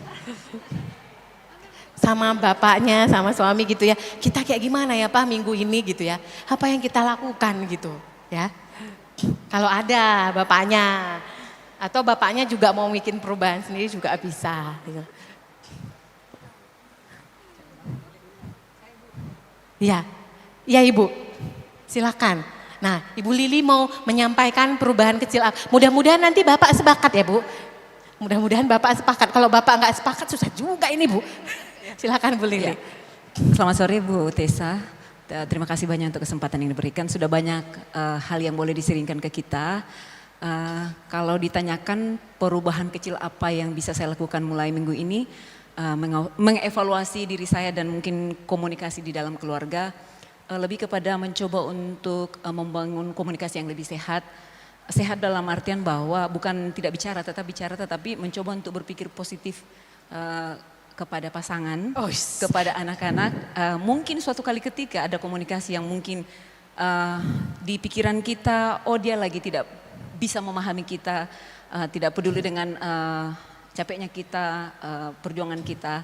Kita mencoba untuk belajar berpikir positif tentang pasangan kita. Mungkin di dalam komunikasi yang kita jalani atau sehari-harinya kita ada hal-hal yang mungkin sedikit saja. Misalnya ya, kita lagi berkomunikasi dan pasangan kita misalnya memegang handphone atau apa, kita tahulah perempuan yang mungkin agak sedikit-sedikit baper, kita merasa bahwa kita tidak diperhatikan.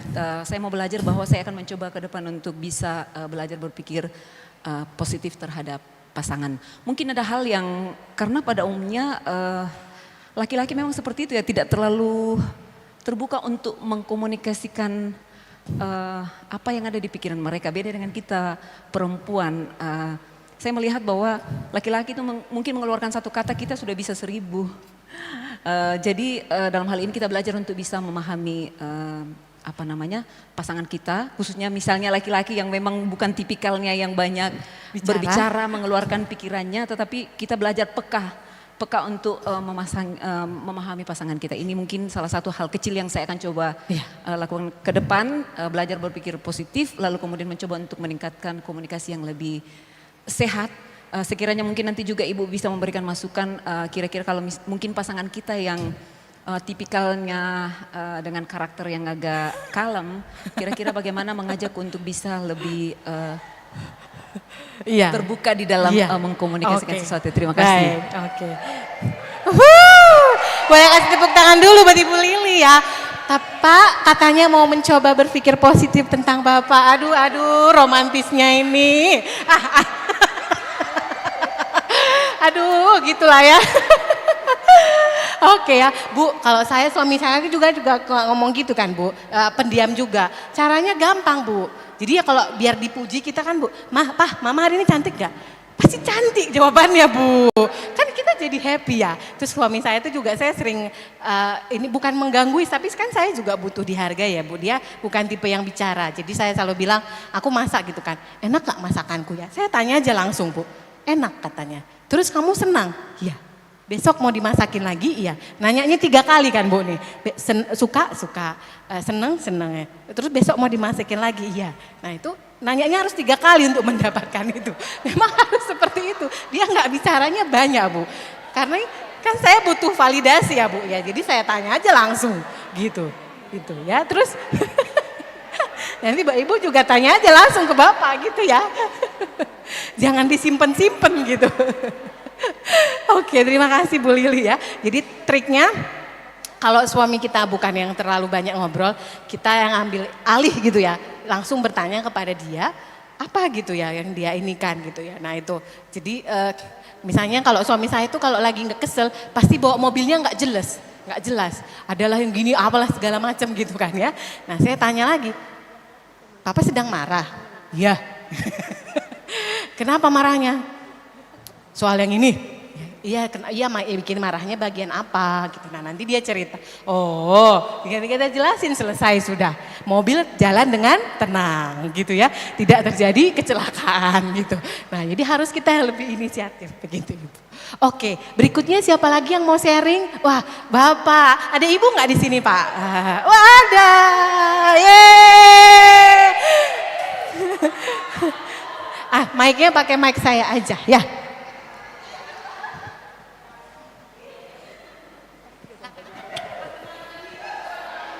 Oke, terima kasih kesempatannya Ibu Tessa. Terima kasih kesempatan untuk kami hari ini. Konsep yang saya mau sampaikan adalah, sebelum masuk ke pertanyaannya, satu hal yang saya ingin sampaikan bahwa kalau perempuan berpikir realistis, laki-laki itu punya proyeksi, pemikiran masa depan. Realisasi hari ini itu masih wanita, tapi laki-laki maju selangkah di depan. Nah itu yang kadang berbenturan antara wanita dan laki-laki karena Kenapa? Wanita selalu menilai tentang hari ini saja. Sedangkan laki-laki itu tidak pernah menilai hari ini. Apapun yang terjadi di masa depan, itu sudah dipikirkan. Itu yang perbedaan konsep utama yang pertama. Yang kedua, tadi materinya kan sudah jelas. Bahwa setiap orang punya masa lalu yang berbeda-beda. Hal-hal yang telah kita lalui di masa lalu itu adalah realisasi yang kita harus terima sekarang. Realita yang harus kita terima sekarang. Ketika kita memasuki tahapan rumah tangga, penerimaan tanpa syarat itu yang paling utama. Karena histori setiap orang itu berbeda-beda. Kalau saya jujur, saya dari dulu-dulu aliran kiri. Baru-baru aja sekarang masuk ke aliran kanan. Nah itu yang harus kita harus realkan. Artinya ada pertemuan pendapat bahwa kita harus menerima apa adanya pasangan kita. Itu dulu yang kedua. Yang ketiga adalah melepaskan sebuah permasalahan dan kembali ke keikhlasan. Karena kita sudah menerima, kita sudah meyakini bahwa inilah nahkoda dan penumpang yang akan kita kendarai bersama untuk berlabuh di pelabuhan mana kita akan berlabuh. Sehingga ketika konsep ini terjadi dan sudah disatukan, saya pikir kerikil-kerikil tajam pasti akan terjadi. Tapi ini kan tidak akan membuat sebuah permasalahan yang besar ketika pandangan, persepsi dan pendapat itu bisa diselaraskan, Bu. Nah, untuk mengenai masalah perubahan kecil, kalau saya pikir, saya pribadi untuk hari ini, minggu ini hanya adalah bagaimana terus mengulang untuk menyamakan persepsi, karena tidak ada satupun orang di dunia ini yang sama satu pandangan. Sudut pandang pasti selalu akan berbeda-beda. Dan bagaimana sudut pandang yang kita akan lakukan itu tidak melihat dari sisi sudut pandang orang lain, karena ini keluarga kita. Jadi kalau saya, sisi sudut pandang dulu yang harus diselaraskan. Terima kasih, Bu. Oke, jadi bentar lagi Bapak akan menyelaraskan sudut pandang dengan Ibu. Mungkin terkait dengan, terkait dengan tas mana yang paling cantik ya, Bu ya. Bukan, itu hanya bercanda ya. Keren sekali Bapak ya, bahwa laki-laki itu tidak hanya berpikir tentang masa saat ini, tapi sudah jauh ke depan begitu ya. Sedangkan ibu-ibu katanya fokusnya saat ini, bahkan masa lalu ya Pak. Semua masalah lama bisa keluar gitu ya. Hanya pada masalahnya hari ini gitu ya. Nah, oke. Terima kasih Bapak sudah sharing bahwa dia minggu ini akan mulai bagaimana begitu untuk menyamakan persepsi dengan pasangan di rumah. Cie, aku kayak gitu ya. Aku kalau habis ini, setelah itu kalau aku jadi istrinya, aku ajak makan malam ya. Tapi dia yang bayarin ya. Siapa lagi Bapak Ibu, ayo silakan. Siapa? Oh Ibu. Ibu kah? Ya silakan Ibu. Ya, baik. Seminggu diberikan kesempatan. Buat saya mau merenung. Kira-kira apa yang saya mau rubah di dalam hidup saya. Ya. Tadi dikatakan kita sudah bisa saling mengenal satu dengan yang lain. Seandainya masih ada pasangan saya, Bu. Ya. Saya mau bertanya dan membisikkan di telinganya, apa sih yang kurang dari saya? Supaya dia sampaikan, saya berusaha untuk memberikan sesuai untuk apa yang dia butuhkan. Kadangkala kami ibu-ibu, kita perempuan, realita yang terjadi. Dikatakan suami meninggalkan rumah karena kita juga. Dikatakan bagaimana ada herder di rumah. Seandainya saya herder, saya mau belajar. Yang lembut, ya mungkin itu yang suamiku dambakan. Ya, ada cerita Bu. Kenapa ini suaminya pergi terus dan dia sudah pikir-pikir pasti ada apa-apa. Dia ikuti suaminya, dia buntuti. Setelah dia masuk, entah gadis kah janda kah, masuk langsung di pangku. Dia tidak komen apa-apa, tidak masuk rumah mau marah, enggak. Tidak labrak suaminya atau yang si pelakor, tidak. Dia pulang ke rumah. Mungkin dia merenung ini. Setelah suaminya pulang dia duduk baik-baik. Pak, sini duduk. Dia suruh duduk di pangkuannya. Itu yang Bapak cari. Kenapa Bapak tidak bilang? Jadi bapak-bapak bilang juga sama partnernya apa yang Bapak mau atau apa yang saya mau ini mas sayang. Siapa yang tidak mau bahagia? Minta maaf. Saya katakan saya mendambakan keluarga yang sangat bahagia. Saya yakin kalau kita sudah mengenal firman Tuhan, kebahagiaan itu sungguh luar biasa kita miliki. Terima kasih, waktu saya kembalikan. Ini tadi kayaknya pesan-pesan buat bapak-bapak ya Bu ya. Oke ya. Jadi besok kalau mau dimasakin apa ya itu gitu ya. Dikasih tahu. Oke. Satu orang lagi ya Pak. Sebelum nanti kita ini satu lagi yang di sebelah sini lah. Siapa yang mau sharing tentang yang pertanyaan di depan ini ya Bapak Ibu ya. Ayo. Silakan. Ayo siapa aja bisa. Saya boleh menunjuk kah ini ibu ketua, boleh ditunjuk kah? Oh boleh. Saya mau tunjuk ibu ini aja. Ayo ibu. Ibu tidak, kalau gitu bisik aja. Ayo ibu. Oh ya udah, ibu aja ya. Ya, terima kasih atas kesempatan yang diberikan. Perubahan kecil yang saya mulai minggu ini mungkin memberikan waktu untuk berkomunikasi dengan anak-anak. Karena saya juga kerja dan jadi waktu untuk anak-anak itu berkurang. Terima kasih.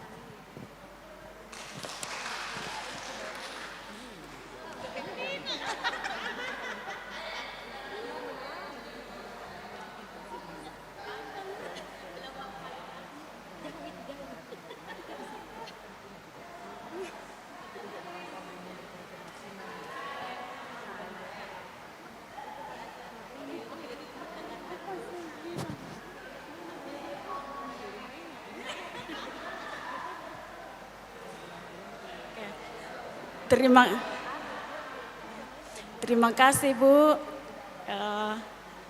Di situ ada pertanyaan perubahan kecil apa yang bisa saya lakukan mulai minggu ini menciptakan keluarga yang lebih sehat secara mental.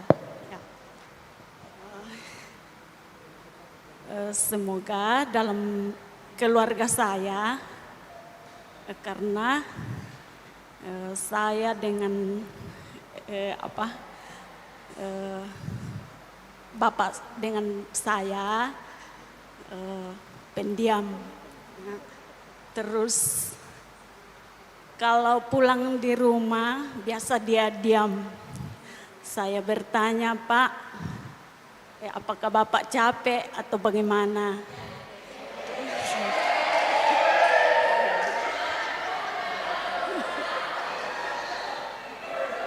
Karena kita di rumah sudah melakukan yang terbaik.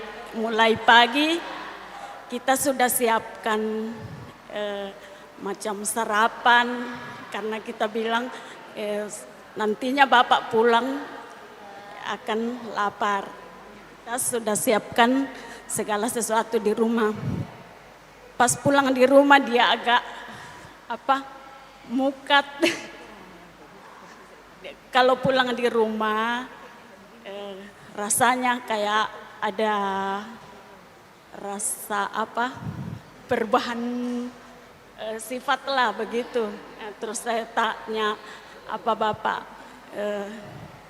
ada masalah atau apa? Terus dia bilang tidak. Terus kenapa Bapak begitu sifatnya? Terus tidak apa. Jadi terus saya diam. Oke, kalau begitu nanti saya lihat. Oke, itu saja. Jadi kalau bisa sekarang Ibu mau mulai lebih banyak lagi bertanya kepada Bapak tentang apa yang terjadi padanya. Is romantisnya. Udahlah ya. Aku kalau udah ditanya kayak gitu langsung aku merasa diperhatikan loh Bu ya. Ya kan ya Bu, mudah-mudahan nanti habis itu 1 minggu kemudian Bapak belikan Ibu cincin berlian yang baru ya. Oke ya. Nah, jadi begitu ya Bapak Ibu ya, mudah-mudahan hal-hal kecil yang kita lakukan tadi itu sebenarnya sangat luar biasa. Ya, misalnya tadi itu misalnya kayak Bapak di sana ingin menyamakan persepsi dengan istrinya gitu ya, menyamakan sudut pandang yang sama gitu. Nah, ketika sudut pandangnya sama, pasti keluarganya akan jalan lebih baik gitu ya. Ibu tadi ingin bertanya kepada suami tentang apa yang kenapa, ada apa dengannya, masalahnya apa gitu ya. Walaupun mungkin kita nggak bisa bantu secara langsung, dia secara pribadi merasa dirinya disayang, diperhatikan, dan merasa tidak sendiri. Aduh, aku udah langsung meleleh aku ya. Terus tadi ada ibu yang menceritakan mau meluangkan waktu lebih banyak lagi untuk berkomunikasi dengan anak-anak gitu kan ya. Dengan itu anak-anak akan merasa bahwa oh ternyata aku diperhatikan, ada ibu yang selalu peduli gitu. Keluarga juga akan jalan lebih baik tadi ya. Nah gitu, terus Ibu Lili tadi juga bilangnya mau lebih... apa tadi itu Bu, aku lupa kok, jadi saking terpesona aku sama Bu itu aku lupa. Apa, ya positive thinking sama pasangan. Nah itu relasi dengan pasangan jadi akan lebih baik gitu. Dan akhirnya keluarga juga akan lebih baik gitu. Jadi hal-hal kecil sebenarnya Bapak Ibu ya yang kita bisa lakukan 1 minggu ini aja. Nanti kalau bisa minggu berikutnya tambah lagi apa.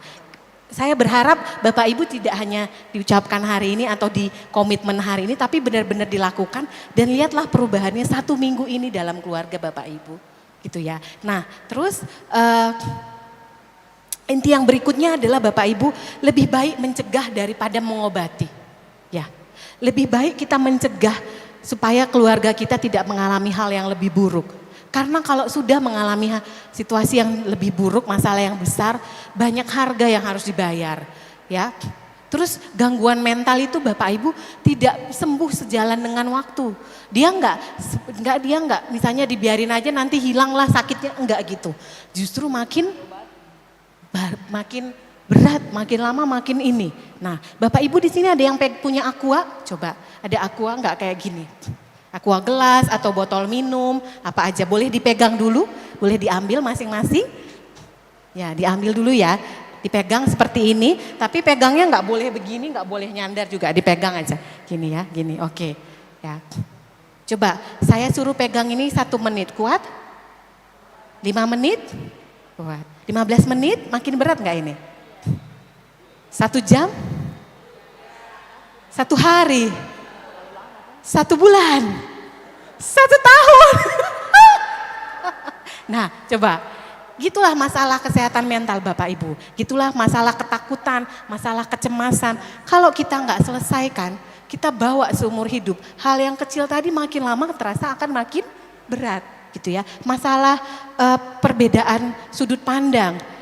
Kalau itu hari ini itu tidak selesai. Besok kita bawa lagi terus dan tidak pernah terselesaikan. Nah itu nanti dampaknya akan besar sekali. Kita bisa meledak, kita bisa marah tiba-tiba seperti itu. Nah itulah masalah mental, kecemasan, ketakutan, kegalauan gitu ya. Semua hal itu lebih baik kita cegah. Jadi lebih baik kalau sekarang itu masih riak-riaknya itu masih kecil, kita selesaikan ya. Selama ini mungkin kita merasa tidak dihargai karena pasangan kita sibuk dengan HP-nya, sekarang kita mulai lebih positive thinking gitu kan ya, selesai gitu. Tidak perlu dibawa-bawa gitu seumur hidup gitu ya. Jadi dan kalau misalnya punya masalah sekarang di keluarga, ada sesuatu baik itu anak, baik itu pasangan ataupun diri sendiri, tidak usah malu untuk cari bantuan Bapak Ibu. Ya, saya selalu bilang ke mahasiswa saya gini, ke mana ya, ke anak-anak SMA, saya kadang-kadang juga diundang ke sekolah untuk kasih materi ke anak-anak SMA itu, saya selalu bilang ke mereka jangan pernah malu pergi ke guru BK. Karena kalau ke guru BK itu tandanya kamu sayang sama diri kamu. Ya, karena kalau disimpan-simpan sendiri, nanti masalahnya justru makin besar. Nah begitu juga dengan Bapak Ibu, kalau ada sekarang masalah riak-riak kecil dalam rumah tangga, dalam apa, kalau belum bisa diselesaikan berdua dengan pasangan, boleh minta bantuan. Mungkin bisa ke penatua dulu, bisa ke diaken atau ke pendeta. Tapi kalau nanti tidak selesai lagi, bisa ke konselor pernikahan, bisa ke psikolog. Yang penting tujuannya itu adalah untuk sembuh dan untuk baik-baik aja. Gitu. Ya, nah jadi sesi ini saya tutup dengan satu ayat, Kolose 2 ayat 13 sampai 14 ya. Dan nanti bisa kita baca lebih lengkap lagi. Sabarlah kamu seorang terhadap yang lain dan ampunilah seseorang akan lain-lain, dan di atas semuanya itu adalah kenakan kasih.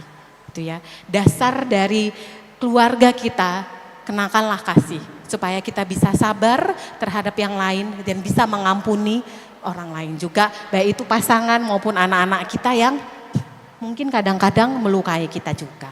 Oke, demikian, terima kasih, saya kembalikan kepada Pak Pendeta.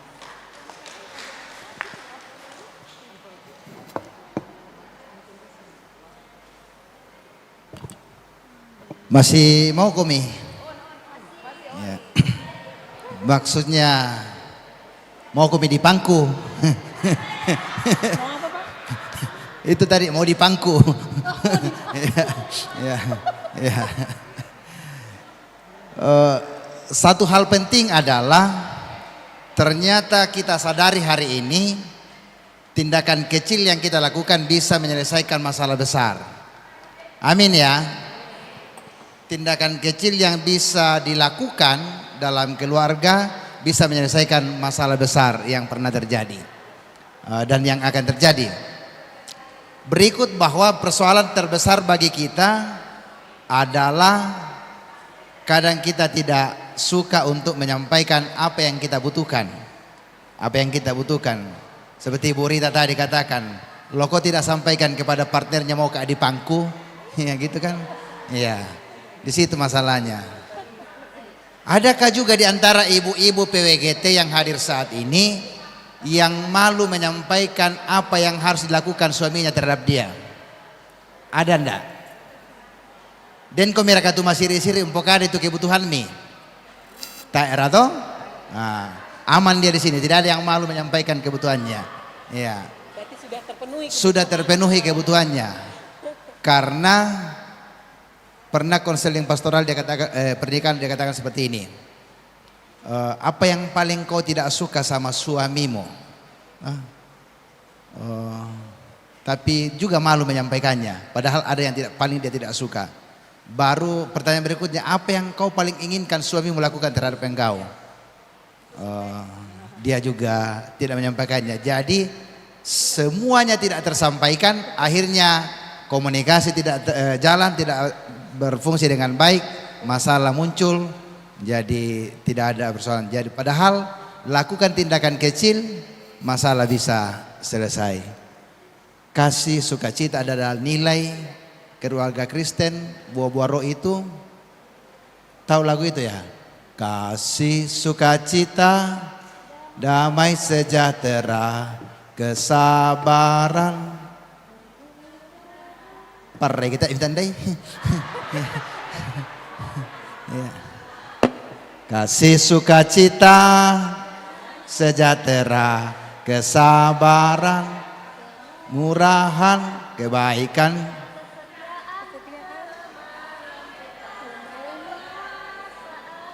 Ada yang mau bertanya kepada Ibu Tesalonika? Masih ada yang mau bertanya? Sebelum kita masuk ke sebuah tindakan-tindakan yang harus kita lakukan untuk pendampingan. Itu yang akan kita lakukan nanti. Angkat tangan 3 orang untuk mau pertanyaan. Ada Bapak Nata, ada Bapak Dea. Oh ini bapak-bapak lagi yang mau. Ada Ibu Neta, ada Ibu Lili. Saya mulai melupakan nama jadi. Silakan. Silakan Bapak Nata dulu. Ya. Mic disampaikan ke Bapak Nata. Adakah yang bisa mengantar mic ke Bapak Nata? Oke.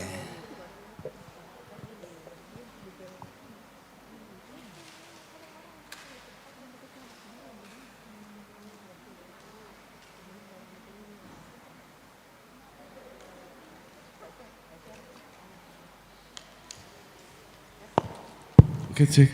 Terima kasih untuk kesempatan kedua kalinya. Mohon maaf Bu. Saya adalah produk generasi dari generasi sebelumnya orang tua saya. Sekarang saya ada di generasi tengah-tengah yang harus mendidik generasi Gen Z ke depan. Nah, konteks yang harus kita kombinasikan adalah kita mendapat perlakuan selama bertahun-tahun dari didikan generasi sebelumnya, yakni orang tua kita.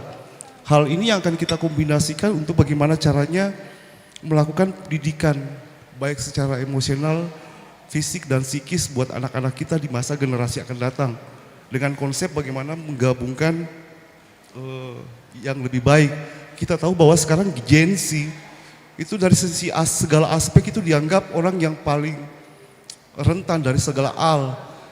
Mentalitasnya agak rendah karena sudah masuk ke dunia maya banyak. Kalau kita generasi sebelumnya mungkin berinteraksi dengan teman-teman itu sering karena kita belum punya handphone. Sekarang kecanggihan teknologi membuat generasi saat ini semakin nyaman dan berinteraksi sudah sangat kurang. Semuanya main di dunia maya dan interaksi pun di dunia maya, tidak ada interaksi langsung. Nah, perpaduan yang yang saya pribadi mau lakukan adalah untuk bagaimana? Apakah kira-kira ketika mengkombinasikan gaya generasi sebelumnya dengan era sekarang yang anak-anak saya pribadi misalnya itu mentalitasnya masih belum terlalu kuat, artinya kalau saya dari sisi agak keras, apakah itu salah untuk generasi saat ini yang pertama? Yang kedua,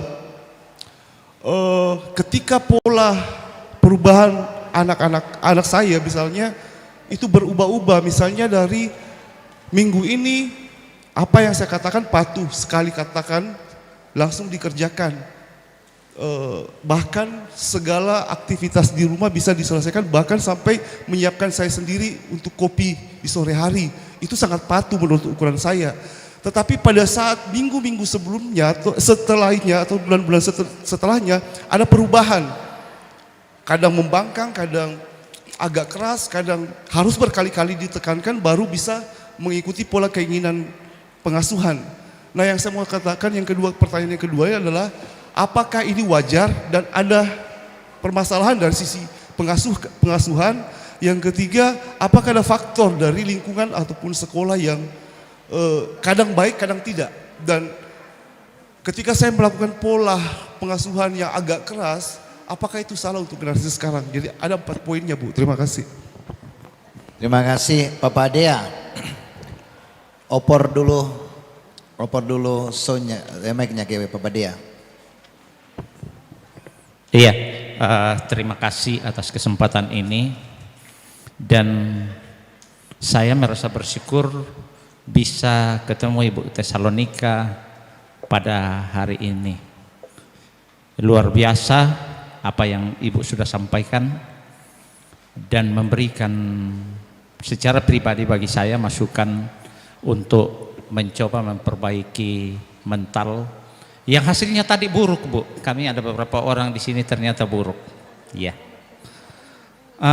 Ada hal yang mungkin ini bukan pertanyaan tapi sekedar informasi bahwa kami di Jemaat Biringkanaya ini ada paduan suara jemaat, ada paduan suara PWGT, ada paduan suara kelompok, ada paduan suara PKBKT, Persekutuan Kaum Bapak. Nah, itu setiap hari itu mengambil waktu jam itu. Ada ibadah PWGT di luar jam paduan suara itu. Nah, ini saya tidak tahu apakah ibu-ibu di rumah ini sudah menyiapkan segala sesuatunya, sudah memahami suami bahwa suami akan pulang jam sekian. Sementara mungkin dia bertepatan dengan jam paduan suara. Karena saya akui ibu-ibu ini memang luar biasa terhadap persekutuan. Tidak sama kami kaum bapak. Kaum bapak disuruh ibadah jam 7 datang setengah 8. Tapi luar biasa ibu-ibu. Ibadah jam 5, setengah 5 sudah kumpul. Nah, itu yang saya sampaikan tadi bahwa sekian kali pertemuan dalam satu minggu, ibu-ibu apakah sudah paham, sudah mengerti bahwa suaminya akan pulang jam sekian? Apa kebutuhan suaminya? Kondisi suaminya ketika dia pulang. Begitu. Karena kami bapak-bapak itu, dan ya saya yakin Ibu Tesalonika paham, mengerti psikologi orang laki-laki. Laki-laki ketika dia pulang dan dia capek, paling bicara satu kali, bahwa kemungkinan bilang saya butuh teh. Kalau tidak teh itu tersiap setengah jam, mungkin dia akan bikin sendiri, atau bilang saya lapar karena tidak ditanya. Nah, mungkin setengah jam berikut dia akan ke dapur. Iya, tetapi sebenarnya dalam hatinya mengatakan bahwa apakah istri saya paham tidak dengan ini? Apakah istri saya paham, anak-anak saya paham dengan kondisi saya? Iya, iya. Maaf saya berbicara di sini karena kita berbicara dalam konteks persekutuan gereja, mental dalam gereja. Jadi mungkin itu saja. Saya berbicara, kami berbicara beberapa bapak-bapak tadi. Ada beberapa orang kami di sini tadi, semua mentalnya hasilnya buruk. Walaupun kemarin kami ibadah PKB, kami ketawa-ketawa luar biasa di situ. Iya, tapi begitulah. Iya, mungkin itu saja Bu. Terima kasih. Terima kasih. Antar mic-nya ke Ibu Lili. Oh ada mic-nya Ibu Lili, ada. Ya, terima kasih untuk kedua kalinya. Izin bertanya Ibu Tesalonika, pernah membaca buku bahwa ada 4 karakter yang pada umumnya ya, sanguin, plematis, melankolis, dan apalagi satu itu? Kolerik ya, 4 ini. Sekiranya itu, apakah itu mempengaruhi cara kita di dalam, atau mental kita di dalam ketika ada masalah yang muncul di tengah-tengah kehidupan kita. Apakah di antara 4 karakter ini ada yang memang lebih positif atau ada yang lebih di bawah seperti itu dari 4 karakter itu ketika kita menghadapi masalah? Karena kan di dalam diri kita, saya pernah membaca buku bahwa di dalam diri kita itu bisa saja 4-4-nya ada, bisa hanya 2 atau bisa 3. Mudah-mudahan kalau memang saya keliru pemahaman bisa nanti diluruskan Ibu Tessa. Itu mempengaruhi mental kita ketika kita menghadapi tantangan di kehidupan keluarga atau di dalam pekerjaan atau dimanapun berada. Lalu kemudian terkait dengan anak-anak, apakah betul bahwa 4 karakter ini memang itu lahir dari ketika mulai dari kecil, dan seberapa besar pengaruh dari pendidikan orang tua di dalam kehidupan keluarga, lalu kemudian di sekolah ketika mereka menerima pendidikan di sekolah, dan lingkungan ketika mereka keluar dari rumah. Itu mungkin seberapa besar pengaruh itu mempengaruhi pertumbuhan ke-4 karakter itu. Ya, terima kasih. Ibu Neta, oh ada. Terima kasih Ibu Tesalonika. Yang ingin saya sampaikan, sebelumnya saya mau sampaikan kalau saya jarak dengan Bapak jauh. Bapak kerja di tempat lain, baru saya tinggal di Makassar bersama dengan anak-anak. Itu sudah dari awal, dari mereka lahir sampai hari ini. Dan puji Tuhan semua berjalan dengan baik, walaupun banyak persoalan, banyak masalah, tetapi boleh diselesaikan dengan komunikasi yang baik.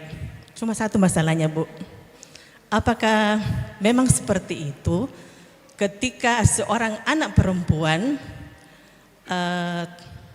boleh dikatakan sangat takut kepada sosok ayah, seorang ayah, karena anak saya yang perempuan sampai pada hari ini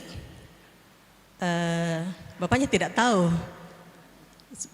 Mungkin dia tahu tapi pura-pura tidak tahu pacarnya itu siapa, orangnya itu yang mana. Ya, walaupun memang pacarnya sudah sering datang ke rumah. Tapi kalau dia datang ke rumah ya cueknya minta ampun, masuk kamar lah, pura-pura tidak tahu lah. Nah, jadi saya sampaikan kepada anak saya, jadi mungkin salah yang saya lakukan karena kami itu main kucing-kucingan. Jadi semua disampaikan ke saya, Mama bagaimana ini? Sudah jalan saja, Bapak gampang diatur. Mungkin saya salah karena saya suka berbohong. Iya, begitu. Jadi dari masalah bagaimana sebenarnya mengatasi. Karena anak saya sudah kerja. Jadi memang sudah bertanya, selalu dia kasih sinyal-sinyal seperti itu. di dalam ada kan grup keluarga, dia selalu sampaikan teman saya lamaran, teman saya ini menikah. Terus kakaknya masuk, jadi kapan kau, waktumu kapan? Bapaknya enggak ada komen, ya seperti itu. Dan yang anak saya yang ketiga, dia sekarang kan sudah kuliah semester 4. Waktu SD pernah dia sampaikan kepada saya, Mama, ada seorang cewek yang saya sangat suka, saya dukung. Lalu dia selalu mendekat, tetapi rupanya perempuan ini dilarang sama mamanya. Dia sampaikan ke saya, Mama, saya suka sekali, tapi ternyata dia dilarang mamanya pacaran. Lalu saya sampaikan, seperti itu memang anak, kalau anak perempuan, apalagi kalau anak-anak baru SD, belum boleh pacaran. Jadi dia sampaikan ke saya, Mama, jadi kapan saya pacaran? Tunggu Mi, kuliah apa kok? Nah nanti kuliah. Nah sekarang dia sudah kuliah, dia sudah punya pacar. Jadi dia sudah tidak perlu melapor, karena dia bilang kan Mama bilang kuliah baru boleh pacaran. Nah tapi sebenarnya masih tanda tanya kepada saya, masih menjadi pertanyaan. Kapan sebenarnya anak-anak boleh diizinkan untuk mengenal pasangannya? Jangan sampai, karena ada kan juga orang seperti ini mengatakan, saya tidak pernah pacaran. Seperti itu. Karena ada larangan dari orang tua, apalagi mama. Mama selalu itu mengatakan jangan. Karena kekhawatiran orang tua yang berlebihan sehingga semua dikatakan jangan. Seperti itu. Terima kasih Ibu. Oke, terima kasih 4 orang penanya dulu. Silakan Ibu Tesalonika sambil saya makan kue. Tapi nanti yang kedua Bapak yang jawab ya. Nanti saya marah. Oke, yang pertama tadi yang sana Papa siapa? Papa Nata tentang bagaimana apakah misalnya kalau bersikap keras kepada anak ini boleh atau tidak boleh begitu ya Pak ya, apakah ini nanti seperti apa gitu ya. Nah terus tadi juga bicara tentang bagaimana sekarang dengan kehidupan yang digital ini banyak sekali anak-anak yang sangat nyaman dengan dirinya sendiri gitu ya, nanti tidak ada ini gitu ya. Terus juga apakah ada pengaruh dari sekolah gitu ya sehingga anak itu kadang-kadang bisa berubah ya, kadang seperti ini, kadang seperti itu. Oke. Nah, sebenarnya kalau dibilang tentang pola asuh yang keras nih, kerasnya seperti apa gitu sih Pak? Kalau kerasnya dengan fisik itu mungkin tidak disarankan ya. Karena seperti yang saya hukuman fisik itu sangat tidak menyenangkan dan membuat orang tuh ada keinginan untuk membalas. Coba ibu-ibu, bapak-bapak coba dicubit temannya. Cubit yang keras, cubit dulu temannya. Saya nggak mungkin nyubit Pak Pendeta, coba dicubit dulu biar bangun, coba dicubit. Nah setelah dicubit ibu pengen cubit lagi nggak?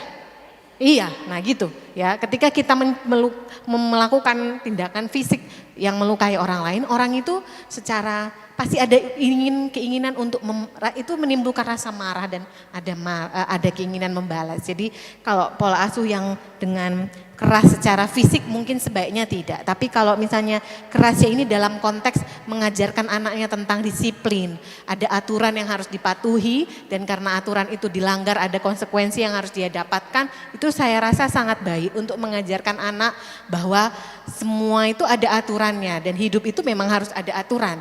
Kalau nggak ada aturan nanti semuanya jadi kacau begitu. Terus juga pola asuh yang keras ini sebenarnya bisa mengajarkan anak punya daya juang yang besar.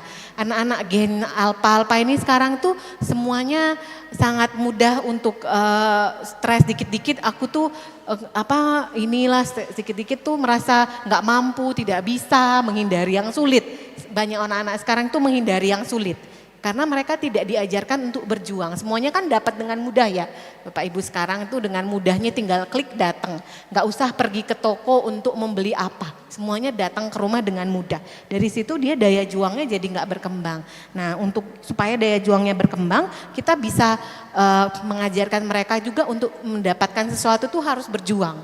Gitu. Terus juga yang perlu kita hargai juga ke anak-anak dalam ketika dia belajar atau apa, mungkin yang kita hargai bukan hasilnya tapi prosesnya gitu ya. Kadang anak kita mungkin dia berusaha keras, ada anak-anak misalnya nggak berbakat gambar, sama gurunya ada pelajaran menggambar, dia berusaha keras tapi nilainya misalnya cuma 70. Yang paling penting kan bukan nilainya, tapi proses dia menggambar. Sesuatu yang dia tidak bisa, dia tetap kerjakan. Nah, jadi penekanannya adalah tentang usahanya. Supaya anak kita nanti tumbuhnya itu anak yang berusaha. Bukan anak yang fokus pada hasil. Kalau fokus sama hasil, nanti dia akan menghalalkan segala cara untuk dapat hasil.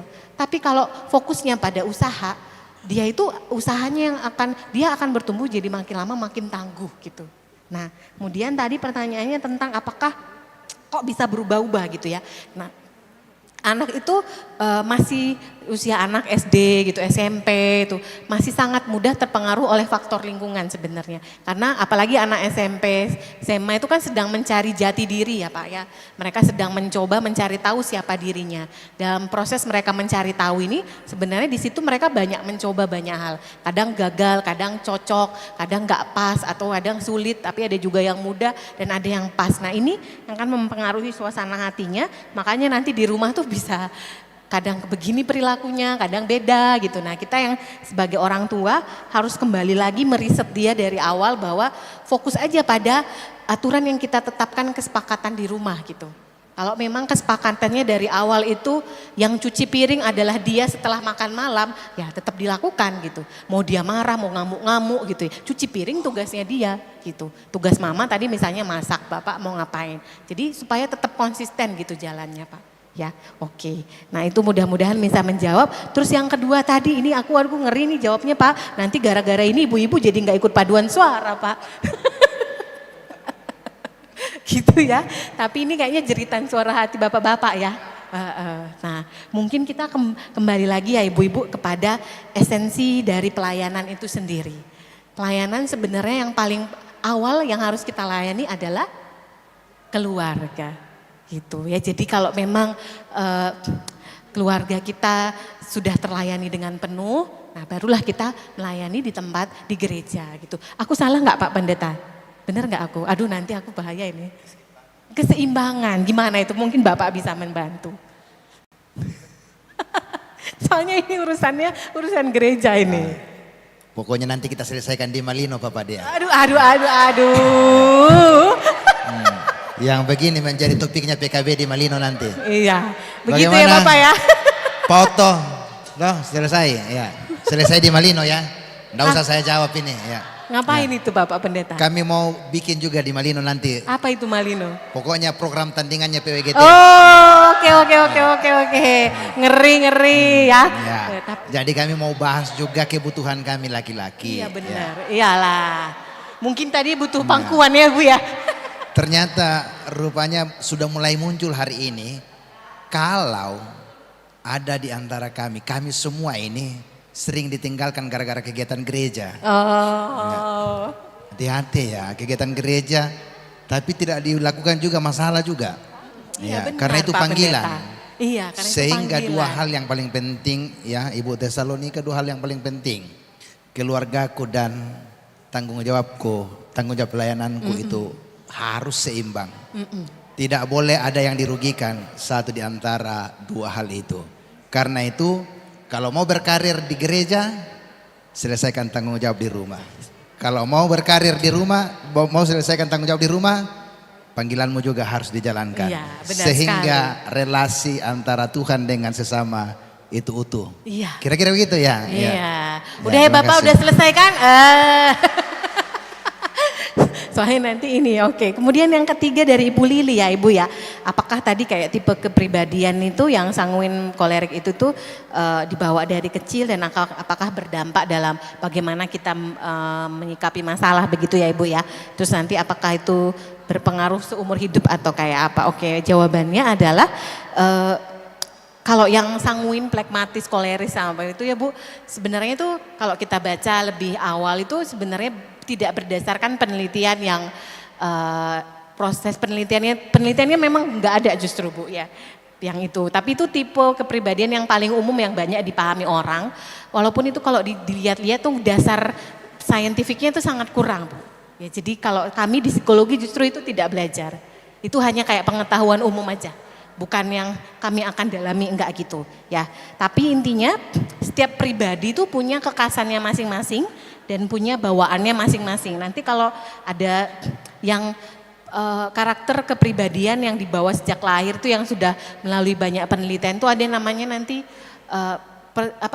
Big Five personality. Jadi ada 5, nanti ada yang extrovert, agreeableness, openness to change, and neuroticism sama consensusness. Jadi kalau kata dia 5 ini tuh karakteristik kepribadian yang dimiliki orang sejak kecil dan itu akan dibawa terus sampai dewasa.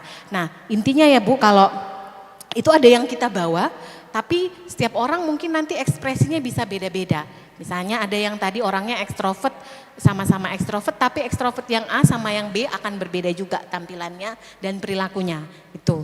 Nah terus, tapi ada juga tokoh lain yang bilang kalau apa yang kita bawa dari kecil itu sebenarnya yang kita dapatkan itu dari kecil itu hanya tinggal dalam diri kita cuma 1/3 aja, 2/3 dari kepribadian kita itu sumbernya dari proses belajar dari lingkungan, pendidikan dari orang tua, pengalaman hidup gitu.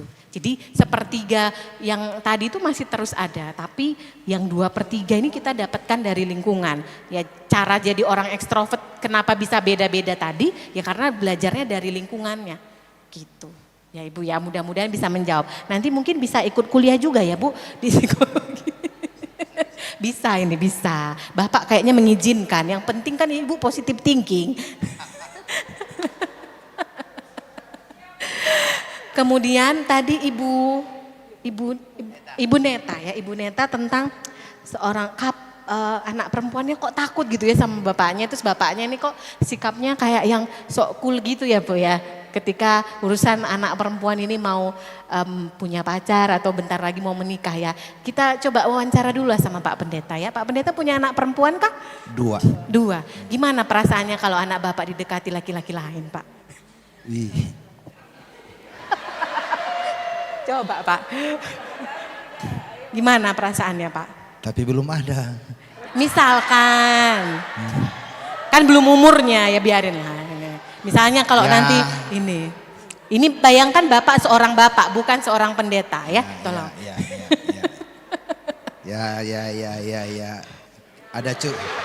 Ada apa? Pak, biasa ya. Biasa kecurigaan juga ada pasti. Ya. Waspada ya Pak. Waspada.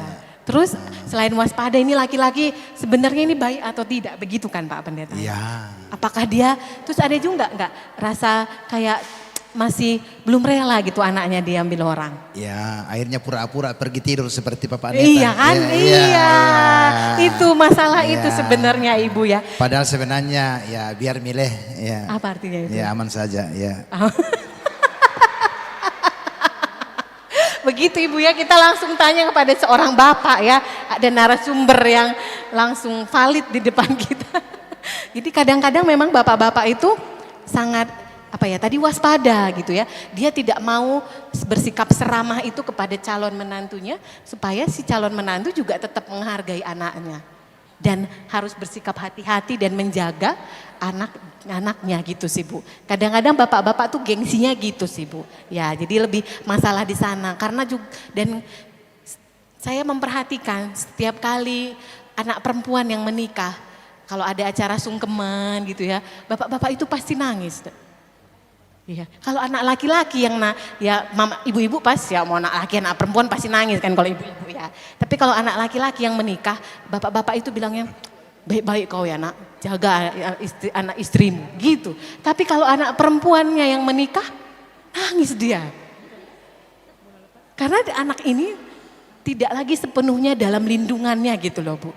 Dia harus melepaskan sesuatu yang artinya mempercayakan anaknya pada orang lain untuk dijaga dan dikasihi gitu. Nah itu sih Bu. Mungkin saran saya kalau anaknya sendiri mungkin takut pasti ya Bu.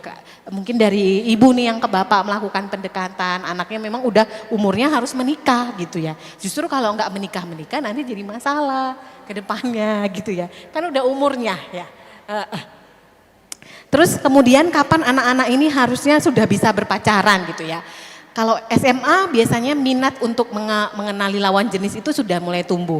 Itu kenapa? Karena memang terjadi ada pubertas ya Bapak Ibu. Peristiwa puber di mana anak-anak itu sudah mulai memahami ada punya minat organ-organ reproduksinya sudah mulai berkembang dan secara hormonal sudah mulai ada dorongan untuk mengenal lawan jenisnya, itu SMA gitu ya.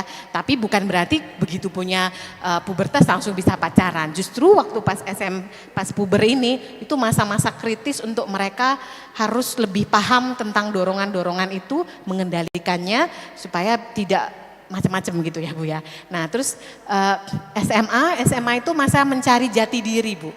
Menjadi jati diri siapa saya sebenarnya, apa yang saya mau, saya bisanya apa, jurusan yang saya pas buat saya apa, saya anak perempuan seperti apa, nah itu pas SMA gitu ya.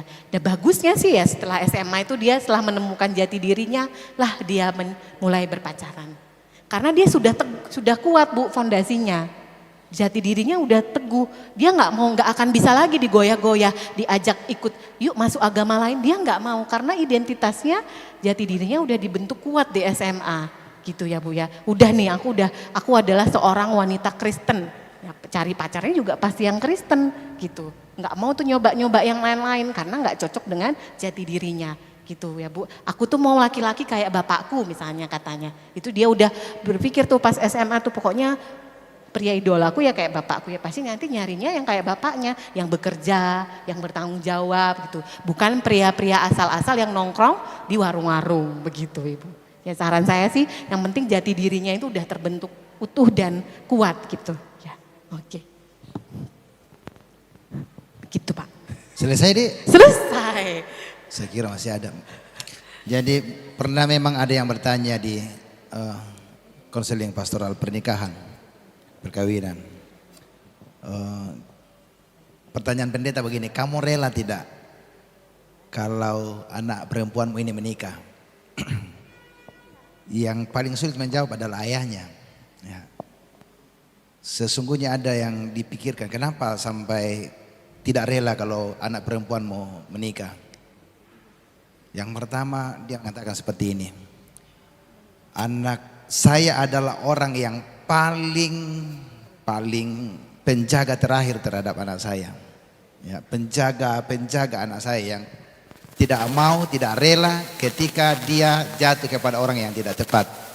Gitu persoalannya. Kira-kira seperti itu suara laki-laki. Saya adalah yang diciptakan, yang hadir untuk keluarga saya dan penjaga anak perempuan saya. Itu satu-satunya, karena itu tidak rela dia hidup bersama dengan orang yang tidak punya tanggung jawab. Lalu saya tanya gini, lalu kau dulu ya, waktu mau menikah dengan istrimu, kau pikirkan bahwa ayahnya juga tidak rela ketika kau miliki dia? Ya, lalu dia bilang itu juga makanya biar mi pale. gitu kan, supaya ada kerelaan ya, tanyaan dia. Sehingga memang tapi itu tadi persoalannya. Sebagai penjaga anak perempuan pasti dia tidak rela jatuh kepada orang yang tidak tepat.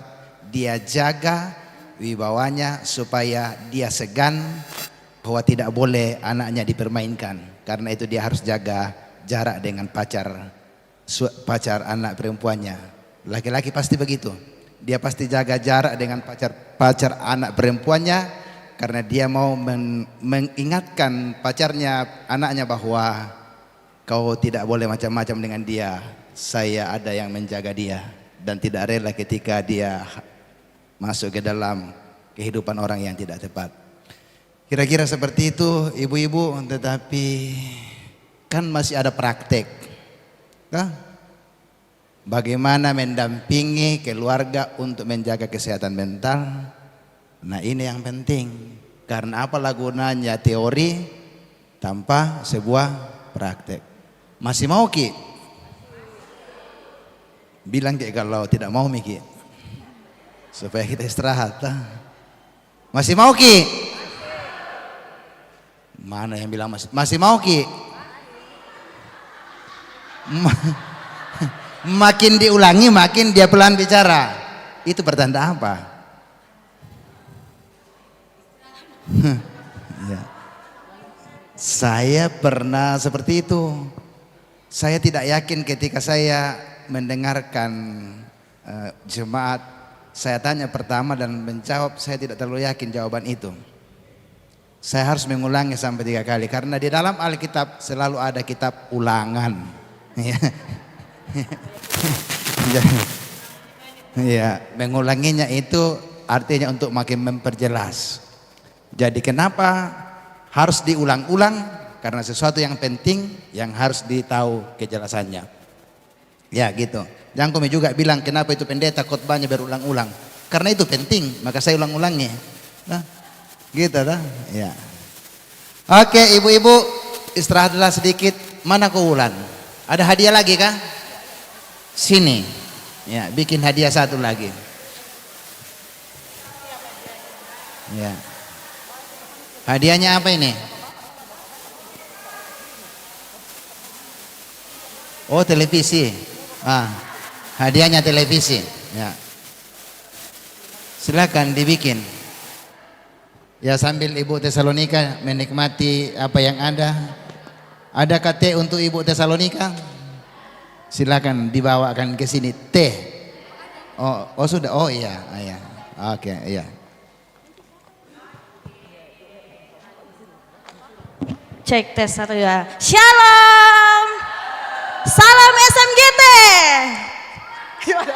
Kalau tadi Pak Pendeta bilang salam PKB, Kakak Wulan bilang salam SMGT. Salam SMGT. Luar biasa karena Kristus. Salam PPGT.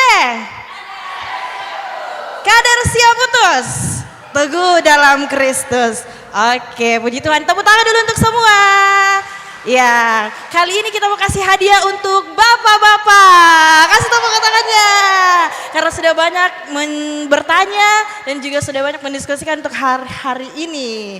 Oke, kita mau kasih teka-teki tebak gambar nama kota di Indonesia. Contohnya, Ibu Pendeta boleh. Oke, ini contohnya ini, oh tidak bisa di videotron. Oke, contohnya teka-teki tebak gambar. Ini ada yang bisa tebak langsung maju ke depan. Laki-laki, bapak-bapak, bunda. Maju ke depan, bukan tebak di tempat, tapi maju ke depan, ke mic ini ya. Nanti dikasih mic baru jawab. Oke, contohnya ini bapak-bapak ada yang bisa jawab? Bunda-bunda apa jawabannya? Di tempat saja bunda, apa jawabannya? Bali. Jadi ini adalah kota Bali. Oke, ini adalah Bali ya. Ya, selanjutnya ini sudah serius untuk bapak-bapak bunda. Oke, selanjutnya kita mulai 1, 2, 3. Ya, ayo. Iya, berpikir juga nih bunda-bunda. Ayo bapak-bapak, sini komito ada dapat hadiah. Ayo bapak-bapak.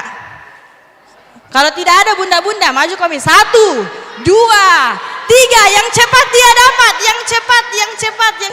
Ya. Kupang. Apakah jawabannya Kupang? Betul sekali. Kasih hadiah bunda. Lanjut. Iya, kita tes lagi. Ya, 1, 2, 3. Bapak-bapak ayo sini, bantu juga bunda-bunda. 4. Sini bunda, cepat lari. Lari kami, lari. Semarang. Apakah jawabannya Semarang? Iya, Semarang. Oke, silakan dikasih bunda. Lanjut. Standby kami di sini bunda. Ya, oke lanjut.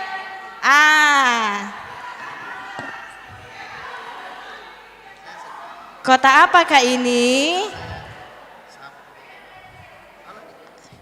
Ayo, tidak lihat di laptop. Oke, Kakak Hatta. Pariaman. Apakah ada kota Pariaman? Ada. Oke, lanjut. Masih banyak.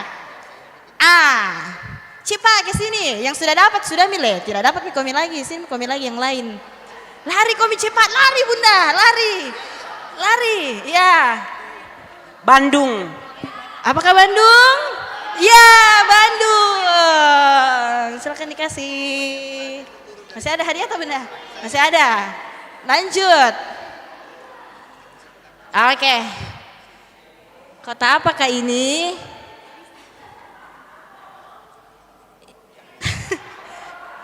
Ayo bapak-bapak.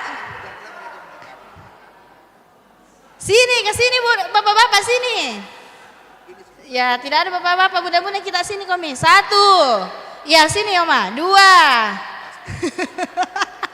Balik ke sana Komi Oma. Lampung. Apakah Lampung yang lain? Ya, sini. Coba Bunda ya, kita lihat. Apakah ini Langsa? Adakah kota Langsa? Ada. Bunda sini ke Bunda. Dapat hadiah Bunda.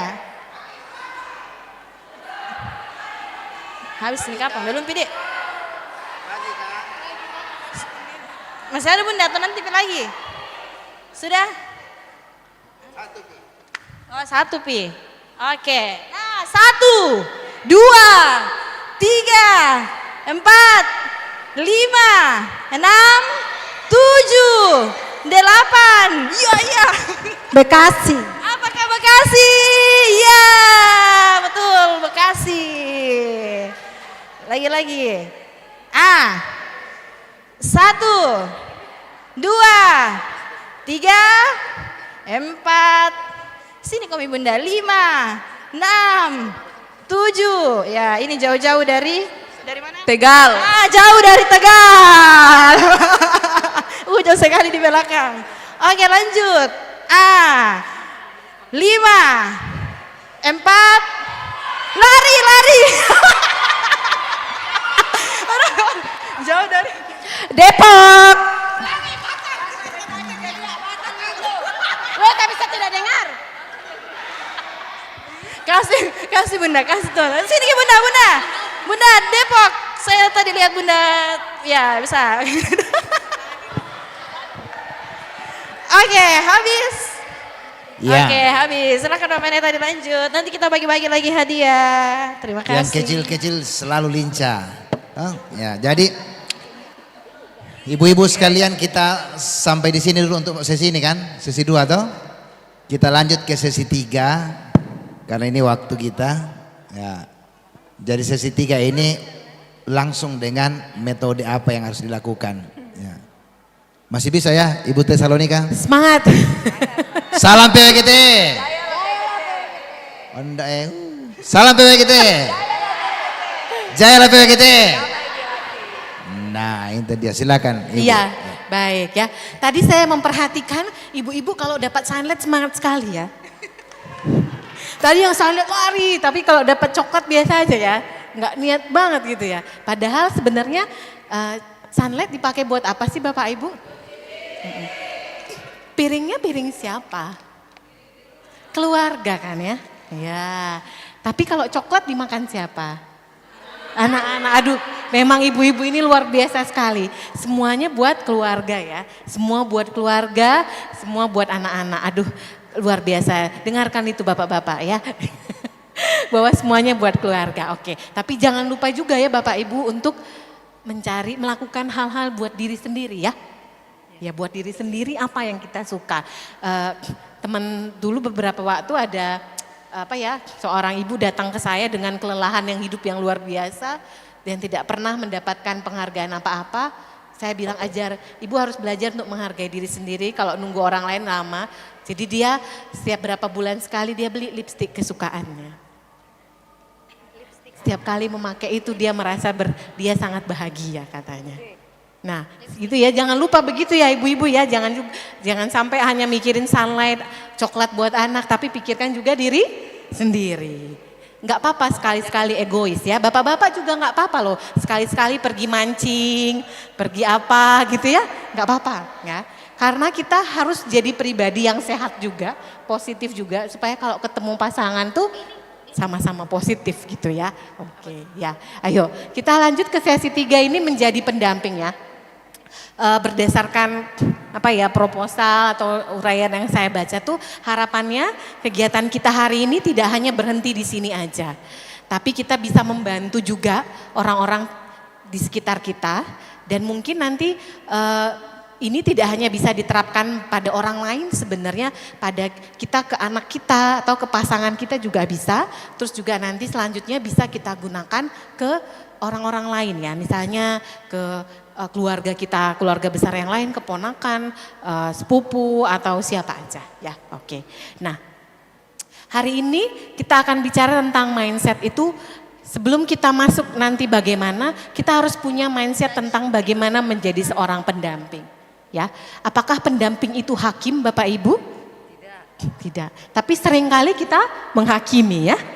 Nah, apakah pendamping ini pasti harus bisa memberi solusi? Tidak juga, karena kadang-kadang ada masalah yang nggak butuh solusi, cuman dia butuh didengarkan saja. Gitu ya. Jadi kalau harus pakai solusi, aduh, siapapun susah jadi pendamping gitu ya. Karena solusinya misalnya dia butuh uang, kita nggak punya uang. Haruskah kita kasih uang gitu? Nah, nggak seperti itu ya. Jadi pendamping itu sebenarnya harus punya mindset yang menjadi seorang pendengar ya. Pendengarnya itu fokusnya untuk memahami ya, bukan cepat-cepat menjawab gitu, bukan memotong ya. Makanya tadi kata Pak Pendeta kalau psikolog ini biasanya dia akan segan untuk memotong. Iya, karena kami memang belajar untuk memahami dan mendengarkan. Ya, memberi ruang untuk orang percaya bercerita dan menangkap perasaan bukan isinya. Contohnya ya, ada seorang pria yang ini bapak-bapak itu gambarnya dia cerita sama temannya. Aduh, aku kerjaanku di kantor seperti ini, anakku di rumah seperti ini. Ininya seperti ini gitu ya. Kita responnya seperti apa? Kita responnya dengan kamu capek sekali ya kayaknya gitu. Nah, ini kalau kalimat kayak gini nih kayaknya nggak cocok buat bapak-bapak. Gimana kalimatnya yang enak kalau bapak-bapak itu Pak Pendeta? Apa itu ya? Iya, itu nggak apa-apa kan ya sesama bapak-bapak. Ini dipraktekkan sama suami saya. Suamiku itu kan seorang diaken ya Bapak Ibu ya. Jadi dia pasti kunjungannya itu ke orang sakit, ke orang meninggal. Nah itulah pekerjaan rutinnya. Dan dia akan banyak sekali mendengar keluh kesah orang dalam pekerjaan dan tugasnya seperti itu. Jadi saya memperhatikan ternyata bapak-bapak juga bisa melakukan ini ke temannya. Dengan bahasa yang mungkin yang cocok di antara mereka ya. Kalau suamiku pasti pakai bahasa karo lah dia sama temannya. Tapi intinya dia menyatakan bahwa dia paham ya orang itu. Jadi dia merasa dimengerti. Nah, kemudian mindset yang berikutnya adalah tentang jadi pendamping itu adalah teman perjalanan Bapak Ibu. Sekali ketemu bukan berarti orang itu langsung bisa baik-baik aja dan langsung berubah gitu ya. Pasti butuh proses. Dan kalau jadi teman perjalanan ya setara. Tidak merasa lebih tinggi atau lebih tahu. Nah, terus hadir bersama orang itu dalam prosesnya gitu. Ya, dan tidak memaksakan perubahan yang instan. Misalnya, jadi kita nggak boleh punya pikiran bahwa kita harus memaksakan orang ini menjadi seperti apa yang kita inginkan. Gitu. Justru yang harus kita ubah mindset kita adalah saya hadir untuk menemani prosesnya. Misalnya teman kita baru misalnya kehilangan suaminya, ya misalnya dia berduka cita, ya. Jadi teman perjalanan yang buat dia itu kita hadir menemani dia. Orang kalau duka cita itu ya roller coaster tuh hidupnya, ya.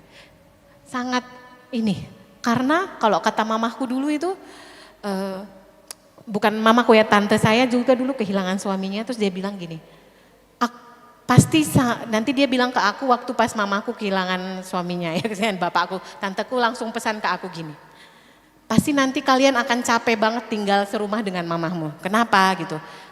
Karena dia juga secara emosi nggak stabil, dia juga sedang dalam kedukaan yang dalam, pasti orang-orang di sekitarnya juga sangat berat menghadapi dia katanya gitu. Karena sesedih-sedihnya kau jadi anak, lebih sedihnya istrinya, gitu kata tanteku ya. Dan benar nyatanya waktu dia berduka cita itu ya roller coaster itu di rumah, kadang nangis sendiri, nanti tiba-tiba marah sendiri, itu bikin yang tinggal bersama dia juga tidak nyaman. Nah mungkin Bapak Ibu nanti punya pasangan yang akan kehilangan orang tuanya, dia sedang berduka cita, hadirlah buat dia untuk menemani prosesnya, menyelesaikan masa duka citanya.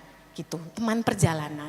Tidak merasa kita lebih tahu. Jangan bilang, aku pun dulu mamaku udah pernahnya kayak kamu gitu ya. Mama saya juga sudah meninggal, gak usah lebay-lebay banget lah gitu. Karena masa setiap orang, cara berduka setiap orang tuh bisa beda-beda. Jadi mindset pendamping ini tuh harus dua. Satu jadi pendengar, satu jadi teman perjalanan. Nah kemudian Ada prinsip dekap ya. Dekap itu dengarkan, empati, kerjakan, dan pertahankan ya. Dengar itu kita berkonsentrasi penuh, kita dengarkan orangnya. Jangan sambil main HP ya. Kalau istri Anda cerita, suami Anda cerita, saudara, anak cerita, ya didengarkan ya. Kemudian kita berempati ya, kasih dukungan, kemudian dilakukan. Kalau memang ada solusi yang bisa kita lakukan, kita lakukan. Tapi kalau hanya mendengarkan, ya mendengarkan gitu ya. Kemudian pertahankan, jadi tetap perhatikan orang itu ya. Makanya tadi bilang perjalanan, teman perjalanan. Ya jadi jangan cuma satu kali kita datangnya. Ya, udah kok dulu aku datang ngunjungin ibu itu, gitu ya. Tidak seperti itu, harus rutin justru kita melihat dan bertanya tentang kabarnya, mendengarkannya dan berempati kepadanya. Nah, selanjutnya, ini prinsip dasar Bapak Ibu untuk menjadi seorang pendamping, bahkan seorang psikolog kayak saya nih belajar ini ya Bapak Ibu ya.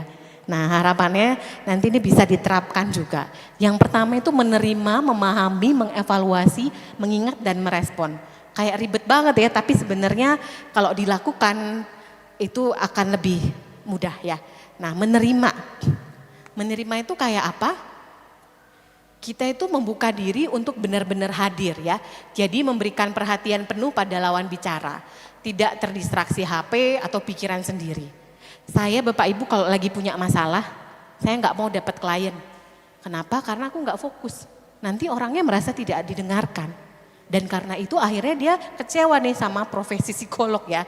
Jadi saya kalau lagi capek, lelah, banyak kerjaan, saya lebih baik jadwalnya itu diganti. Apalagi kalau saya lagi sakit nggak bisa fokus, saya ganti tuh jadwalnya, saya nggak mau.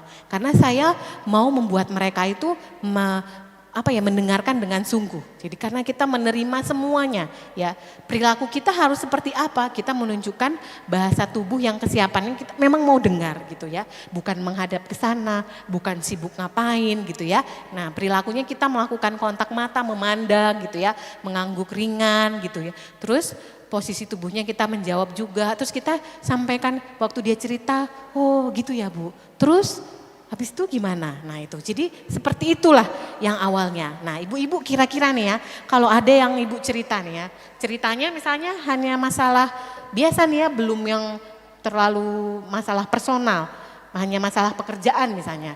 Kalau ada yang bersikap seperti ini, kira-kira ibu masih mau cerita lebih lanjut gak?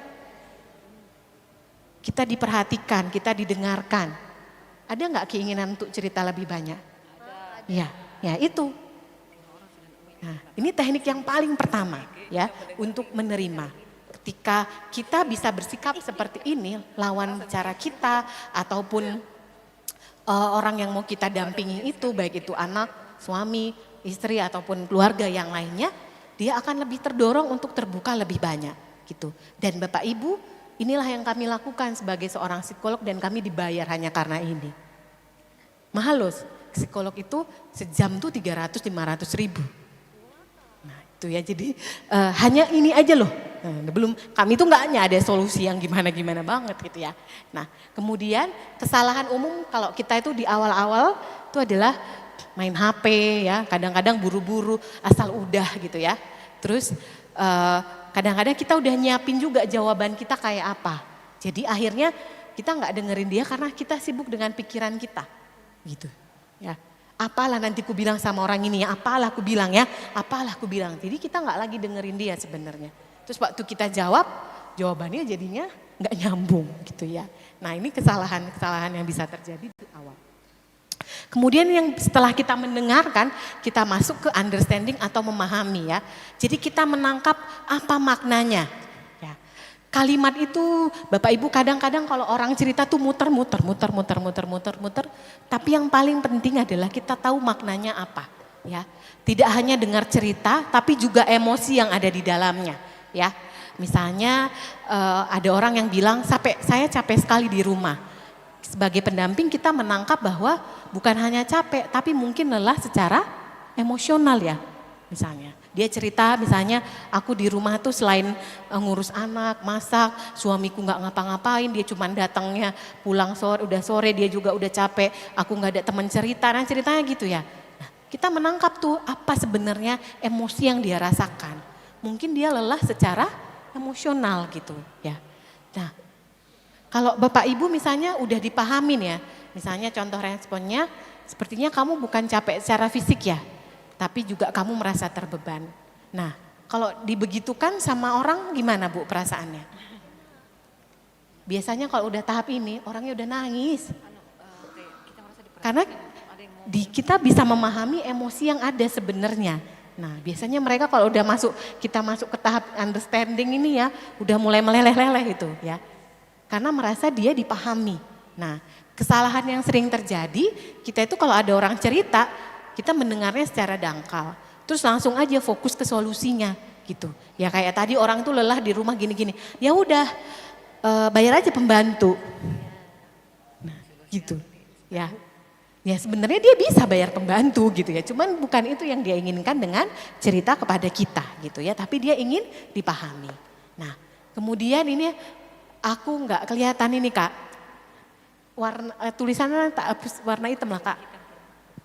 Ya yang terakhir itu, yang ketiga itu adalah mengevaluasi ya. Nah Kak Bapak ya, mengevaluasi di sini berarti kita melihat sebenarnya apa yang dibutuhkan oleh orang itu. Gitu ya. Nah, ya jadi kita memaknainya tanpa ada menghakiminya ya. Jadi menyaring apa yang didengar, mengerti konteksnya dan tidak langsung menilai benar atau salah ya. Jadi kita memahaminya secara utuh.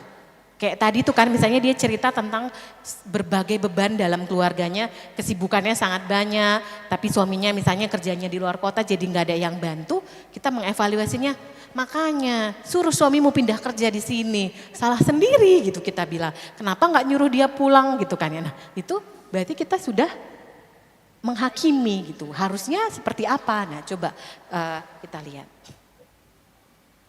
Nah ya, jadi kita selalu kesalahannya itu kamu sih salah sendiri gitu ya. Makanya ibu jangan gitu ya, bapak jangan gini gitu. Nah harusnya begini, nah itu membuat orang nanti langsung defensif ya dan gak mau cerita lagi. Nah itu. Nah kemudian yang terakhir itu mengingat ya. Mengingat ini remembering ya, jadi menyimpan informasi untuk menunjukkan kepedulian. Jadi ini penting, orang-orang itu kalau cerita kan dari awal sampai akhir tuh kadang-kadang gak berhenti ya Bapak Ibu ya. Kita harus mengingat apa yang tadi dia bilang, caranya kayak apa. Kalau kami psikolog itu kami catat ya. Ya, saya catat aja daripada nanti lupa gitu ya. Atau mengingat ini juga penting ketika nanti suatu saat kita kunjungan lagi, kita datang lagi, kita tanya lagi. Sangat penting untuk mengingat apa yang dulu dia pernah ceritakan. Ya, supaya nanti dia merasa dirinya tetap dipedulikan ya, bukan hanya sekali lewat aja ya. Nah, kemudian yang terakhir ini adalah merespon ya. Merespon ini, oh lagi diganti sama sama Ibu Agatha ya. Sebentar ya, jadi merespon ini tadi kan di awal kita mendengar. Habis mendengar apa Bapak Ibu? Habis mendengar? Enggak, yang kedua mendengar, memahami, yang ketiga mengevaluasi, yang keempat mengingat, dan yang kelima adalah merespon. Nah yang merespon ini kadang juga penting di akhirnya ya, memberikan tanggapan yang menunjukkan pemahaman ya, maknanya kalau respon kita itu harus pas, jangan lebih berlebihan, dan juga fokus pada empati bukan pada ceramah gitu. Contohnya kayak gimana ya? Contohnya itu misalnya ketika orang itu berbicara kepada kita tentang masalahnya, kita bisa bilang, tampaknya kamu merasa kecewa ya. Terus atau wajar kalau kamu merasa seperti itu. Nah, terus atau kalau kita mau klarifikasi, maksudmu kamu merasa tidak dihargai. Nah, kita tinggal tanya aja lagi gitu. Nah, terus ketika kita di sini tuh di tahap terakhir merespon, kita harus menghindari respon-respon ini. Jadi kasih nasihat cepet-cepet, terus membandingkannya misalnya dengan orang lain lebih susah loh dari kamu gitu ya. Bersyukurlah gitu ya. Kamu baru sakit diabetes gitu kan. Yang itu stroke gitu kan ya. Nah, jangan gitu ya, karena kalau seperti itu dia tidak merasa didengarkan, tidak merasa dipahami gitu ya. Kan dia bebannya adalah sakit diabetes bukan sakit stroke gitu ya. Nah kemudian kita kadang-kadang juga mengalihkan ceritanya tentang kita. Padahal kan kita datang untuk mendampingi orang yang sedang butuh cerita, butuh ini. Kadang-kadang kita cerita, aku juga pernah kayak ibu gitu kan ya. Intinya sebenarnya tujuannya kita baik untuk membuat dia belajar dari pengalaman kita atau sharing gitu ya. Tapi mungkin belum waktunya, tunggu dulu gitu. Sampai dia selesai, udah selesai baru kita tanya. Bu, saya juga punya pengalaman yang mirip dengan ibu, boleh nggak saya cerita gitu. Tapi kita bereskan dulu tentang dia bahwa dia sudah merasa didengarkan, dipahami, dan akhirnya dia tidak dihakimi atas apa yang dia sampaikan, seperti itu ya. Jadi seperti itu. Nah, ini tuh kosong ya Kak, slide yang ini. Is there anything?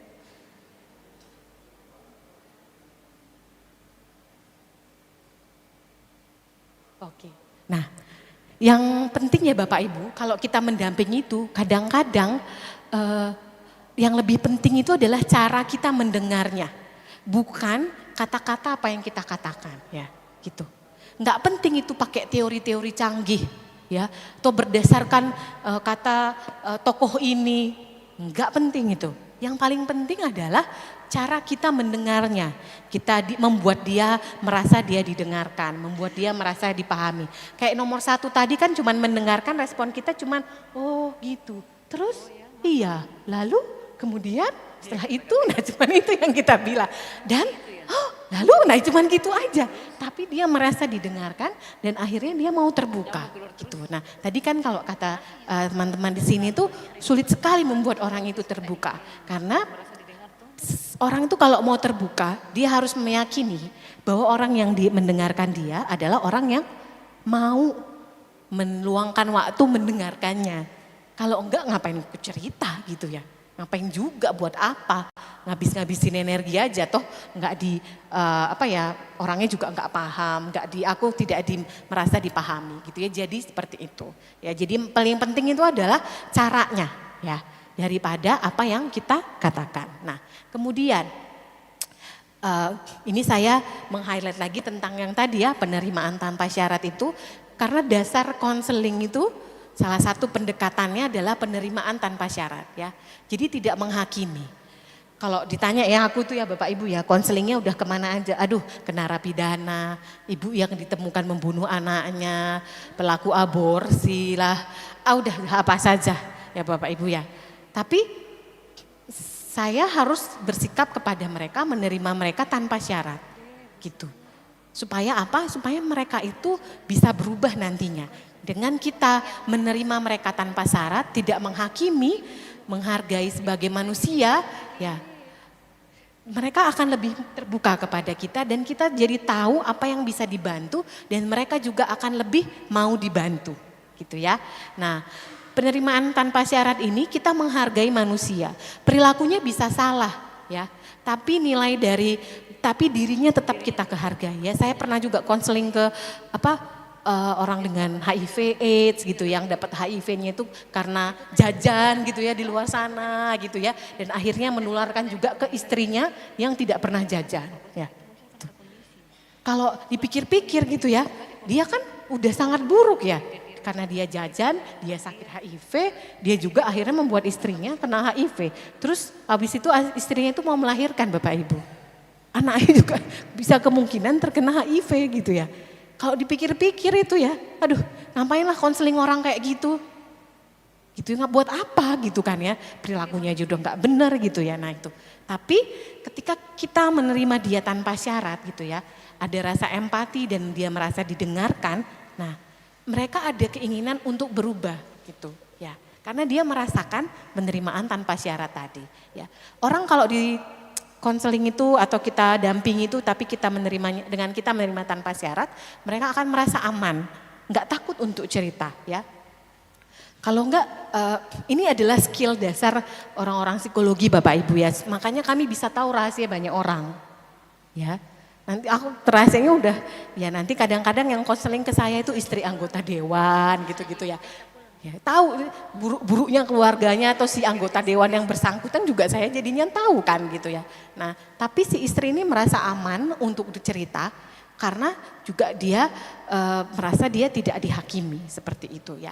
Nah Nah ini ya Bapak Ibu ya, kenapa saya menangkap penerimaan tanpa syarat ini, meng-highlight penerimaan tanpa syarat dalam materi ini.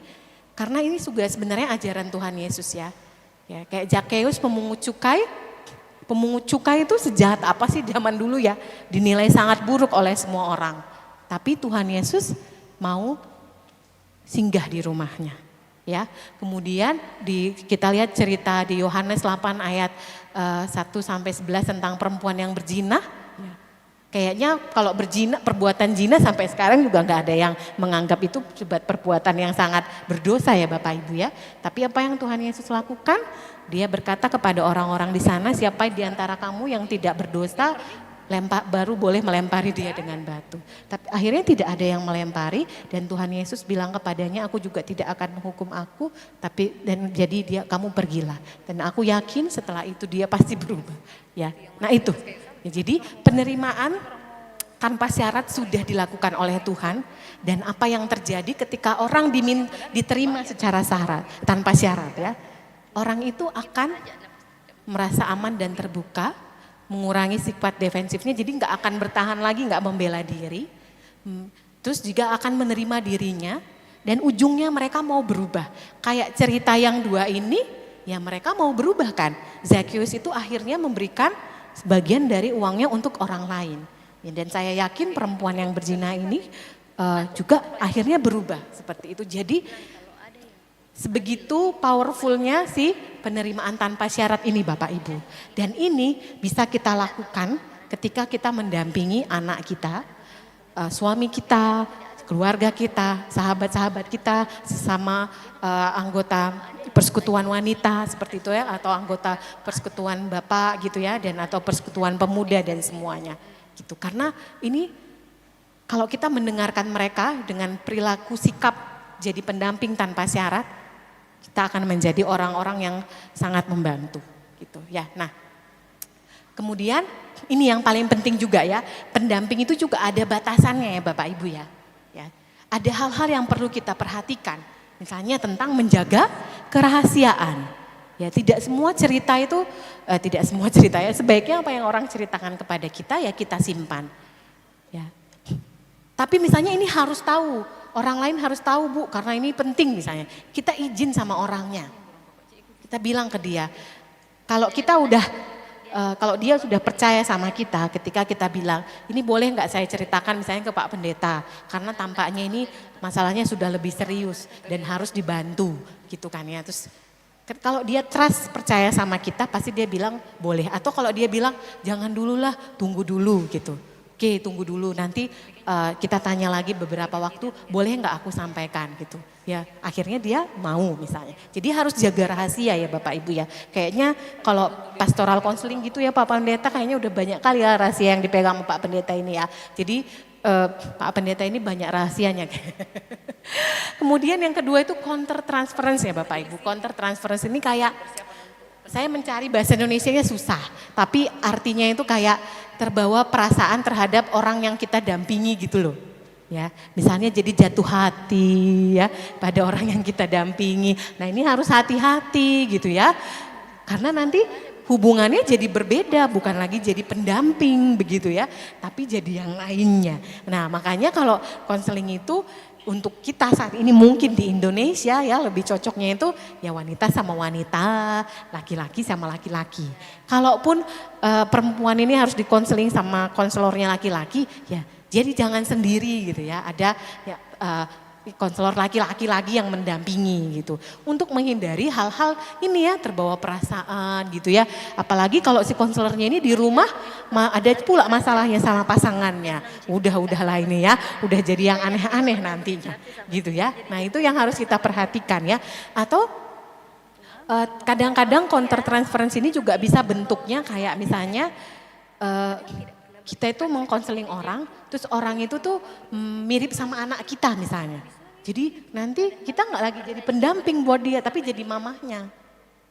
Kita kirimin dia buah-buahan, kita beliin apa, ya ini pendamping atau apa gitu kan ya. Jadi akhirnya nanti orangnya terlalu bergantung kepada kita karena kita dinilai itu kayak ibunya gitu ya.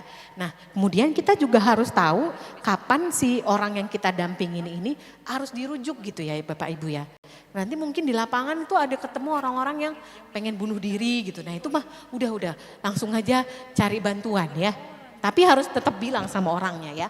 Kemudian ada dorongan untuk melukai orang lain. Terus kalau nemu ada KDRT di rumah ya Bapak Ibu ya. Nah mungkin kalau di orang Toraja enggak lah ya Pak ya. Orang Toraja enggak. Kalau orang Batak ada ya. Orang Toraja enggak lah ya gitu ya. Tapi kalau ada ya Bapak Ibu ya. Ini kita harus cari bantuan gitu. Karena mungkin kita nggak bisa selesaikan sendiri gitu ya. Harus ada bantuan orang lain. Nah kemudian bisa sudah mengalami gangguan berat. Jadi misalnya nggak bisa lagi kerja, tidak lagi mau ke sekolah yang tadi itu ya. Terus juga nggak makan-makan gitu, nggak mandi-mandi. Nah itu udah tandanya berarti kita harus cari bantuan. Karena menolong bukan berarti menangani semuanya sendiri.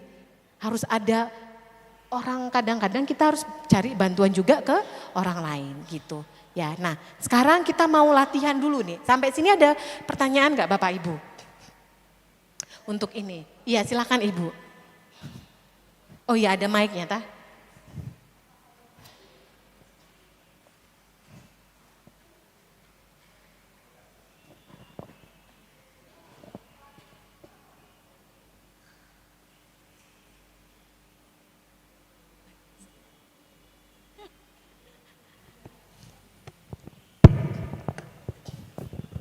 Terima kasih ketiga kalinya Ibu. Iya.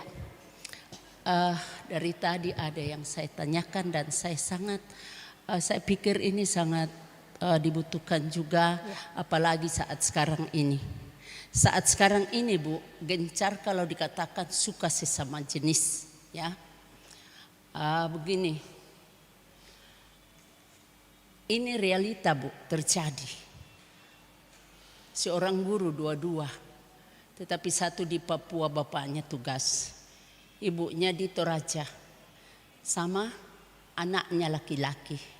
Nah, ini kan lawan jenis Bu, ibu dengan anak laki-laki. Saya tanyakan karena sampai sudah umur berapa tidak menikah. Anak laki-laki. Anak laki-laki ini. Saya tanya, bagaimana sih itu si jagoan kenapa kok belum menikah? Dia bilang ya itulah Bu. Salah saya punya didikan. Didikannya bagaimana? Dia bilang saya tidur sama-sama dia sampai sudah besar. Begitu. Saya bilang kenapa tidak bisa waktu sudah meranjak remaja kah? Iya. Dia bilang aduh tidak bisa. Setelah di SMA saya berusaha untuk pisah. Kamarnya pisah. Tengah malam dia angkat dia punya kasur dengan selimutnya lari lagi ke samping saya. Dan begitu terus sampai kuliah. Setelah kerja, dia sama-sama ke Papua, ikut bapak sama mama. Akhirnya sempat saya tanya sama anak saya, kebetulan anak saya puji Tuhan juga seorang sarjana psikolog Bu. Saya bilang, nah ada masalah begini, ada teman saya anaknya begini. Dia bilang ya bisa jadi mah. Mindset berpikirnya selama ini dia pikir perempuan itu dipikir semua ibunya. Apakah ini benar atau tidak nanti tolong ibu jelaskan. Jadi yang saya mau tanyakan begini, apakah itu ada pengaruhnya? Dan kira-kira bagaimana juga yang sudah suka sesama jenis. Dan dikatakan bahwa ada beberapa negara sudah mengaku itu. Dia berkati dan banyak Bu. Saya kadangkala koordinasi dengan anak-anak saya kadangkala. Dia bilang, "Ma, banyak itu yang tersembunyi. Kadangkala kita di Jakarta, Mama itu di mal-mal, Mama tidak perhatikan kah?" Itu begitu. Itu satu Bu. Yang kedua Bu, begini, katakan pendampingan ya penting sekali. Saya rasa dari usia dini. Usia dini itu sangat paling dikatakan emas buat kita punya anak-anak cucu. Anak saya, cucu saya kecil. Saya biasa mandiin kalau saya kebetulan tengok. Saya mandiin bersama satu laki satu perempuan. Nah, sudah. Akhirnya ini anak perempuan yang tua. Oma, Mama larang loh mandi dengan adik. Loh alasannya apa nak? Dia bilang soalnya saya perempuan, adik laki-laki. Jenis kelamin beda. Saya bilang kalau jenis kelaminnya perempuan apa ya nak? Vagina Mama. Kalau laki-laki ya disampaikan juga. Oh begitu ya nak. Oh ya sorry ya. Saya kasihan tidak tahu nak. Kalau mama itu jauh lebih tahu karena dia pelajari dalam hal itu. Oh iya. Oke. Terakhir ini mandi dengan adik. Apa boleh buat? Sudah telanjur. Besok-besok ya adik duluan atau kakak duluan. Kira-kira bagaimana dalam hal ini Bu? Terima kasih waktu saya kembalikan. Oke ya, terima kasih ya Ibu ya. Oke, ini mungkin agak lari, ini apa keluar sedikit dari tema, tapi intinya kan Ibu ingin mendampingi orang dengan kondisi seperti itu, begitu ya Ibu ya. Oke ya, puji Tuhan kalau mereka mau jujur ya dengan apa yang dialami sehingga bisa dibantu lebih baik, begitu ya. Ya untuk yang anak laki-laki tadi akhirnya dia sukanya sama laki-laki kah? Yang nomor yang pertama tadi yang tidur terus sama mama. Oh dia tidak menikah, iya oke ya. Nah yang itu mungkin kita harus cari tahu lebih lanjut secara personal sih Bu. Apa yang dia rasakan, tapi intinya mungkin dia merasa dengan ibu saja cukup.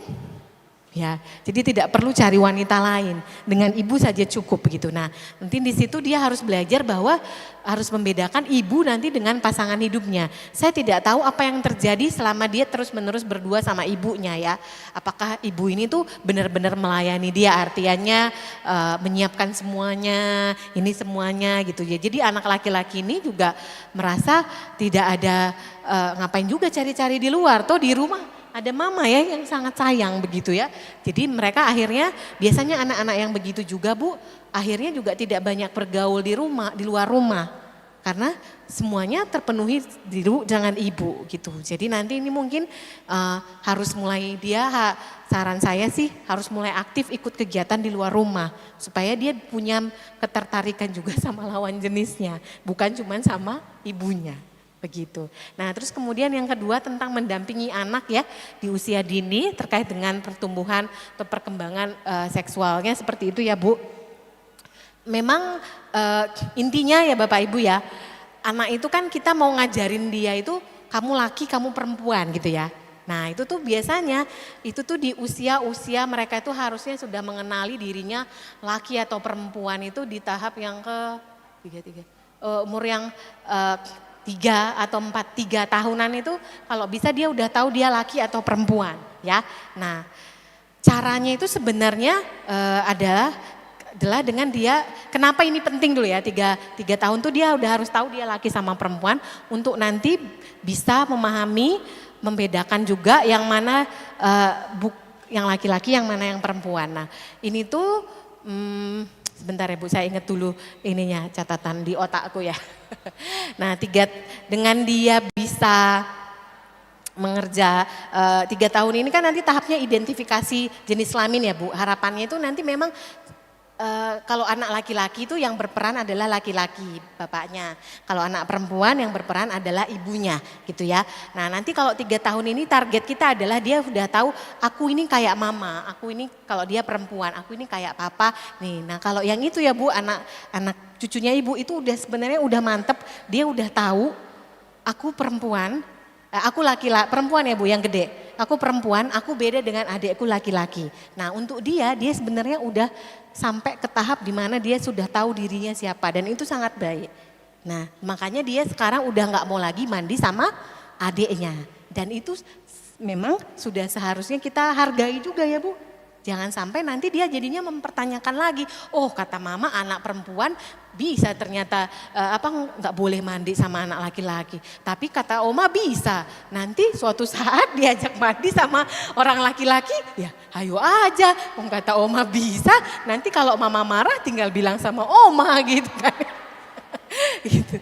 Jadi dia sudah benar sekali Ibu. Jadi mamahnya sudah mengajarkan dengan sangat baik dan kita bisa mengikuti apa yang diajarkan mamanya. Terima kasih. Oke. Iya. Iya Pak. Wah ini udah ngeri nih yang nanya ini. Silakan Bapak. Terimalah mic dari istrinya. Ya.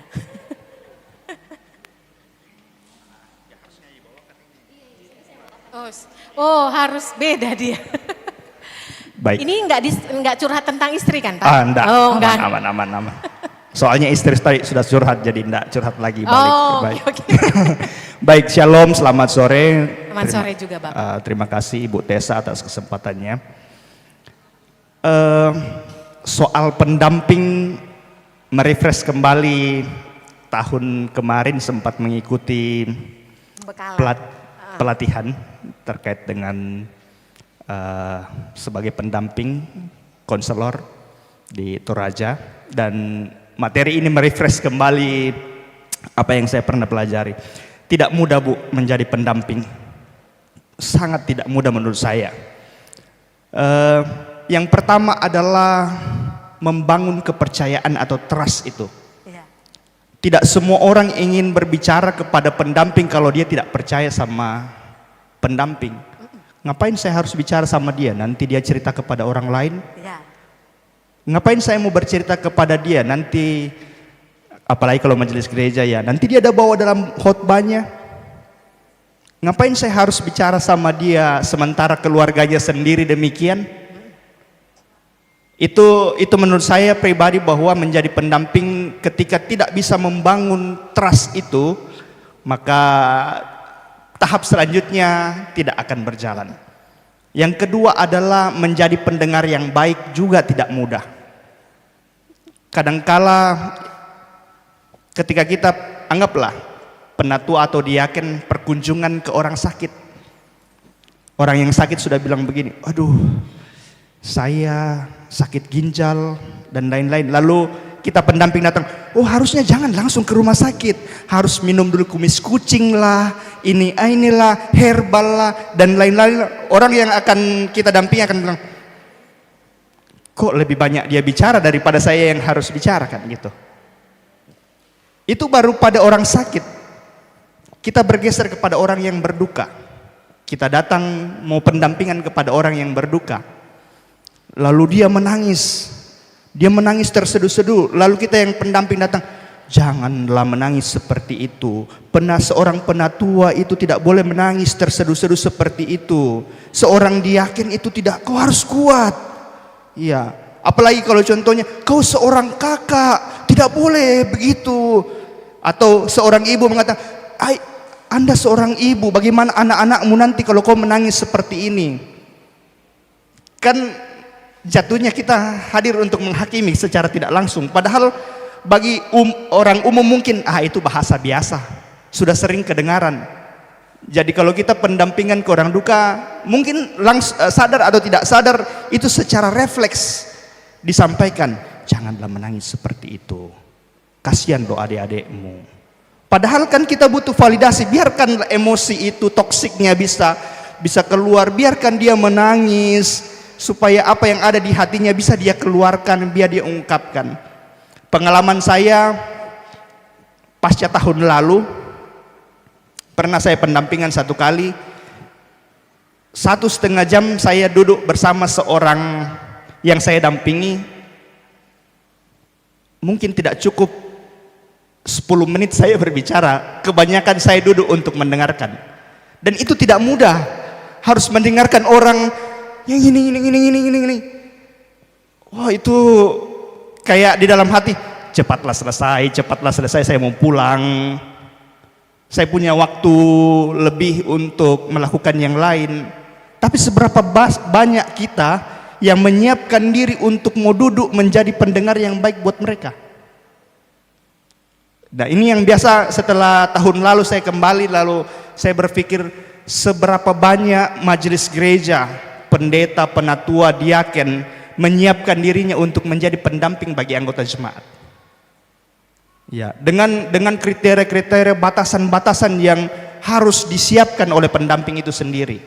Harus selesai dengan dirinya, lalu mempersiapkan buat orang lain. Seberapa banyak kita? Paling 15 menit, saya sudah mau pulang ya. Anak istri menunggu di rumah, saya harus cepat-cepat pulang. Itu tantangan-tantangan yang sangat, bagi saya menjadi pendamping tantangannya sangat besar. Kadangkala yang didampingi masih mau bercerita, tapi karena gestur kita sudah memperlihatkan gerakan-gerakan yang kayaknya sudah posisinya sudah tidak memungkinkan lagi untuk bisa berbicara. Nah, yang saya pelajari untuk menumbuhkan kepercayaan sampai pada orang mengajak untuk bercerita, itu kan prosesnya juga cukup lama untuk bisa membangun itu. Jadi Itu yang saya sampaikan. Saya sangat tertarik, terima kasih Ibu Tessa datang untuk bisa berbagi dengan jemaat Biringkanaya secara khusus di tempat ini. Sehingga ini mengingatkan lagi kami kembali, khususnya yang sebagai penatua dan diaken, juga mungkin para pendeta, bahwa untuk menjadi pendamping ini betul-betul harus menjaga kepercayaan anggota jemaat, harus menjadi pendengar yang baik. Jangan malah kita yang jadi pendamping, malah kita yang lebih banyak curhat daripada orang yang didengarkan. Iya, ini yang harus dipersiapkan. Ya mungkin nanti ke depan akan ada pembekalan khusus untuk majelis gereja, bagaimana teknik-teknik pendampingan kepada anggota yang sakit, bagaimana pendampingan kepada anggota yang berduka. Ya katanya yang lebih keras itu adalah pendampingan kepada keluarga yang berduka dalam kondisi mungkin keluarganya mati mendadak. Karena kalau yang sakit katanya prosesnya masih ada, tapi kalau yang itu ada treatment khusus. Ya saya juga belum sampai pada tahap membaca literaturnya dan lain sebagainya. Terima kasih Bu Tessa, mungkin ini bisa nanti ditambahkan tips-tips khusus khususnya kepada penatua diaken pun juga pendeta, bagaimana menyiapkan diri untuk bisa 5M tadi dari atas, terus bagaimana untuk betul-betul menjaga rahasia. Ya, kalau yang saya dengar sebelumnya ini rahasia ini paling utama, karena kapan satu kali terbongkar, orang tidak akan percaya lagi dan tidak akan mau menceritakan lagi apa yang terjadi di dalam kehidupan mereka, dan mereka akan mengatakan, ya sudahlah, saya sudah pernah satu kali dan tidak akan terjadi kedua kali. Mungkin akan sulit membangun kepercayaan juga kepada orang yang lain lagi nantinya.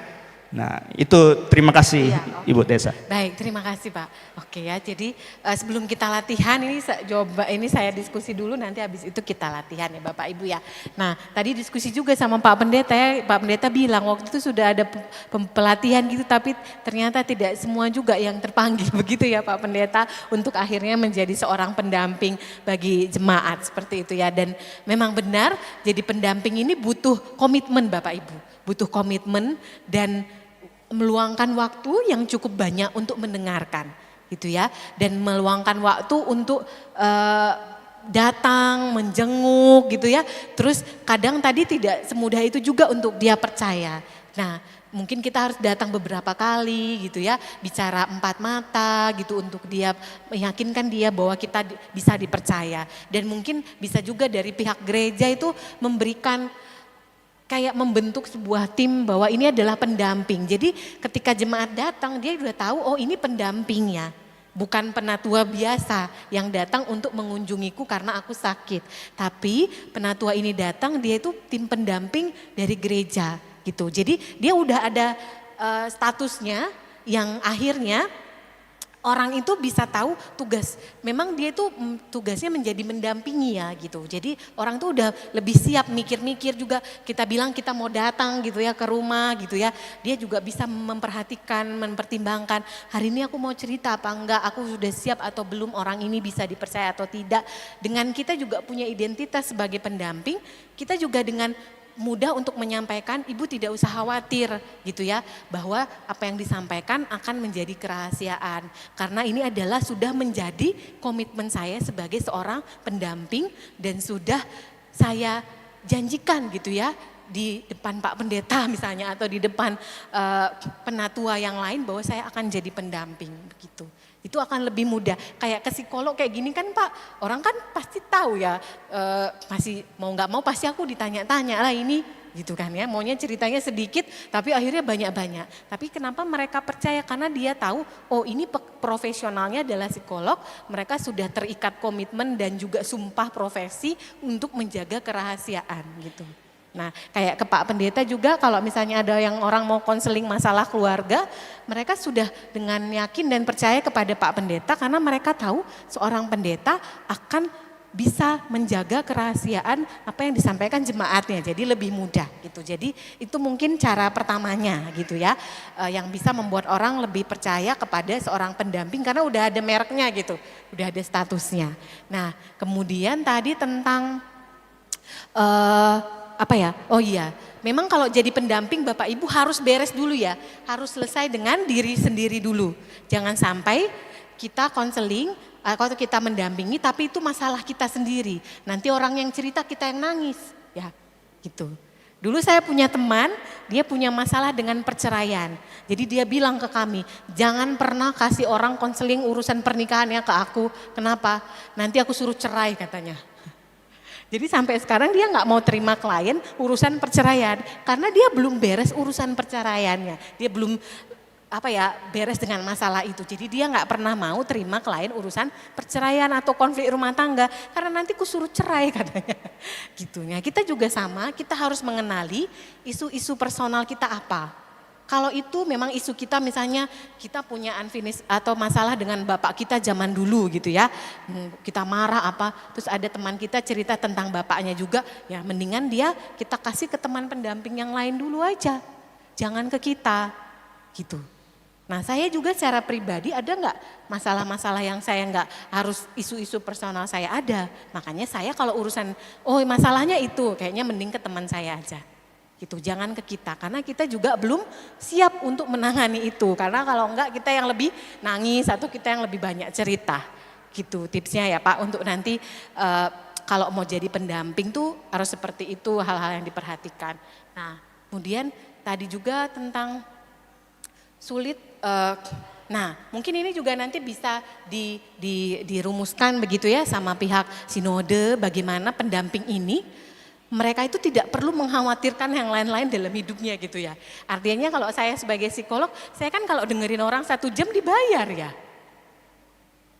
Jadi saya punya waktu, saya nggak buru-buru untuk pulang karena saya dibayar gitu. Nah, apakah nanti misalnya ada pusat konseling khusus di mana di sana itu orang-orangnya memang full time banget ya, full timer di sana untuk melayani dan dia tidak perlu mengkhawatirkan yang lain-lain karena kebutuhan keluarganya misalnya sudah terpenuhi gitu. Nah, ini untuk nanti ke depannya. Tapi untuk penatua-penatua juga sebenarnya sangat baik sekali bisa mendampingi di awal.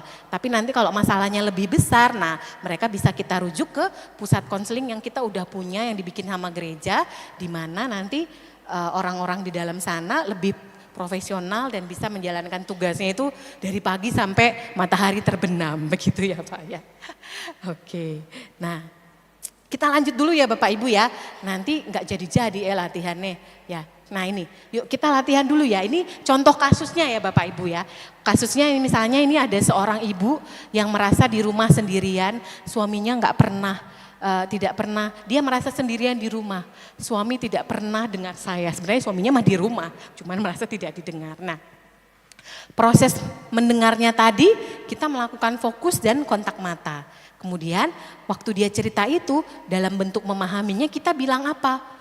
Kita bilang sebenarnya tinggal ngulang kalimatnya aja Bapak Ibu. Kamu merasa nggak didengar ya? Terus evaluasinya, jadi kita nggak menyalahkan dia. Nah kemudian kita ingat ya dipakai untuk pertemuan lainnya, terus waktu merespon kita bilangnya apa? Itu pasti berat sekali buat kamu. Itu. Nah dengan sikap seperti itu orang akan lebih terbuka dan merasa dirinya tidak sendiri. Nah kita dalam hal ini nggak mesti juga datangin suaminya kan, suami gitu ya, istrimu merasa nggak didengar. Ya datanglah, janganlah seperti itu jadi suami gitu ya. Nggak kayak gitu kalau jadi pendamping ya Bapak Ibu ya. Nah yang justru yang harus kita lakukan yang seperti ini ya, kita harus memahami perasaannya, tidak menyalahkan dan tidak menghakiminya. Kalau menghakimi kira-kira kita bilangnya apa Bapak Ibu? Saya merasa sendirian di rumah, suami nggak pernah dengar saya. Respon orang pada umumnya? Apa? Iya makanya jangan cerewet. Kita bilang kayak gitu, makanya jangan terlalu cerewet. Besok dia nggak mau lagi cerita sama kita, gitu kan ya. Misalnya anak kita nih datang, dia udah menikah ke rumah, datang dia kan, dia cerita, mama, menantu mama itu ya, nggak pernah dengar saya, jadi aku merasa sendiri di rumah gitu kan ya. Terus kita bilang, makanya kau jadi istri yang baik gitu. Besok anak kita nggak cerita lagi sama kita. Mungkin dia cari tempat lain untuk bercerita gitu ya. Nah, jadi respon yang kecil begitu Bapak Ibu, tapi dampaknya itu luar binasa ya gitu. Nah, sekarang kita latihan ya. Bapak Ibu boleh cari pasangan ya. Nggak mesti suaminya. Pasangan dulu aja ya. Berdua-berdua. Berdua-berdua. Ibu sama siapa? Ayo. Ibu sama Ibu Kartika tuh. Nah, Ibu Kartika nih berdua. Nah, tuh kan udah ada. Ibu bersama siapa? Ibu itu dia pengen bersama. Kan Ibu ya? Nah, iya, aku memahami perasaannya. Ayo silakan berpasangan Bapak Ibu, boleh dilihat yang di depan. Nah, kira-kira boleh praktek sama temennya ya, misalnya ya. Ada kasusnya itu. Nah, ada satu yang berperan jadi orang yang merasa takut tidak bisa mencukupi kebutuhan keluarga. Yang satu lagi tuh jadi pendampingnya. Kira-kira Ibu bilang apa sama dia? Coba ya, pura-puranya satu orang bercerita, dia lagi galau di rumahnya, lagi ada masalah ekonomi ya. Semua harga-harga naik ya, barang-barang nggak laku gitu ya. Jadi dagangan nggak laku, sedangkan uang sekolah harus bayar, anak udah kuliah ya, suami tiba-tiba sakit jadi nggak punya uang banyak. Terus gimana kita mendengarkannya, bagaimana kita memahaminya dan nanti bisa meresponnya. Ayo coba ya. Silakan berdua-berdua ini, nanti saya suruh praktek di depan ya Bapak ya. Iya, latihan dulu sama teman. Latihan dulu. Ibu Naomi pasangannya siapa Ibu Naomi? Pak Pendeta mau pasangan sama Ibu? Boleh lah. Ayo latihan dulu, tatap matanya.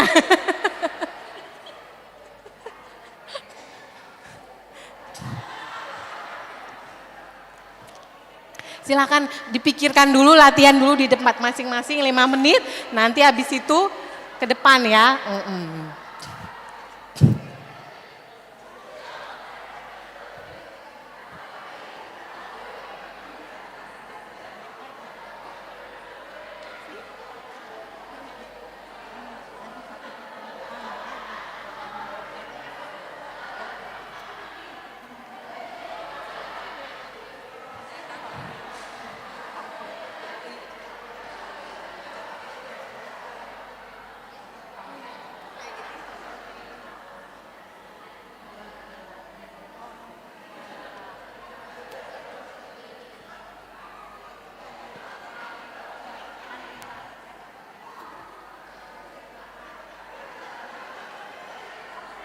Ini, yang pertama ini ya, ayo. Cobalah, kalau curhat, yang jadi curhatnya kayaknya gampang ya, yang jadi pendampingnya susah ini ya. Iya, ayo.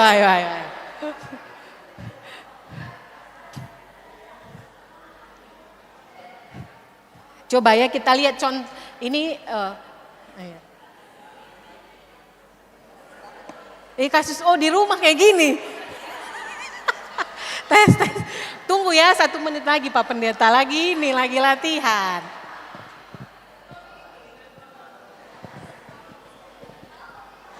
Nanti boleh duduk di depan di sini ya Pak Pendeta, seolah-olah lagi mendampingi ya.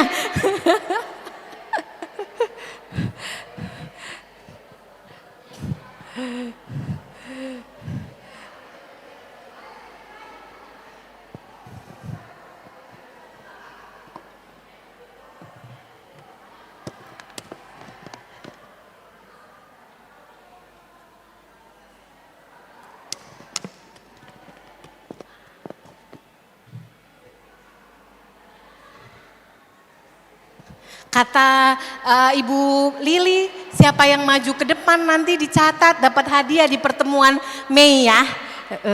Wah, aku curiga ini hadiahnya berupa TV 20 inch.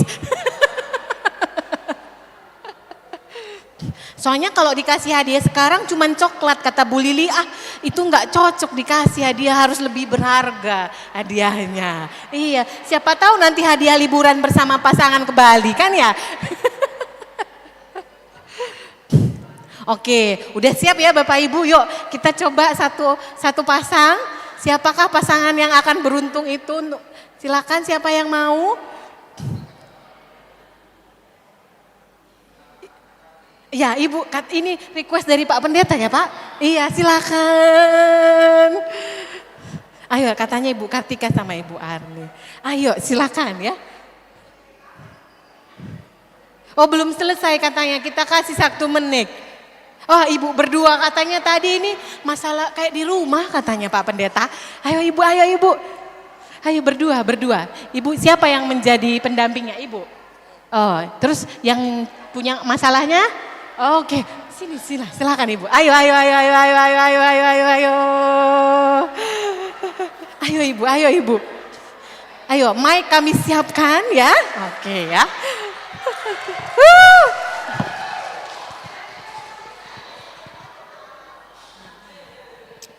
Ya ampun. Awal kata apa Ini tisunya kalau perlu tisu nanti. Pakai tisu.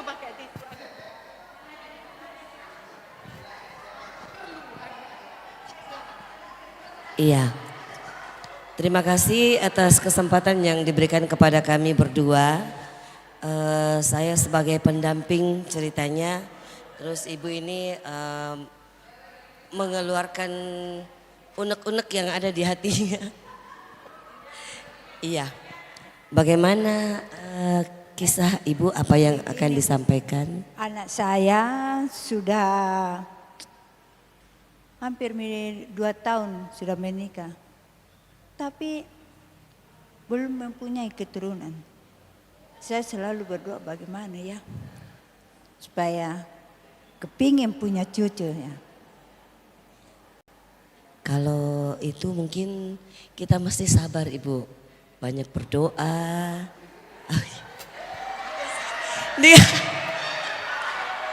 Dikasih tanggapan begitu kah?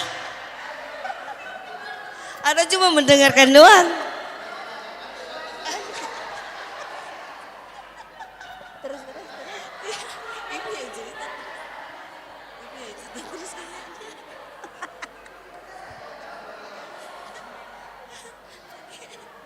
Ya, itulah mungkin pergumulan dalam keluarga. Saya bertanya sama anak, bagaimana nak? Aduh mak, mungkin belum pi. Sudah periksa ke dokter, tapi dokter bilang belum pi, sabar saja. Mungkin ya Tuhan akan membukakan jalan lain kan. Begitu juga anak-anak di rumah punya permasalahan, banyak masalah. Begitulah. Anak saya juga ini yang kedua ini punya teman. Tapi sering kutanya, kenapa nak? Dia biasa menangis. Kenapa menangis? Aduh mak, dia selalu marah-marah sama saya.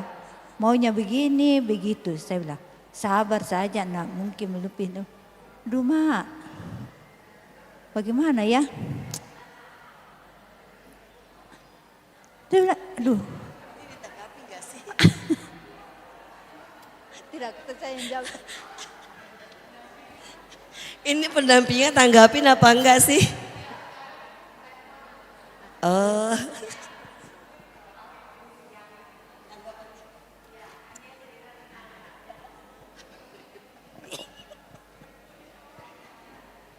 Jawab saya apa tanya? Ya, sudah cocok. Ibu sudah cocok seperti itu, memberikan hati yang besar kepada anak-anak. Dan ya sudah bagus Ibu doakan kepada Tuhan, kasih ketenangan, membesarkan hati mereka. Mungkin. Terima kasih. Dengan Ibu siapa Ibu?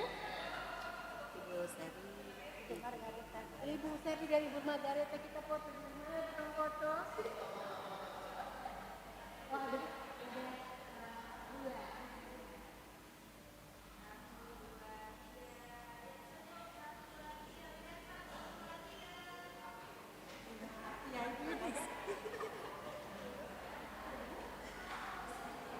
Oke ya. Iya. Nah, oke ya, saya minta tanggapan dulu. Tadi ibu di depan langsung, itu bukan begitu. Silakan. Gimana pandangan ibu tentang Ibu Sherly dan Ibu Margaret tadi di depan? Silakan ibu.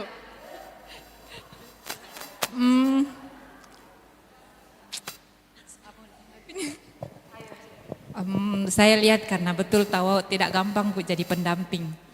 Iya, kami ibu-ibu Bu terkadang itu mendengar itu terlalu sulit untuk sabar. Kami bisa sabar mendengar itu kalau 10 menit. Lewat dari 10 menit kami sudah mulai menghakimi. Iya, seperti itu. Kalau ibu tadi jadi pendampingnya, waktu Ibu Margaret cerita kira-kira ibu bilangnya yang tepat itu yang seperti apa Bu kalau dari materi yang saya bilang tadi itu? Seperti tadi kasusnya ibu yang didampingin terkait sangat mendambakan cucu. Sebenarnya saya juga berada di posisi beliau.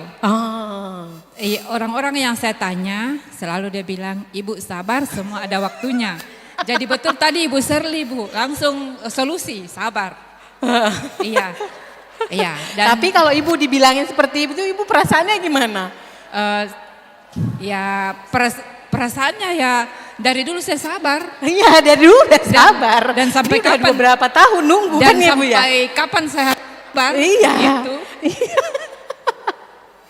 Oke, ya.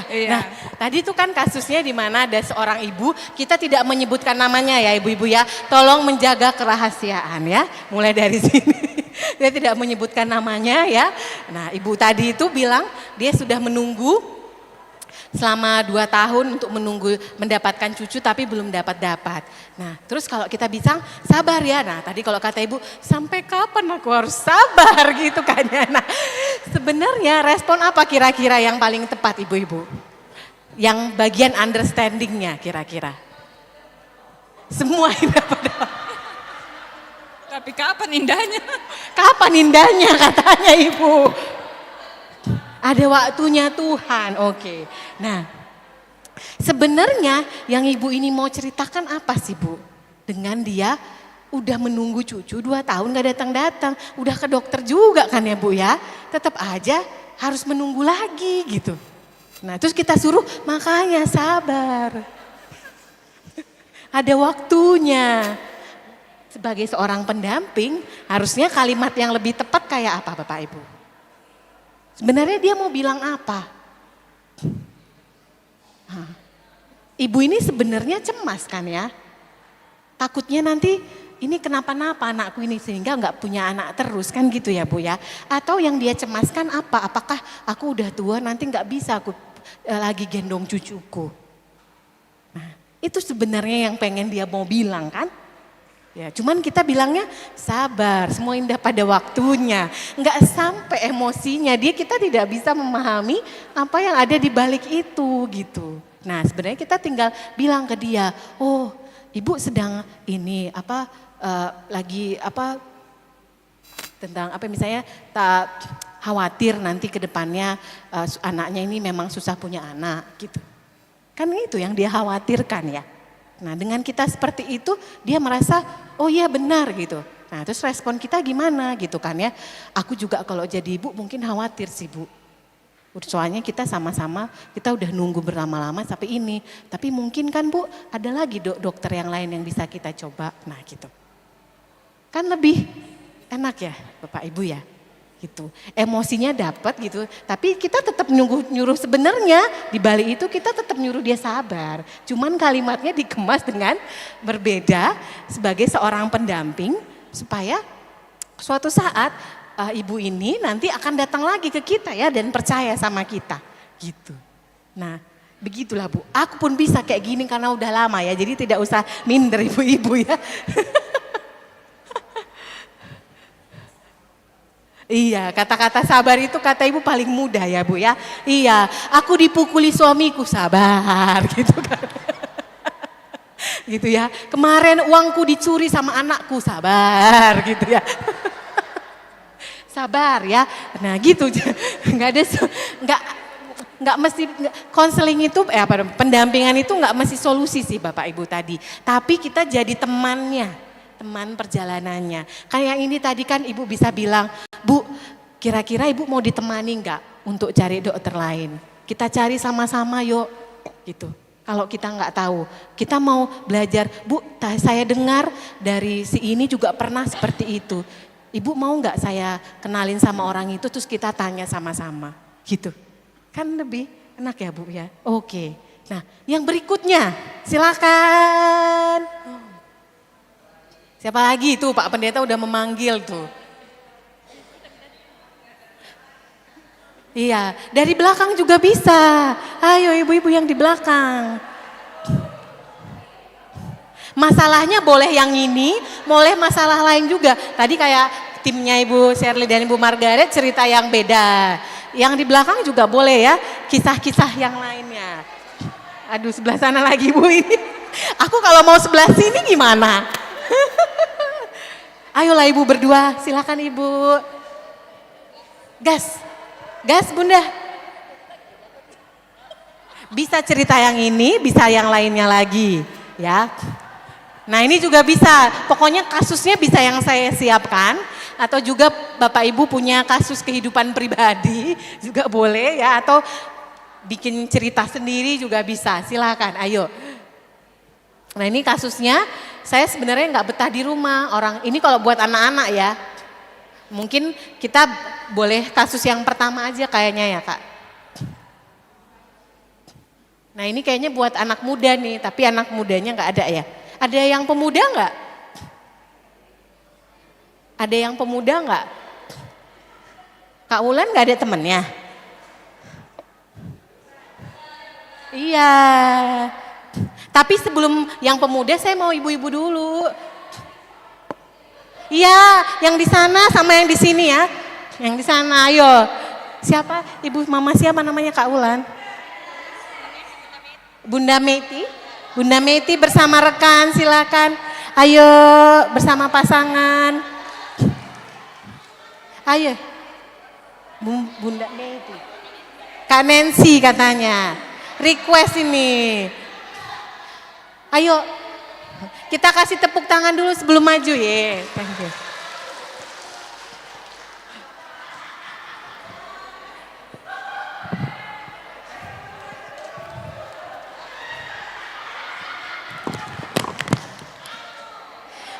Yang ini mudah-mudahan nggak langsung jawab ya, nggak langsung respon, tunggu dulu sebentar gitu ya. Silakan. Pasangannya mana?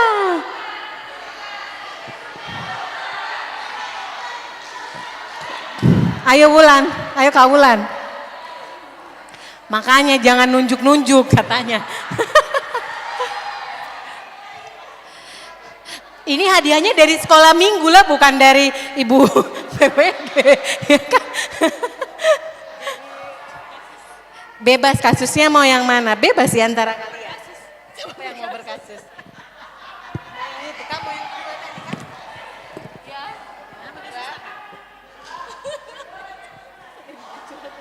Saya belum. Nah ini makan luar yang ini bilang.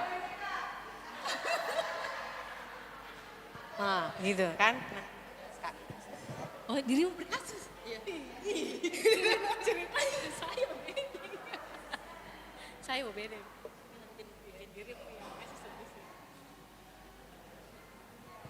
Ya jadi bagaimana nih? Iya kami baru bikin konsep. Oke. Jadi ini ceritanya, soalnya dari dukungan ibu-ibu di belakang. Bilang bagaimana Kak sampai sekarang. Ya itu Mi tahu Mi. Jangan komitoda. Sudah bisa ditebak apa masalahnya. Sama kayaknya kasusnya ini Kakak Nancy. Jadi siapa yang mau kasih solusi? Sama-sama yang kasusnya jadi. Bagaimana kalau Kakak Nancy dulu yang cerita kasusnya, baru saya cerita kasusku toh. Kakak Nancy apa masalahnya Kakak Nancy? Nanti saya cerita juga apa masalahku. Kenapa sampai sekarang tidak ada Pi? Boleh Kakak Nancy dulu. Ya silakan Kakak Nancy. Sambil minum teh kotak. Tapi saya juga minum. Iya. Silakan Kak Nancy. Jadi itu Mi tadi intinya. Sampai sekarang belum nikah. Oh sampai sekarang belum ada Kakak Nancy. Saya juga sebenarnya sama Kakak Nancy, cuma bisa bilang Hicks. Bagaimana kita mau kasih solusi? Nah belum sama-sama kita tidak ada. Ganti kasus Kakak Nancy, ganti kasus. Ganti kasus. Saling mengerti. Kami ini saling mengerti Bunda. Jadi tidak bisa kan. Iya ganti topik. Ini mau Kakak Nancy topik di rumah. Oh ya pekerjaan boleh. Oh ini ada. Pekerjaan. Kalau itu sama kasus tak. Ya di kantor atau apa Kak? Di gereja. Di kantor lagi banyak kerjaan dan stres. Ya. Pekerjaan menumpuk tidak selesai-selesai. Terus akhirnya waktu habis untuk mengerjakan. Tidak bisa cari jodoh. Tidak kembali lagi. Saking banyaknya bekerja. Sama sih kayaknya saya juga itu. Waktu berlalu di pekerjaan. Bagaimana ini? Aduh, kayaknya tidak bisa ini Kak. Ujung-ujungnya begitu. Nah ini contohnya Bapak Ibu, kalau urusan kita belum beres ya. Jadinya waktu pas temannya cerita, aku juga sama-sama menangis lah dia kan ya. Senasib sepenanggung. Iya. Kita sudah ganti topik ini ke kerjaan, tapi ternyata ujung-ujungnya kembali ke teman hidup. Iya. Mungkin itu yang buat Kak Nancy stres. Berbeban, banyak bebannya. Kalau boleh tahu Kakak Nancy selama ini apa yang Kakak Nancy kerjakan untuk menangani stresnya Kakak Nancy, bebannya itu, bagaimana caranya Kakak Nancy menyelesaikannya supaya kita bisa sama-sama tahu apa ini. Ini mah minta nasihatnya. Iya. Apa ini sebenarnya alasan kenapa pada akhirnya kita bisa stres, pada akhirnya itu akan berdampak kepada pelayanan, keluarga, ya, diri sendiri dan kehidupan sehari-hari. Jadi sebenarnya kalau stres baru stres saja, jadinya tidak ada solusinya. Jadi biasanya kalau stres karena pekerjaan ya memang tong harus diselesaikan. Jadi yang saya lakukan adalah mentong menyelesaikan pekerjaan itu biarpun lembur-lembur gitu. Ya. Dan itu menjadi beban untuk Kakak Nancy. Iya.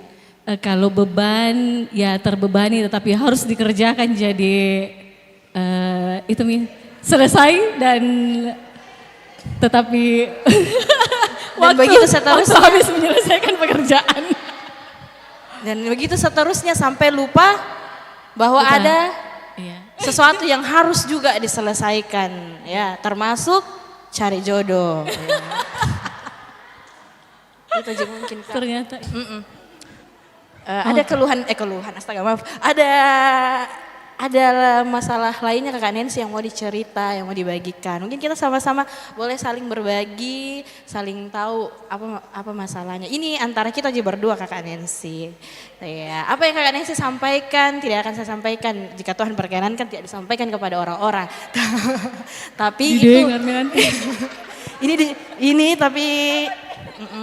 tapi ya Kakak Nancy boleh percaya, boleh tidak, tapi saya harap, saya yakin, saya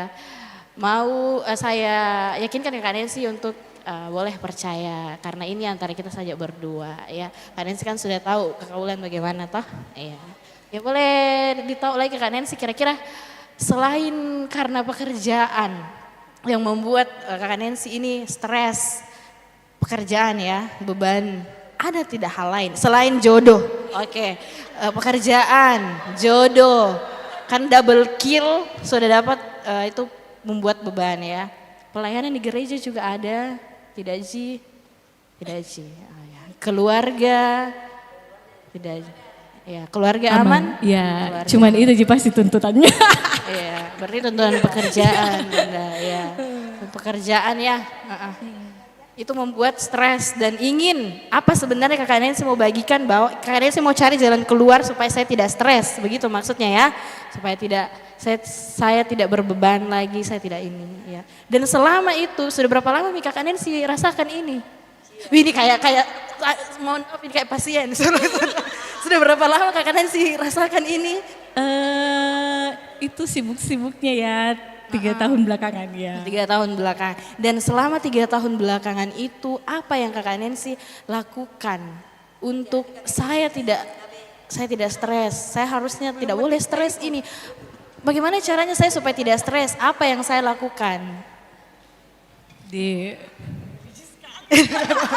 Kak, mungkin itu saja. Oke, terima kasih. Iya, iya. Boleh Oke, terima kasih. kasih plus dulu Terima buat kasih. Ya, ambil tehnya Kak, Bulan boleh. sama Iya. Nancy ya, thank you ya. Terima kasih. Oke ya, silakan Pak Pendeta kembali kita ya. Jadi ini tadi contoh unfinished business ya Bapak Ibu ya, belum beres urusannya sendiri. Disuruh, nah hadiahnya udah dapat dia teh kotak, katanya nggak, kan tadi nanya dapat hadiah nggak? Oh kalau pemuda nggak dapat, kan ibu-ibu. Ya jadi kalau kita belum siap, memang ada waktunya kita harus benar-benar siap. Kalau itu masalah kita belum selesai, ini gitu ya. Sebenarnya apakah tadi pendampingnya harus udah punya pacar? Enggak, belum tentu juga. Enggak mesti harus punya pacar. Tapi itu bukan menjadi masalah yang paling isu utama dalam hidupnya saat ini gitu. Atau walaupun itu isu utama, dia sudah bisa berdamai dengan itu walaupun belum punya pacar gitu ya. Karena contohnya Bapak Ibu ya, kayak para biarawati itu, dia nggak menikah. Apakah dia nggak bisa mengkonseling orang yang masalah suami istri? Ya tentu bisa ya. Dengan dia belajar banyak walaupun dia belum menikah. Yang penting isu pernikahan buat dia tidak lagi masalah gitu ya Bapak Ibu ya. Nah jadi intinya hari ini kita belajar bahwa ternyata untuk jadi pendamping itu butuh belajar ya Bapak Ibu ya. Ya, saya juga untuk jadi belajar kayak gini tuh lama banget ya. Nggak langsung jadi. Saya praktek kuliah aja 2 tahun. 2 tahun praktek baru lulus pun belum yang langsung jadi ya. Ada proses juga yang saya lalui juga latihannya ya. Oke, terima kasih. Saya kembalikan kepada Pak Pendeta, mungkin nanti ada diskusi lebih lanjut Pak. Tepuk tangan untuk konselor kita. Ya. Sudah ada dipersiapkan. Ya. Ya, jadi sesungguhnya hal yang kita mau katakan pertama tadi, pendamping butuh latihan. Dari semua yang kita sampaikan hari ini, kita mau mengatakan seperti ini. Menjadi konselor, menjadi pendamping, harusnya berbeda dengan ketika orang selalu memberi nasihat. Jadi itu bukan pemberian nasihat, tetapi itu adalah menolong orang untuk mengenali masalahnya. Itu paling penting, karena yang saya katakan dari awal tadi, persoalan terbesar bagi orang adalah dia mengungkapkan terus yang merupakan faktor pencetus. Ya. Jadi itu bukan akar masalahnya. Padahal kita ini mau mencari apa yang dikatakan Ibu Tessa tadi itu, bagaimana sebenarnya merasakan apa yang merupakan perasaan orang, menempatkan diri kita pada posisi orang, lalu kemudian membantu dia supaya dia betul-betul membuka masalahnya sesungguhnya. Saya mau bilang begini Bu Tessa, saya sih punya masalah ini. Tapi ya kalau saya mau katakan hari ini juga agaknya saya malu gitu kan. Tapi kalau saya tidak sampaikan juga itu mengganggu terus saya. Sampai hari ini saya sebenarnya terganggu sekali. Tiap saat saya mau ketemu dengan orang rasanya berat banget. Saya tidak bisa terima kenyataan ini. Seolah-olah saya, aduh, gini ya. Saya mau sampaikan ini tapi malu. Bisa jika Ibu mau kalau saya cerita sedikit ya Bu ya. Gitu. Ya. Jadi kira-kira seperti itu ya. Oh mulai terharu toh. Gitu kan? Iya.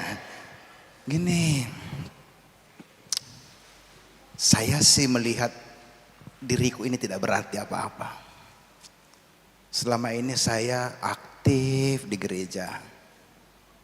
Selama ini saya ngurus banyak orang. Saya tahu juga kalau tidak ada masalah aku dengan orang. Tapi saya marah sama Tuhan kok.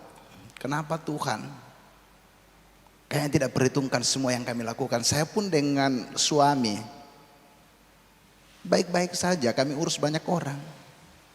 Tapi terakhir-terakhir ini suami saya sakit keras gitu. Tuhan tidak adil Bu sama saya. Ya. Kenapa saya harus mengalami hal seperti ini? Sampai hari ini saya harus tinggal sendirian gara-gara sakit suami saya. Meninggal. Malu saya, marah saya sama Tuhan. Mau ketemu orang saya marah, malas saya gerak ini. Gimana ya Bu ya? Bisa saya ditolong, saya tidak bisa tidur nih. Gitu. Gitu kira-kira Bu ya. Ini jadi latihan ini role play nih ya Pak ya. Ya. Oke. Jadi Ibu udah apa namanya ya? Saya harus balik dulu sebentar. Oke. Nah, jadi Ibu sekarang nih merasa sendiri. Betul. Sudah berapa lama Bu kayak gitu? Saya ini alami sudah mungkin 2 sampai 2-3 bulan. Oh ya? Ya. Cukup lama ya Bu ya? Iya. Terus sejauh ini apa ya, perasaan tidak berharga, terus juga tidak yang sampai seperti yang perasaan negatif-negatif itu sudah mengganggu kemana aja Bu? Iya. Pertama saya menarik diri dari persekutuan. Kedua, di rumah saya rasa tidak nyaman kok. Oh. Ya. Tidur pun tidak, rasanya tidak nyaman gitu. Ya.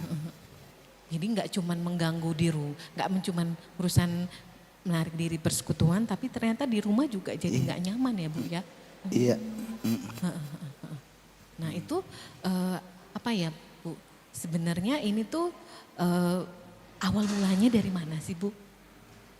Ya sampai di sinilah ya, dramanya kayaknya gitu ya. Oke ya Bu ya, kita mau tutup ini 4:30 sekarang, jam 5. Karena kita mau selesai jam 5 tepat pada waktunya, sesuai dengan apa yang kita sampaikan. Kira-kira apapun yang terjadi hari ini, biarlah terjadi, ya biarlah terjadi. Kita sudah mengalami banyak hal luar biasa, kehadiran Ibu Tesalonika untuk kita semua. Sekali lagi saya atas nama moderator mewakili teman-teman sekalian menyampaikan terima kasih banyak Ibu Tesalonika. Semua waktu, energi, materi, ilmu, pengetahuan yang sudah dibagikan kepada kami semua. Ini sangat berarti bagi kami, luar biasa. Jauh-jauh dari Bandung boleh datang ke sini untuk kita semua karena kasih karunia Tuhan. Tidak ada sesuatu yang terjadi secara kebetulan. Dalam pengaturan Tuhan kita bisa berjumpa. Salam hormat kami buat keluarga, buat teman-teman sahabat-sahabat di Maranatha. Ya, semoga di kesempatan berikut ada waktu lagi apakah kami yang berkunjung ke sana atau kemudian kami juga mengundang sekali lagi dalam bentuk yang berbeda, dalam materi yang berbeda. Semua akan terjadi tepat pada waktunya. Katanya tadi indah pada waktunya. Terima kasih ya ibu-ibu sekalian, kesetiaan ini juga menjadi sebuah latihan bahwa saudara bisa dipersiapkan menjadi konselor yang baik karena sudah mau duduk dengan setia toh? Iya. Tidak mudah, tidak gampang untuk duduk dengan setia. Ya. Makanya kita apresiasi lah ibu-ibu yang setia seperti ini. Ini kalau kuliah sekalipun kita tidak sanggup dengan ini ya. Tapi ibu-ibu yang umur usia segini masih bisa setia, itu membuktikan bahwa ini luar biasa mereka. Walaupun saya tahu mungkin ada yang ngantuk-ngantuk, tapi ya udahlah begitu aja. Yang penting ada satu hal yang menarik, setia hingga akhir. Amin. Ya. Bukan sampai kapan, bukan persoalan saya mau sampai pada tujuan, tetapi bagaimana saya berproses dalam sebuah pencapaian tujuan itu yang paling penting bagi setiap orang. Terima kasih banyak sekali lagi. Terima kasih. Kami mau pamit ya, Ibu Kartika ya, atau suruh kami pulang ke tempat kami ya. Terima kasih banyak Ibu Kartika, seluruh pengurus yang mempercayakan kepada kami berdua, mewakili juga Ibu Tesalonika. Mohon maaf atas segala keterbatasan, baik selaku narasumber maupun selaku moderator. Terima kasih, Tuhan berkati kita sekalian. Ya, kita beri tepuk aplaus buat moderator dan narasumber kita. Mohon untuk di tempat Bapak dan Ibu, karena kami ada kenang-kenangan dari seluruh warga PWGT Jemaat Biringkanaya. Ya, kami mengucapkan terima kasih kepada Ibu Tesalonika Sembiring SPSI MPCI Psikolog. Terima kasih buat waktunya Ibu, hati-hati di jalan besok, salam hangat buat keluarga. Terima kasih juga buat Bapak Yohanes Metris MTH MM yang ya, terima kasih Bapak buat waktunya hari ini, dan terima kasih juga buat kita semua peserta seminar pelayanan keluarga Kristen masa kini yang tetap boleh setia hingga saat ini. Semoga kita menerapkan perubahan-perubahan kecil yang tadi kita sudah nyatakan untuk menyelamatkan keluarga kita. Dan kiranya kasih, kesabaran, dan pengertian yang kita pelajari hari ini semakin nyata dalam rumah tangga kita masing-masing. Dan saat ini kami segenap PWGT Jemaat Biringkanaya akan memberikan tanda kasih buat Bapak Pendeta Yohanes Metris MTH, kepada Ibu Isna Patiu. Ya.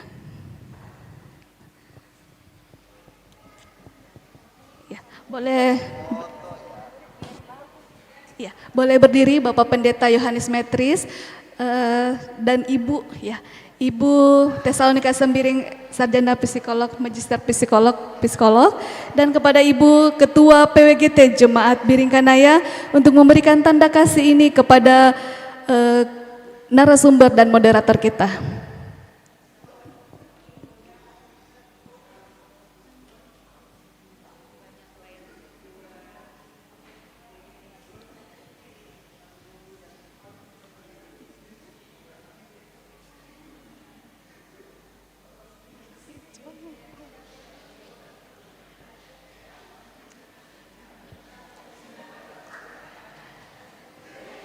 Ya, terima kasih Bapak Pendeta.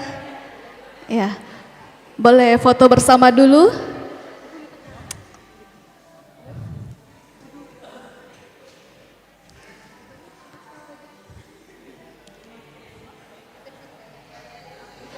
Iya, boleh Ibu. Ya, di tengah. Ya.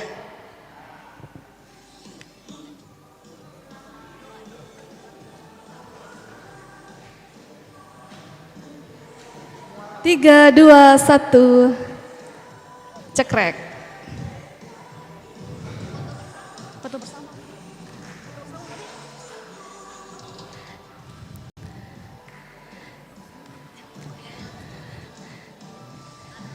Foto bersama dulu, Dek.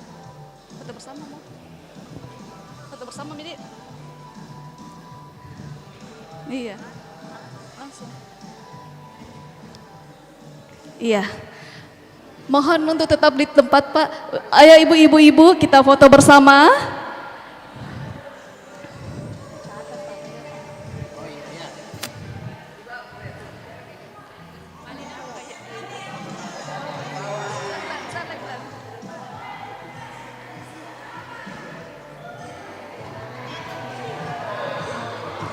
Ayo bapak-bapaknya juga.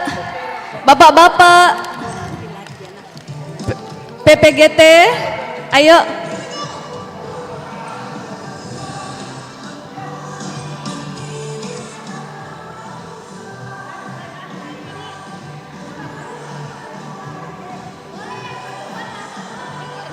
Iya, boleh mundur Ibu, ya.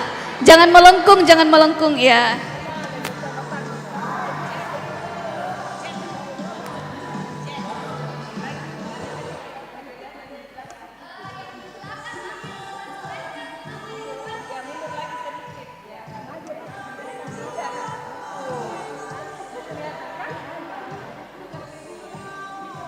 Iya. 3. Oh iya.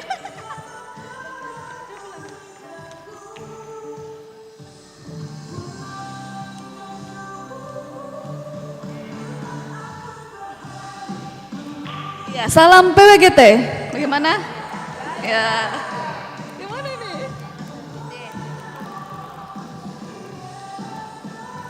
Oke, gaya bebas.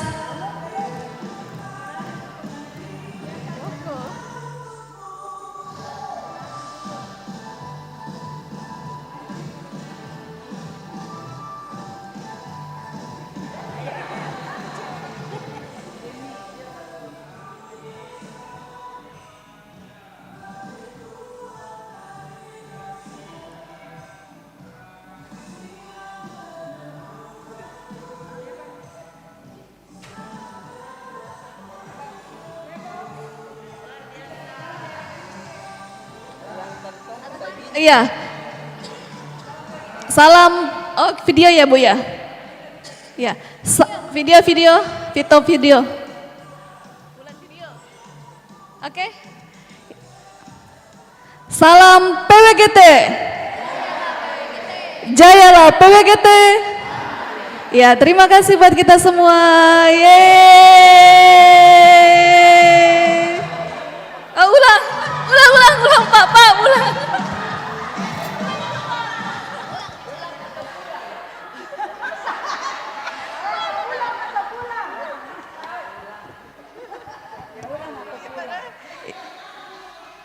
Ya, kita ulang lagi ya. Salam PWGT.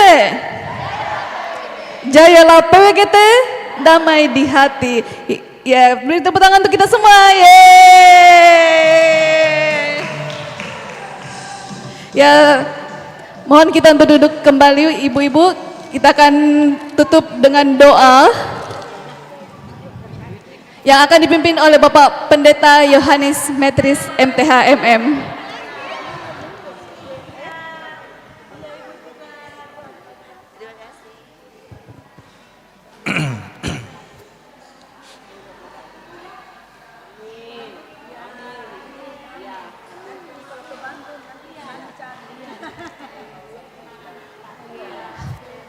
Ibu-ibu,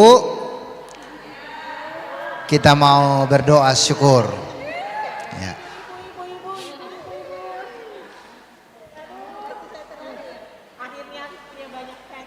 Ya.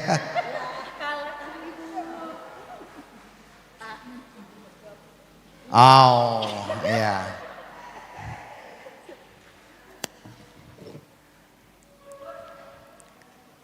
Oke, baik, kita berdoa ya. Mari berdoa. Tuhan, kami bersyukur ada kesempatan baik yang Tuhan anugerahkan bagi kami semua.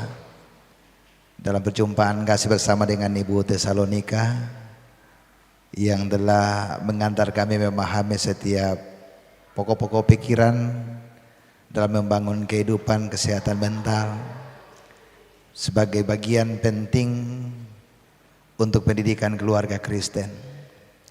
Terima kasih ya Tuhan, hamba-Mu yang Kau telah utus di tengah-tengah kami, diberkati hidupnya, diberkati keluarganya, bahkan tugas tanggung jawab yang Tuhan anugerahkan kepadanya, selalulah Engkau berserta dengannya, bahkan setelah selesai kegiatan ini dan besok akan kembali dari tempat di Makassar menuju ke Bandung. Tuhan berkati perjalanan yang akan ditempuh, tibakan dengan selamat, kuat, sehatkan selalu, dan pada saatnya akan tiba dengan baik di tujuannya. Terima kasih kebersamaan kami selaku ibu-ibu PWGT melalui pengurus. Tuhan memberkati segenap pengurus, memberkati semua anggota pengurus yang boleh hadir, bahkan anggota PWGT, sehingga mereka semua tetap dalam lindungan Tuhan, membangun kasih bersama, terus mengalami pembangunan spiritual yang baik, untuk melanjutkan tanggung jawab hidup sebagai ibu-ibu, baik di dalam keluarga maupun di tengah-tengah persekutuan. Pimpin kami, sertai kami selanjutnya untuk kembali ke tempat kami masing-masing, dan penuhilah kami dengan damai sejahtera-Mu. Ampuni dosa kami Tuhan, di dalam nama Yesus Kristus kami berdoa. Amin. Selamat sore.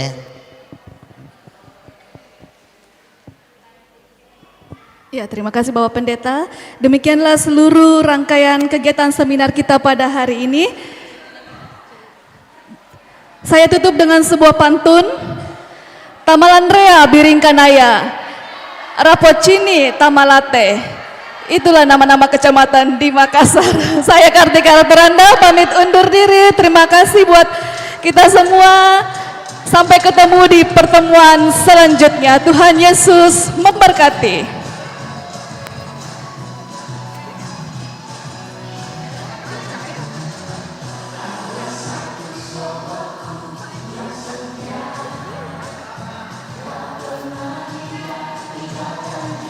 Pengurus inti boleh maju ke depan untuk foto bersama.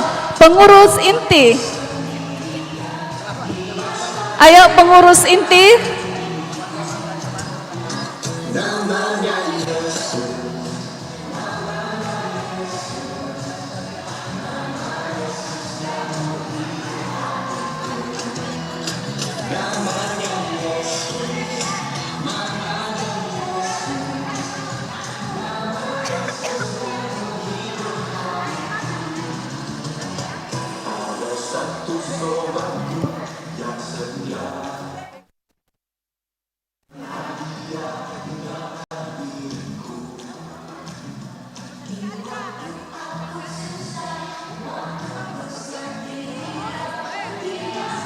Karestu, Karestu, Karestu,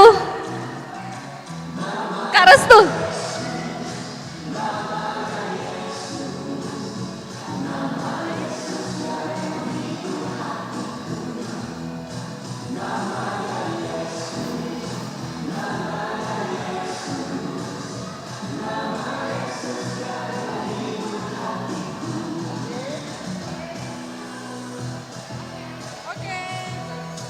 Iya, pengurus inti